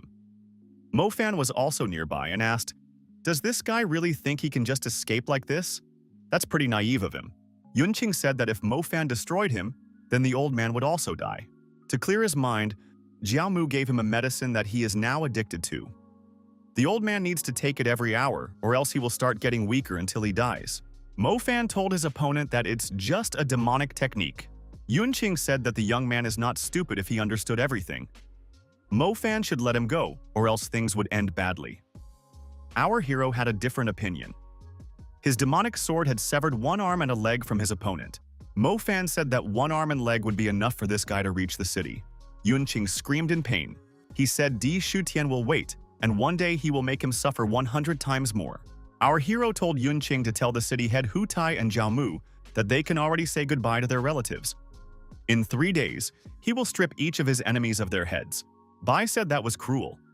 They had a little argument and Mo Fan stripped his opponent of his arm and leg. Mo Fan turned around, but no one was there anymore. Sword asked, "Should he really look for that person?"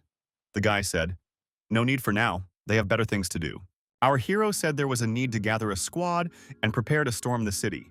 In the chambers of the city, Chief Hu Tai Yunqing is being helped to move around. Jiaomu told the aides to take care of his wounds and heal him. Hu Tai said that his guards should return to the city. The man caught their attention but didn't capture anyone. Jiaomu said, "For the head of Hu Tai to be patient. They too are wary of the enemy. It's important to strengthen the patrol now so that in 3 days the enemies won't be able to take everyone by surprise." Hu Tai said that no one can take him by surprise. His city is impregnable. Anyone who tries to attack it will be destroyed. Jiaomu was surprised. Why did his rival tell him when he was coming? Was it to lower the soldiers' vigilance and use a smoke bomb? So he's already confident that he'll just take over the city. Most likely, Mo Fan wants them to think that he will attack in 3 days while he himself can attack at any time. Jiaomu said, for the city leader to order all the guards to take their places. The enemy might attack suddenly. Hu Tai found himself confused. The squad leader ordered all the soldiers to take their positions. Everyone must attack only on a signal. Whoever could catch the enemy would receive a reward of 10,000 coins. The head of the city said that the sentries were ambushed. Why is the interlocutor sure that the enemy will attack today? Jiaomu replied that the battle could start at any moment. They need to be on their guard. Hu Tai stood all tense. He couldn't wait for the opportunity to finally avenge his son. The second day of waiting had arrived. The warriors were nervous. The town governor continued to worry. When would the battle begin? On the 3rd day, everyone's nerves were on edge. Everyone was exhausted from waiting. The town governor thought it was some kind of curse. When will Di Shutian attack? It's time to storm the city. After 3 days, our hero said that it was time to storm the city and shouted that they were about to take over the locality. Down with the city chief Hu Tai. The attack had indeed begun. Enemy arrows began to strike the defenders of the city. But how did the enemy sneak in unnoticed? Why did the wolves fall asleep and not notice them? Could it be that this rogue was also a dead man's kind? Hu Tai shouted. Finally, this scoundrel is here. He had been looking forward to this encounter. The commander shouted for the warriors to launch blazing crystals. The blazing crystals flew up into the sky. The attacking dead, seeing the crystals, scattered. The dead clan, climbing up a tree, told its warriors to get ready to blow smoke. The warriors in charge began blowing smoke into the atmosphere through the horn. The warriors from the fortress wall could see nothing in front of them. The smoke blocked all vision. Why are the enemies doing this? The elder of the dead asked the demonic masks if they could handle it. The head mask said that they would do everything as agreed. The head of the masks told his warriors not to lose to the opponent, and everyone rushed to attack. The warriors noticed that it was the masks who were the traitors. They had defected to the enemy's camp. The head of the city asked why the demon masks had teamed up with the dead, and where had Jiaomu disappeared to. Tu Hai shouted that Jiaomu was a damn deceiver. We have to gather, the people in front of them are just cowardly foul creatures. We must kill them all. The warriors noticed that some movement was detected near the eastern wall. Have the demon masks and the dead joined forces? After all, they were sworn enemies. Who could reconcile them? The warriors on the fortress wall decided that their situation was not optimistic. They should keep their eyes open so that the monsters wouldn't attack them. At this time, Mo Fan and his team stealthily made their way inside. Once inside the inner city, our hero said that they had a great trip. Mo Fan told Mr. Bai to hurry up and show them on the map where they should go next. They need to destroy the stone core before the opponent realizes. Mr. Boy pulls out a map and says he must be lost. His navigator isn't reading accurately. Apparently, he forgot to download the current version of the navigator. Bai said that according to the map there should be a road here, but for some reason it's a dead end. Did the old man trick them? Mo Fan said Bai is looking there. Why is he holding the map upside down? Mo Fan asked why Bai can't read maps. He doesn't even know how the city is organized. Is he really not from around here? Should we force him to tell the whole truth? Mo Fan told his interlocutor that if he wanted to cheat again, he would be in trouble.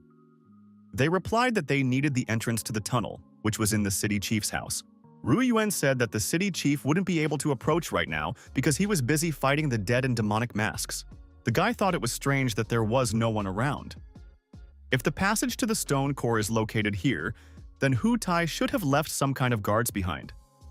This whole thing was strange. Bei, looking at the map, said if he wasn't mistaken, the entrance should be in front of them. Bai walked up to the room and said the tunnel is behind this door. He pushed the door and made sure it wasn't locked. Feng Hua said that everything looked suspicious. Mo Fan was also surprised. Why did they forget to lock the door? Mr. Bai said with a smile. Now his companions didn't doubt his ability. Feng Hua said that this guy was useless anyway. Our hero wondered how he would handle this situation. Mr. Bai from above dripped something on his shoulder. The guy thought it had started to rain. Raising his head, Bai saw the huge head of a ferocious beast above him. Out of fear, he screamed. Ru Yuan said, if this guy shouted so loudly, someone would definitely hear them. Mo Fan agreed that this guy was useless. Bai fell to the ground and pretended to be dead. The huge beast sniffed at him. Mo Fan, thrusting his sword forward, rushed forward to attack. It wasn't surprising that there were no sentries here after all. There was a demonic beast here. The beast turned its head. Mo Fan jumped back and ran up to the girls. Feng Hua was surprised. Was he really scared of a single monster? Mo Fan assumed that it was a rare legendary beast, but he wasn't completely sure. To top it all off, this animal appeared to be on a chain. It had white fur on its forehead and pointed ears, and a red mane. Feng Hua said that there was a familiar energy emanating from it, just like the one on the mountain near Ju Huafen. It hasn't been seen for several thousand years. It's here as a watchdog. Mo Fan said that this animal is very strong but fights weakly. People use its blood as a toxin. One drop can corrode 100 meters of city wall. It's good that it didn't get hit, otherwise the sword would have become a piece of trash by now. The mythical beast was playing with the pretend Mr. Bai. It was rolling him around on the floor from one paw to the other. Our heroes didn't know what to do. The beast was blocking the passage. They wouldn't go any further. Mo Fan thought that there must be some way around the cuts. However, this beast was strong and ferocious. It could chew through a pillar with a single bite. It shouldn't be teased. Mo Fan stepped in front of the beast and said hello. He told the beast not to worry. The guy swung his fist, putting a lot of energy into it, and prepared to strike. The blow was powerful. The beast roared. The chains that were restraining the beast broke. Mo Fan thought that it took skill to strike so hard, but not to the point of bleeding. No one could compare to him in this. The soul of the beast left the body. As expected, the tunnel passage was behind him. Bai told our hero that he was his patron god and asked that they never part. Mo Fan declared that he didn't need a henchman. Feng Hua determined that the door was made of pure steel. We should look for another entrance. Mo Fan grabbed the door handle and told everyone to move away. Suddenly, the muscles on his arm increased significantly. The guy ripped that door off its hinges in one move. Everyone was pleasantly surprised. Just outside the door, a deep pit appeared in front of our heroes. Mo Fan said that it was not an obstacle. The guy said that they should go down and asked if anyone would follow him. Ru Yuan said that the guy's hand was possessed by a demon. Why is it so huge? Mo Fan replied that it was a demonic technique, explosive chaos, strengthening the muscles in certain parts of the body. Bai wondered, could it really be possible to strengthen muscles anywhere? Our hero's arm returned to its previous state. Without thinking, he jumped into the pit. The companions followed their leader. Guy said that Hu Tai was sure that the beast would be enough as a defense. There were no more guards in the tunnel. Ru Yuan remarked that caution still wouldn't hurt. Our heroes saw a bright red glow at the end of the tunnel. It was clear that the exit was that way. Ru Yuan said that this was the stone core. It was a huge core that was the heart of the mountain range. Some of the travelers heard a beating. It was indeed the heart of the mountain range. Mo Fan pushed off and jumped higher while holding his sword in his hand. No wonder this heart was able to nourish all the creatures in this area. Mo Fan climbed onto this heart and swung his sword. He said that he would personally apologize to everyone later. Suddenly, the automation went off. Feng Hua said that it was the defense of the stone core that triggered. Mo Fan noticed that the circle the core was in resembled the seal of 1,000 rings. We should get off of it soon. Our travelers noticed that the circle started to shrink. What's wrong with this magic circle? Mo Fan realized that this circle was specially placed for him. The guy told Jiao Mo to stop hiding and come out. Jiao Mo came out of hiding and said with a smile, "Do they still remember his name? Do they like the technique they taught him?" Jiao Mo was very pleased with himself. He had succeeded after all. He was able to create the seal of 1,000 rings. Jiao Mo shouted that he had succeeded. The master praised his apprentice and said that it was not bad. He did it in 3 days. This young man is very gifted. Jiao said that the seal of 1,000 rings cannot be broken. It has chaos energy inside, and once you get inside, you can't get out. Jiao said that he didn't expect to use this technique, but after thinking about it, he realized that only with this technique could Mo Fan be defeated. Jiao added that Mo Fan's companions didn't interest him at all, but if they got caught in the seal, they would be good for something. Jiao saw Mr. Bai and wondered where he had met him before. Bai thought it was an ambush. He didn't think to run into this guy right here. Jiao turned his attention to Mo Fan. He asked, wasn't it enough for his opponent to have already done enough damage? Had he also decided to destroy as well? Mo Fan said that he had treated Jiao well. Why exactly did he choose to repay the kindness? Jiao said that everyone knew that he was talented and that he was the best, but no one wanted to make him their successor. Even though he had served faithfully, they wanted him to remain a mere servant forever. Mo Fan was surprised to think, did Jiao really want to be one of them? Jiao said that there was no need to pretend. He had hinted at it more than once. Mo Fan said that he really didn't have a clue. Ru Yuan thought that Mo Fan was purposely pissing that guy off. Jiao said that everyone was just jealous of his talent. Mo Fan was afraid that Jiao would beat him. Mo Fan asked his opponent to calm down. There could have been a simple misunderstanding. Why not clear things up now? Ru Yuan asked why Jiao didn't directly ask to be put in another position. Jiao said that he didn't ask because he knew the answer. Everyone probably thought he was evil, but it was just an excuse. Mo Fan said that it wasn't true. Demons are not hypocritical. They are just like the members of the 5 sects. Why would they think he was evil? He was weak and couldn't stand up to the 5 sects, so he couldn't be allowed to become the successor. Jiao asked, was that really why the demon chief refused to train him in demonic techniques? After all, it was simply because of envy of his talents. Mo Fan asked, does the guy himself believe what he is saying? After all, he was praising him to encourage him. Mo Fan added, as for the 1,000 ring seal, he had learned it in an hour. It took his opponent 3 days and 3 nights. I had to feel sorry for him since he was already an adult, but for some reason, he believed in his own strength. Feng Hua was counting on Mo Fan to set things straight. But the truth turned out to be even more ruthless. Jiao angrily said that Mo Fan was about to die, but he was still trying to insult him. Di Shitian wouldn't be able to fool him now. Jiao directed his energy to the core and activated the accelerated compression mode. He shouted that his opponent was about to die. The magic circle was getting smaller and smaller. It was necessary to think of a way to get out of here. Mo Fan tried to realize a dash. The seal was strong, and there was no way to break through. The circle continued to get smaller and smaller. Jiao continued to laugh and said that his opponent was completely brain-dead after being reborn. The seal of 1,000 rings could wreak havoc on spiritual power. Mo Fan said that his rival has a point. He can sense how unstable the energy is in the body. Ru Yuan asked, what are they going to do? Mo Fan took out a demonic sword and said that he would try to use this weapon. Jiao laughed and kept saying that the sword wouldn't help him. The seal of 1,000 rings can only be broken if one surpasses the strength of its creator several thousand times. A sword can't break this barrier. Mo Fan asked in surprise, who said he would attack the barrier? His target is the stone core. The core contains a huge amount of spiritual energy. If you destroy it, all the energy will be released and break through the barrier. Mo Fan said that this was their only chance. Ruye Yuan wondered if they would harm themselves too. Mo Fan replied that the explosion would break the seal, and at the same moment he would use a dash, otherwise they would be in trouble. However, due to the instability of the energy, he would only be able to carry one person with him. In other words, 2 of his companions could most likely die. Ru Yuan said that she was the weakest. She should be left behind. Feng Hua said that her companion is the only doctor, so Ru Yuan will go with the boss. She, on the other hand, will create a shield for a while, and afterward, together with this fight, they will get out of here. Mo Fan said that sounds like a plan. Then they might survive. Feng Hua stated that then they act according to the plan.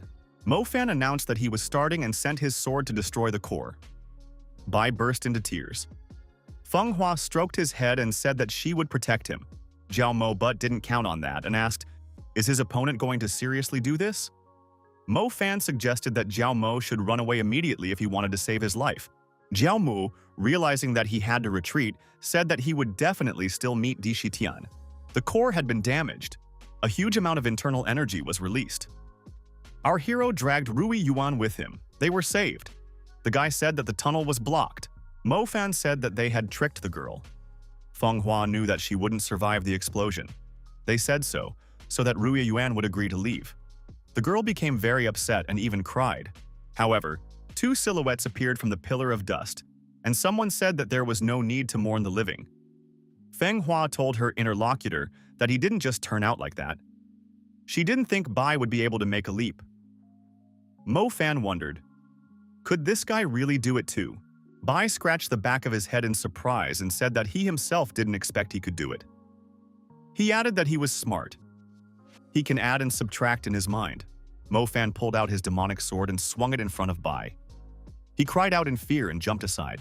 Mo Fan called him a liar, because the jerk was his secret demonic technique that only demons could master. Where did he learn it? Bai admitted that it is a demonic ability, but why can't he borrow this trump card? Feng Hua said to Mo Fan to calm down. After all, this guy had saved her life. They would get out of the city, then they would discuss everything.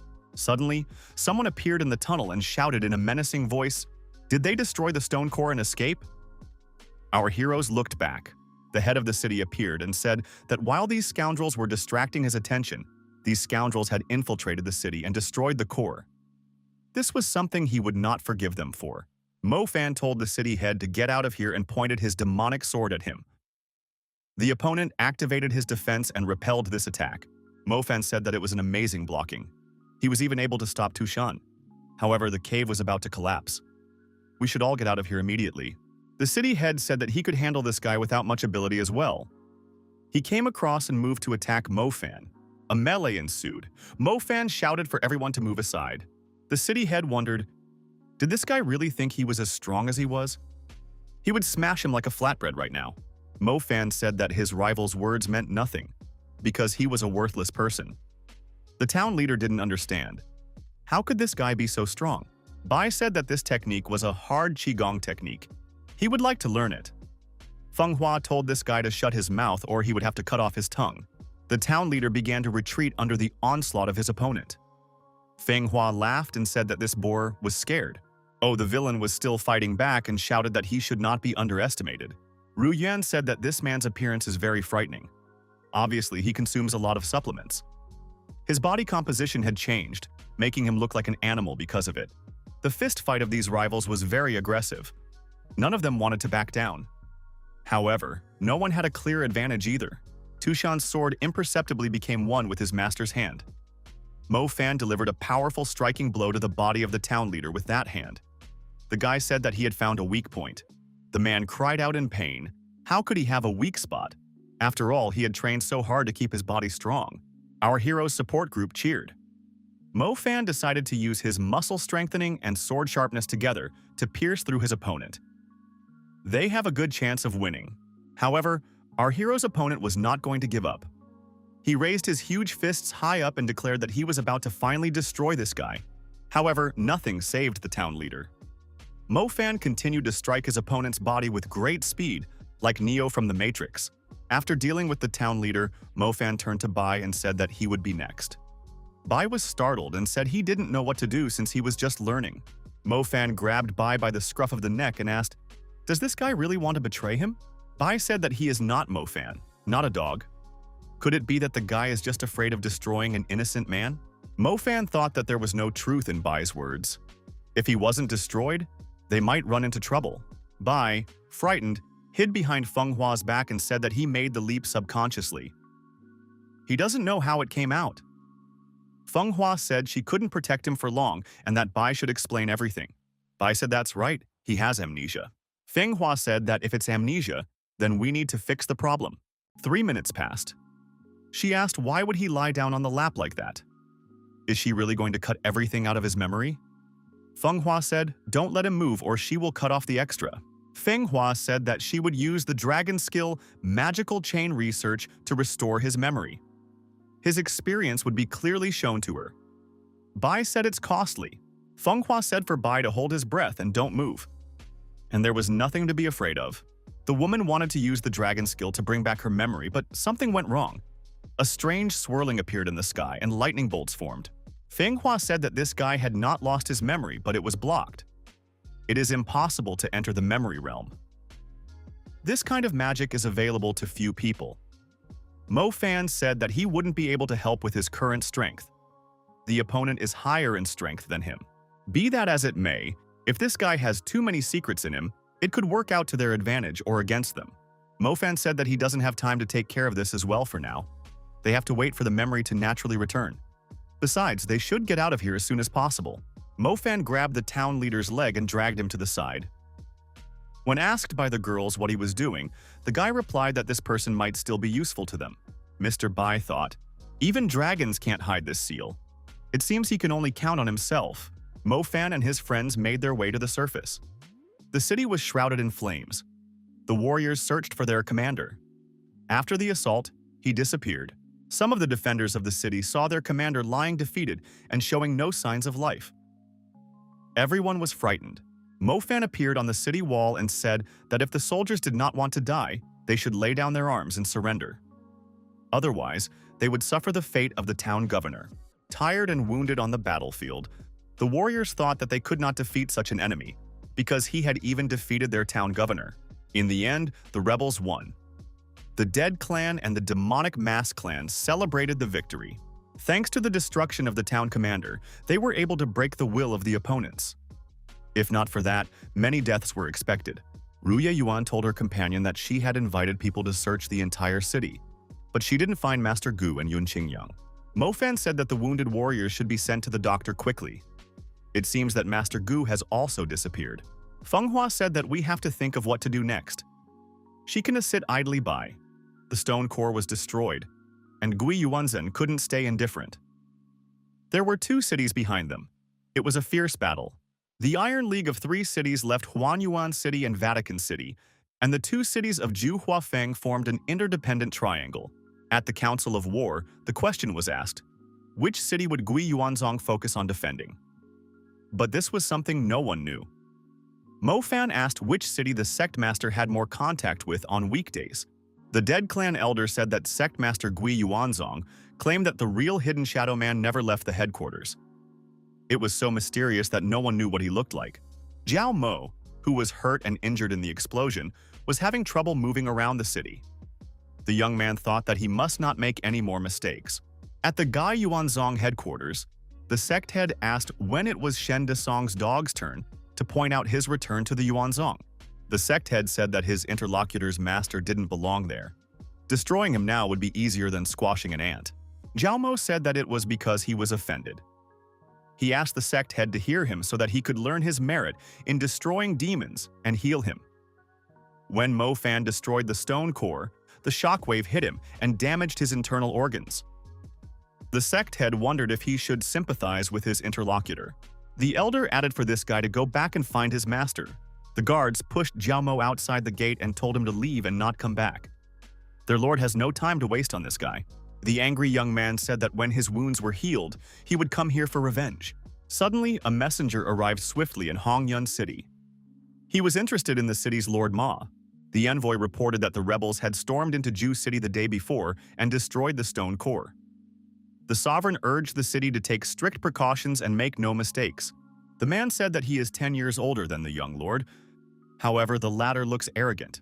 The city head, Mr. Ma Guobao, said that the youth knows nothing about martial arts. The city head said that he will go to the Vatican. His city has received intelligence. A battle is coming, and we should support them. The mayor said the Almighty is on his side. He'll fight the rebels until he wins. In front of the volcanic crater, he said that we must get rid of the unrest, and then the winner will be rewarded. The town leader asked how much energy was left in the core. There was a plant inside the core, and it was all stored in the crater of an active volcano. The subordinate said that the Tianxin herb was strong. Yesterday, they introduced 50% of the spiritual power and the stone core, but it still couldn't be improved. Today, they have already injected 80%. The head said that in that case, they should use everything. They should do that. The subordinate said that in that case, the core might explode, and the consequences would be comparable to the Gui Yuanzong explosion.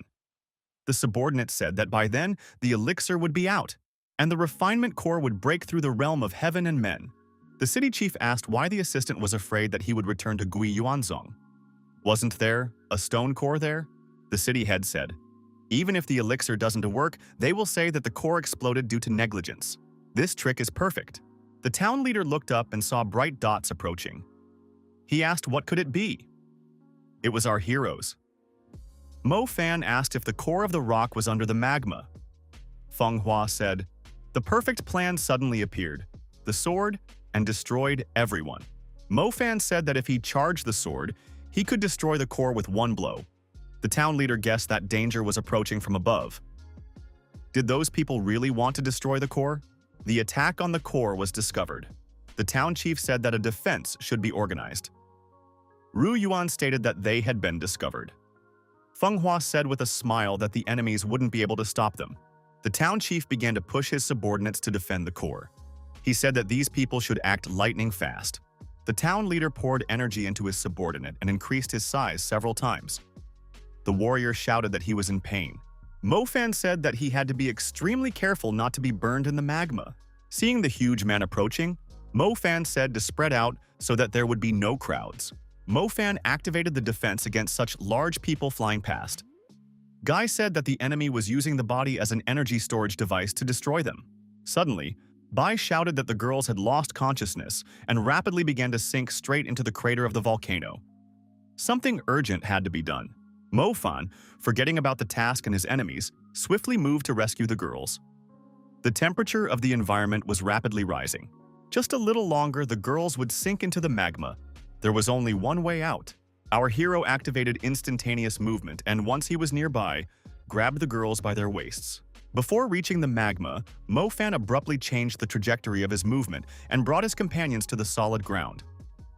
All three of them found themselves in close proximity to the city leader. The town leader said that most of the forces had been sent to Brahma City, but the enemies had decided to attack it here. These young men were completely unfamiliar with the rules of martial arts. Suddenly, Mr. Bai appeared between the city head and our hero who were holding the girls. He applied instantaneous movement.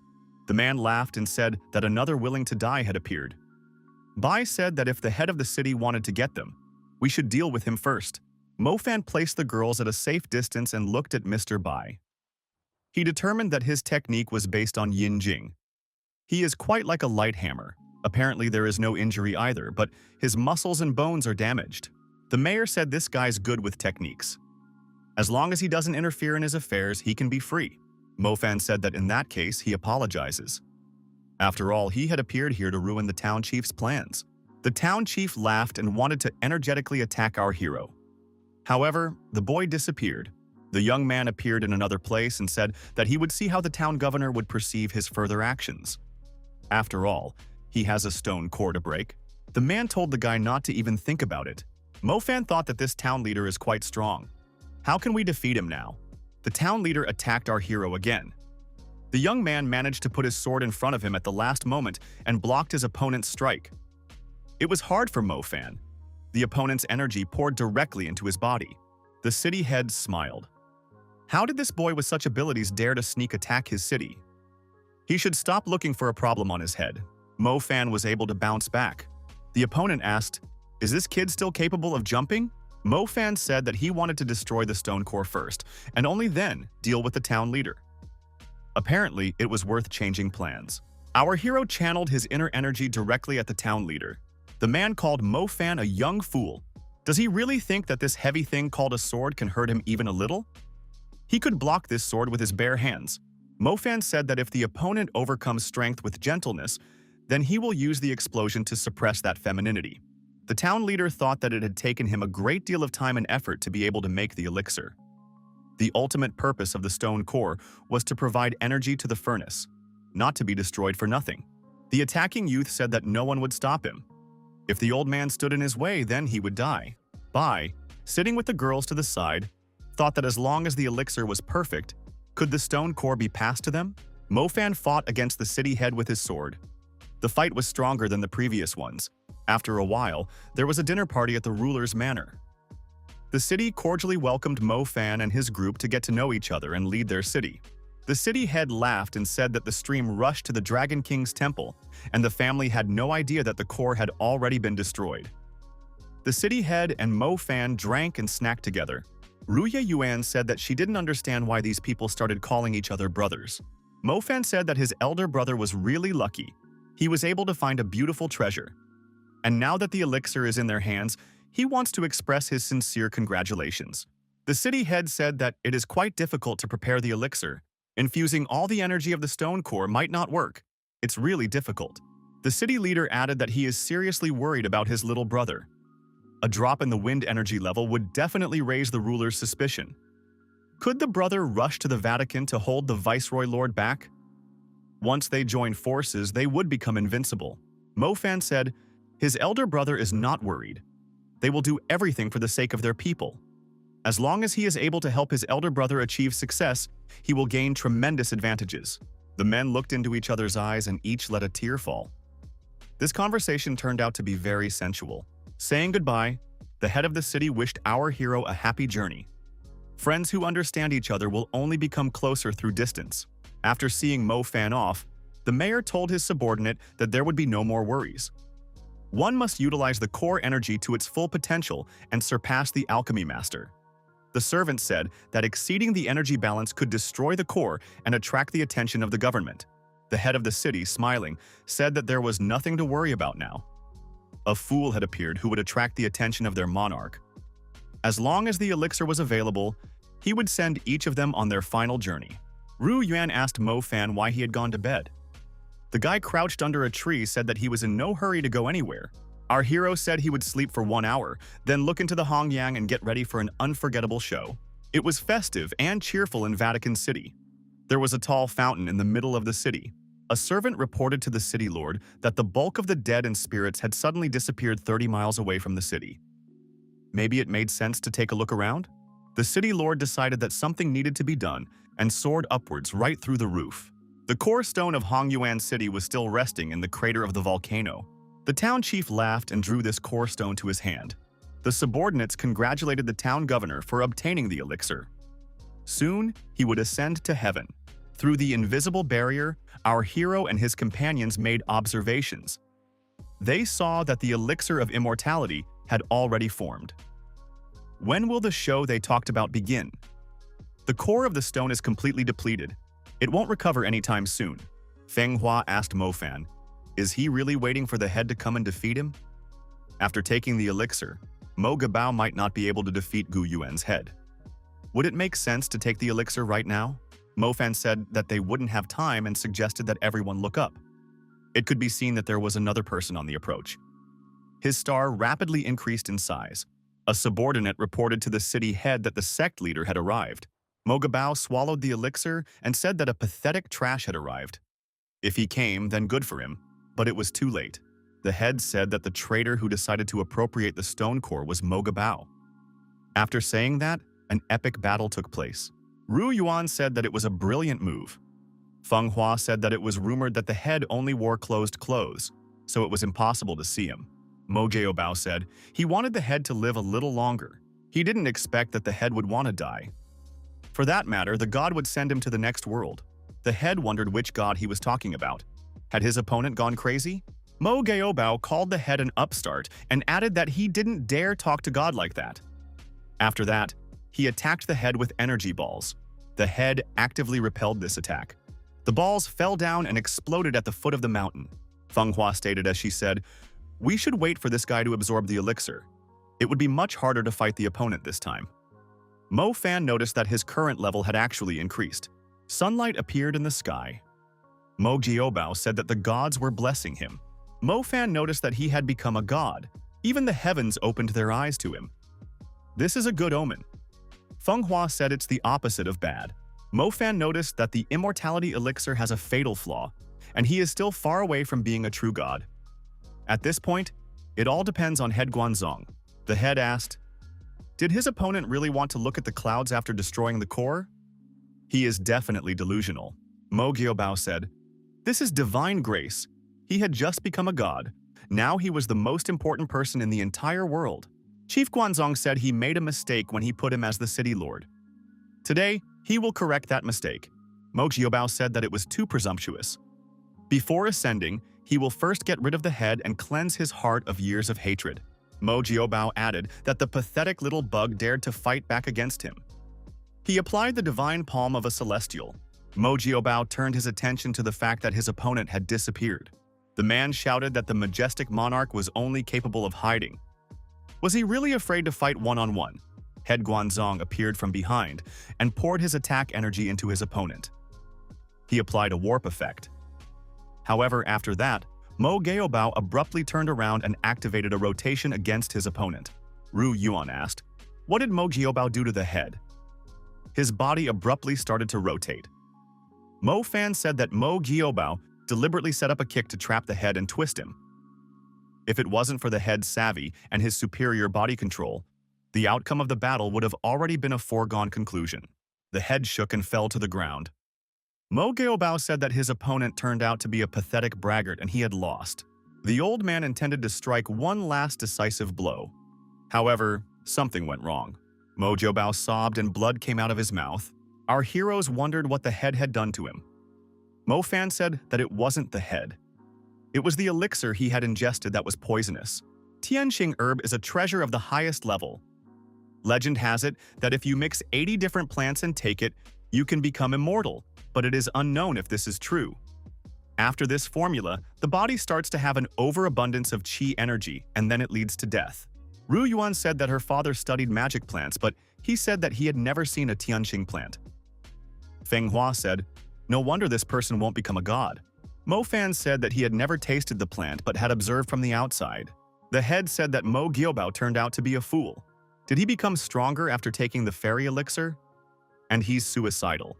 Bleeding, Mo Jiobao said it was impossible. After all, the gods had blessed him. Suddenly, someone in the sky spoke Mo Jiobao's name. Mo Fan said that the gods had indeed come for him. 3 silhouettes appeared in the sky.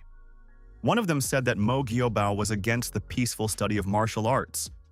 He hoped to use the elixir to gain the power and strength of the gods. This is all unfortunate and disgusting. He begged for help.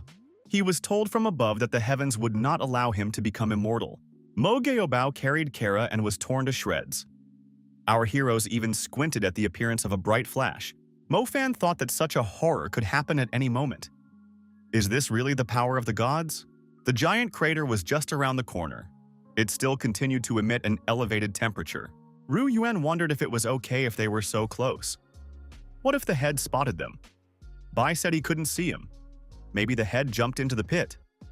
Mo Fan said that in case of danger, they would run away.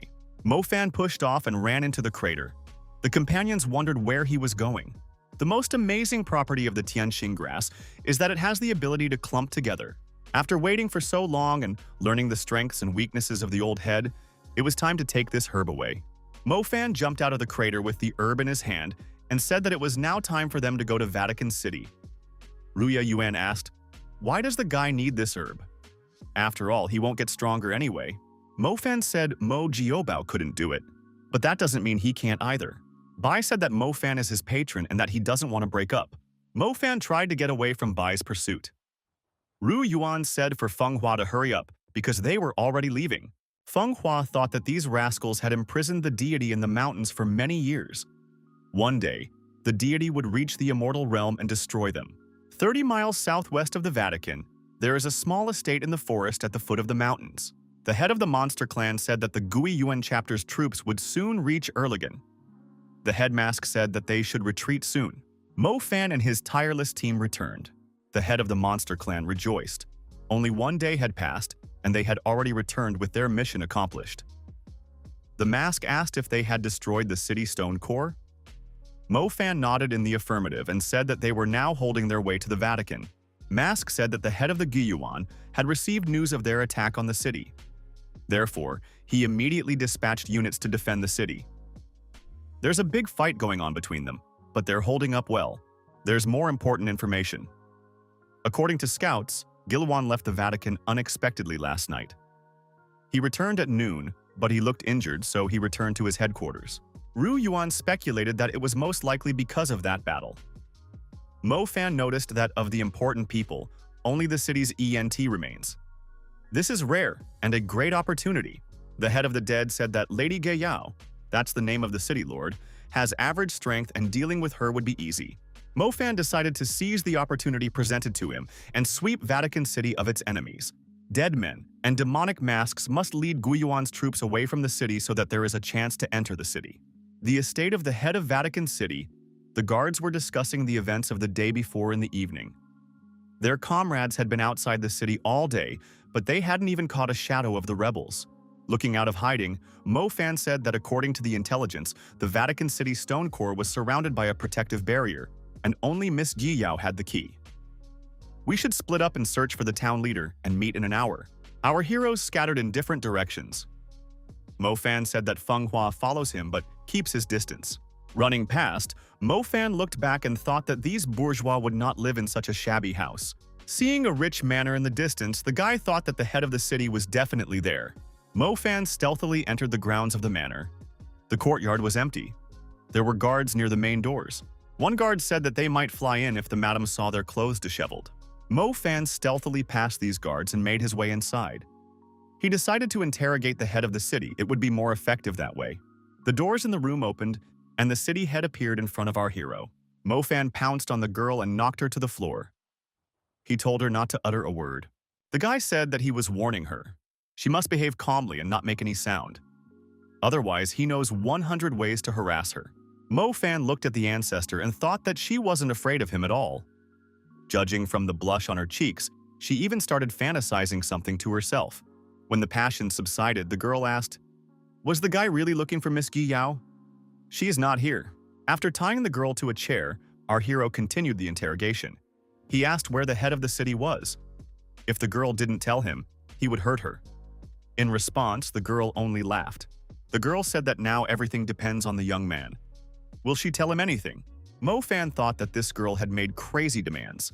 This was the first time he had encountered such a thing. The captive girl asked what was the matter, or was she not good enough? Mo Fan said to his interlocutor not to be too naive. He once had 3,000 women in his harem. Mo Fan thought that his ethics would never allow his goals to be put on the line for the sake of his own flesh. However, he was running out of time. Our hero thought, what will be, will be. After all, he is in a very favorable position. He would have to sacrifice himself to a woman's embrace. Mo Fan told the girl that if she retracted her words in a moment, she would experience something much worse than death. The woman replied that she was all in anticipation. Mo Fan jumped with overexcitement and said that nothing could stop him now. In the courtyard, the girls and Bai met and exchanged impressions. No one was able to locate the town leader. Suddenly, everyone heard a loud scream. It was Mo Fan's voice. Had something happened to him? All three of them rushed towards the direction where the scream came from. The young men rushed into the room and opened their mouths in surprise at what they saw. In the middle of the room stood a half-naked girl. Sitting on the floor with his backside facing the opposite direction from her, Mo Fan was pacing. Moreover, he was doing so in an accelerated manner. Ruo Yuan wondered what happened. Had he been injured? Mo Fan stated that down there is this, without lifting a finger up. Mo Fan said that there is a transvestite in front of them. The girl replied that there is no need to make a big deal out of a fly. Bai said that couldn't be true. How can such a beautiful girl be a man? Feng Hua said she should make sure again. The guards rushed into the room saying that they should protect the head of the city. Bai asked, "Is it really Mrs. Gay Yao in front of them?" The town head asked, "After all, don't they really want to destroy the core of the stone?" If that's the case, then it all depends on this guy's behavior. Mo Fan put his fists forward and said that he was about to tear this guy into a British flag. Ruo Yuan slapped the transvestite and said, "How dare he dare to seduce Mo Fan? He should look at himself first." Ruo Yuan couldn't calm down and continued beating him. Mo Fan grabbed the girl's hand and said that they should continue searching for the stone core. Bai thought that women can be horrible. Feng Hua said that a jealous woman is scarier than a wild beast. The guards near the door were just stunned. The town leader said if they don't want to do it the hard way, they'll do it the hard way. She added that she wanted them all dead. The town leader ordered the guards to have the warriors break these uninvited guests for her. Mo Fan was forced to use his sword to defend his honor and dignity. Jia Yao was outraged. How dare they treat her subordinates like this? Mo Fan looked at the skirt-clad opponent and asked, "Doesn't he take no for an answer?" Jia Yao swung her foot and gave a powerful kick to our hero. The guy flew upwards and fell to the floor with a clatter. The town leader said that he was a real trash. Ru Yuan stood up for her boss and started vigorously attacking the man in the skirt. Mo Fan continued to lie on the floor. Feng Hua was holding back the onslaught of the guards at this time. Jie Yao jumped on top of Mr. Bai's head with a scream. The landing was unfortunate. The young man bulged his eyes but didn't have time to say anything. Feng Hua said, "This is just horrible." After a while, everyone in this hall looked hurt. Feng Hua, who looked the best, said that it was time to tell the location of the stone core. Jie Yao, saying that Madam would still come back and take revenge on them, ran out of the room. Feng Hua, while seeing this person off with a glance, thought, how did this transvestite manage to rise to the head of the city? One of the servants showed the travelers the core stone of Vatican City. This was the purpose of the journey. Mo Fan thanked the servant and said that he had done well. Bai said that the core should belong to him. After all, he had made an effort to chase away the head of the Vatican City. Feng Hua said that Bai should wash his core first. Mo Fan said that the destruction of the core should be delayed, otherwise they would disturb the old man head. He seems to have figured out a way for them to blow the place up. Head Guanzong sat on his throne. Pleasant music was playing in the hall, and the girls in front of him were breakdancing. The head asked, "Isn't there anything going on in the Vatican?" A servant reported that the core of the stone was safe. The rebels had fled, tails tucked, and Mrs. Gui Yao was already collecting tribute. Suddenly, something very fast pierced through the roof and started flying around the hall. Head Guanzong jumped up from his seat. He realized what it could be. It was Tu Shan's sword. It struck the head in the heart. The head fell on his throne, defeated. The dancers scattered in all directions with a scream. The servants left their master as well. The team of our heroes appeared in the room, and Feng Hua told no one to make any noise. Bai said that it came out quite easily. Mo Fan and Ru Yuan spectacularly appeared through the hole in the roof following the sword. One of the remaining guards begged not to be destroyed and was pardoned. Mo Fan retrieved the sword from the head's body and pointed it towards the servant. The fellow said that he had one question. Where is the core of the stone? Suddenly, glass domes descended from above. Mo Fan managed to jump to the side. One dome descended on the spot where the guy had just stood. Underneath the other dome was Ru Yuan. Bai and Feng Hua were trapped in the same trap. There was no way to get out of there. Gui Yao, who appeared nearby, tried to skin her face. The woman said that this guy turned out to be quite fast. He didn't get caught after all. Mo Fan asked in surprise, was it really her again? He added that he had never believed that it could be so simple. He is always ready for any kind of trick. Bai said that there was no point for the transvestite to attack them. After all, its head is already dead. Who is he going to fight for? Mo Fan said to Bai not to be stupid. That person is the real hidden shadow person, the head of Gu Yuan. Bai was terribly surprised. Is Gui Yao really the real head? Feng Hua asked. Then who is the guy they just destroyed? Mo Fan replied that it was just a pawn to temporarily let dust in his eyes. He played his part in the play to the end. Gui Yao was secretly the ruler of the Vatican. She could take it easy and keep everything under control. Jie Yao laughed and said that she had been in hiding for many years and didn't even know many city lords by sight. I didn't think this guy would guess right away. This is worthy for a former demon king. Mo Fan snatched his sword and said that he had pitied her and Ma Jiaobao for too long. They spread various rumors to trap them. Gui Yao planned to destroy them all in the Vatican, but she didn't expect things to go wrong. Bai advised our hero not to make the transvestite nervous. Not much could happen. Gui Yao shouted towards Bai and said that she remembered that rascal. Right now, his blood would gush out along with his insides. Bai tried to hide from the looming threat and looked very frightened. Mo Fan was not confused and unleashed his sword towards his main opponent. However, his blade was unable to penetrate the barrier that had formed. Bai made a dash out of fear and broke out of the glass dome. Mo Fan turned to Bai and said that he should have used the dash earlier instead of taking a risk at the last minute. Bai replied that it was very dangerous. Jie Yo said that she wasn't sure if those maidens would have time to do the tug as well. She pointed at our hero's companions. Mo Fan decided to play a talented actor and asked Bai, is he really saying that Miss Jie Yao is weak? The young men started to discuss about Mrs. Jie Yao. Jie Yao angrily shouted that she was not weak at all. Jie Yao shouted in anger that this rascal was about to make a deal. Bai was very much frightened. Jie Yao decided to pounce on this guy and said that she would destroy him first. Mo Fan approached the dome that Ru Yuan was under and said that there was a profit from this guy after all. Attracting the attention of enemies is clearly his calling. After Ru Yuan was free, our hero came to Feng Hua's rescue. The woman said it was time to release her, and this buy is about to be finished. Jaeyo said, since this guy got free on his own, then she would let her play with him to her heart's content. Bai shouted with fright that she should play with other people but not him. Mo Fan said that he hadn't seen such a refined technique in a long time. The range of her attack is very high. This guy won't be easy to defeat. Ge Yao thanked and said that her opponent is not easy to defeat either. Mo Fan and Ge Yao looked into each other's eyes and decided to fight one-on-one. Mo Fan thought he had a chance, and with sword in hand, he rushed forward to attack. However, his opponent had activated the space warp and the sword couldn't even touch her. Mo Fan, moving to the other side, couldn't understand what was happening. Ge Yao said that this guy couldn't survive. Mo Fan decided to release his inner qi. Those watching from the side saw a huge explosion. Because of the spreading smoke and bright flames, it was unclear who had survived. Ge Yao jumped aside and thought, is this blade really capable of self-destruction? Her body is unable to defend against the explosion, and while there's still time, it's time to use that technique. Ge Yao opened her eyes and saw a sword approaching in front of her. After that, a powerful explosion rang out. After the explosion, when the smoke cleared, Ge Yao was still unharmed. The girls and Bai inside the protective dome watched the events carefully. They were interested in who would win. Zhou Yao was very angry. This guy had undermined everything again. She was shouting that she was going to finish him off now. Mo Fan thought that it wouldn't be easy to do that. Mo Fan thought that he had already used up half of the qi he had stored in that shan. He can't attack indefinitely. He only has 30% of his strength left. Our hero thought that he needed to dispatch his opponent with a single strike. Giyo noticed that the opponent was attacking again. She said that she would not let him do it again.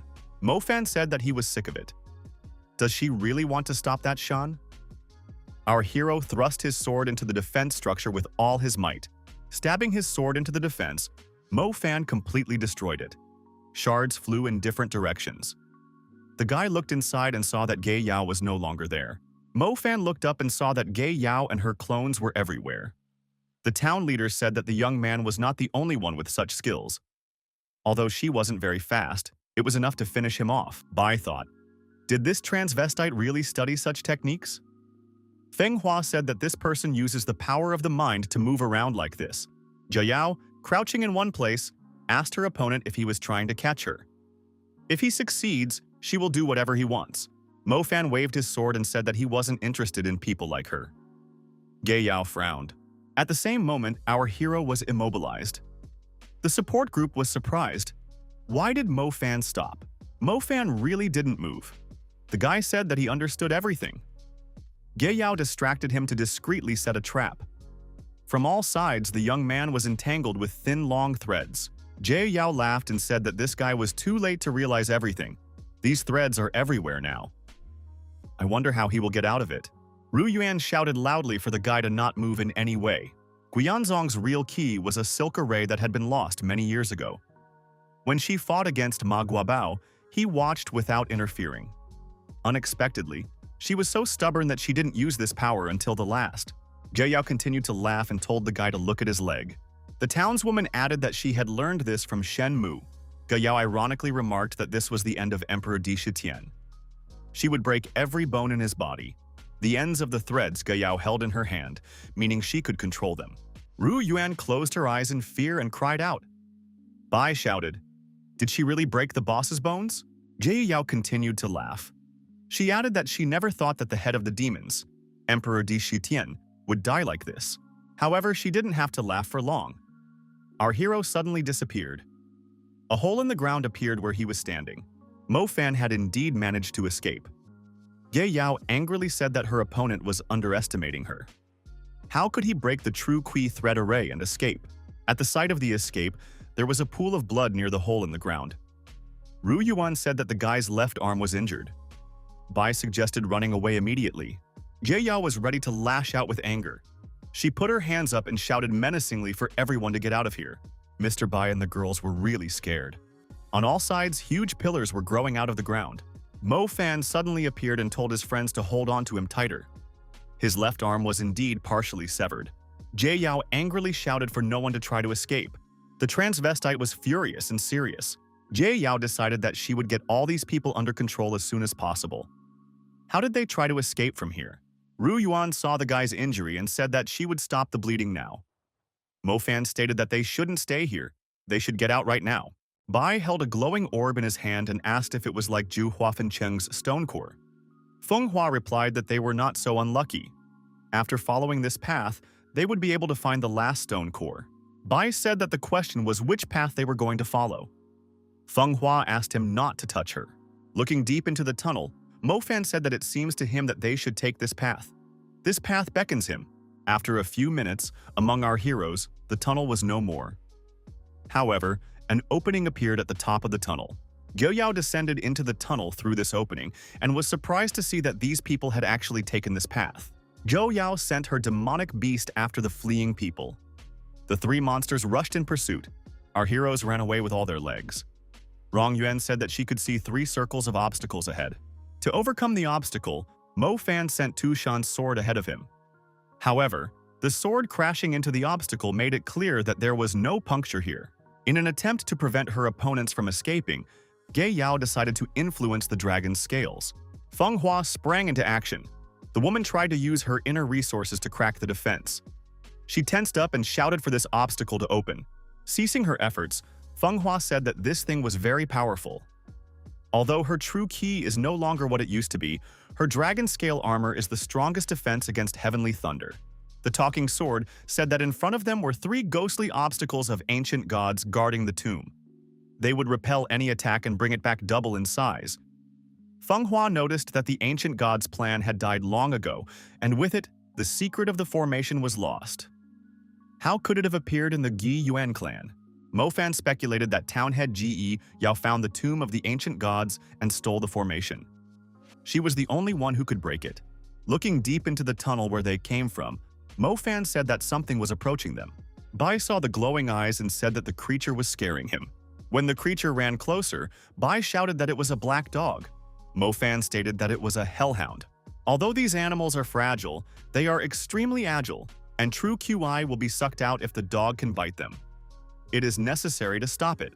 Sword Tushan said for the humans to leave this matter to him. He resolutely rushed out to attack the demonic dogs. Feng Hua told everyone to prepare for battle. Mo Fan declared that they would fight shoulder to shoulder. Ru Yuan adopted a fighting stance and said that she wouldn't make any mistakes. Mo Fan asked the girl, did she really learn self-defense in school? Ru Yuan replied that she would actually use simple defense techniques. Sword Tushan asked a strange question. He wondered why the demon lord always brought a bottle of fuel with him. This fuel often helps.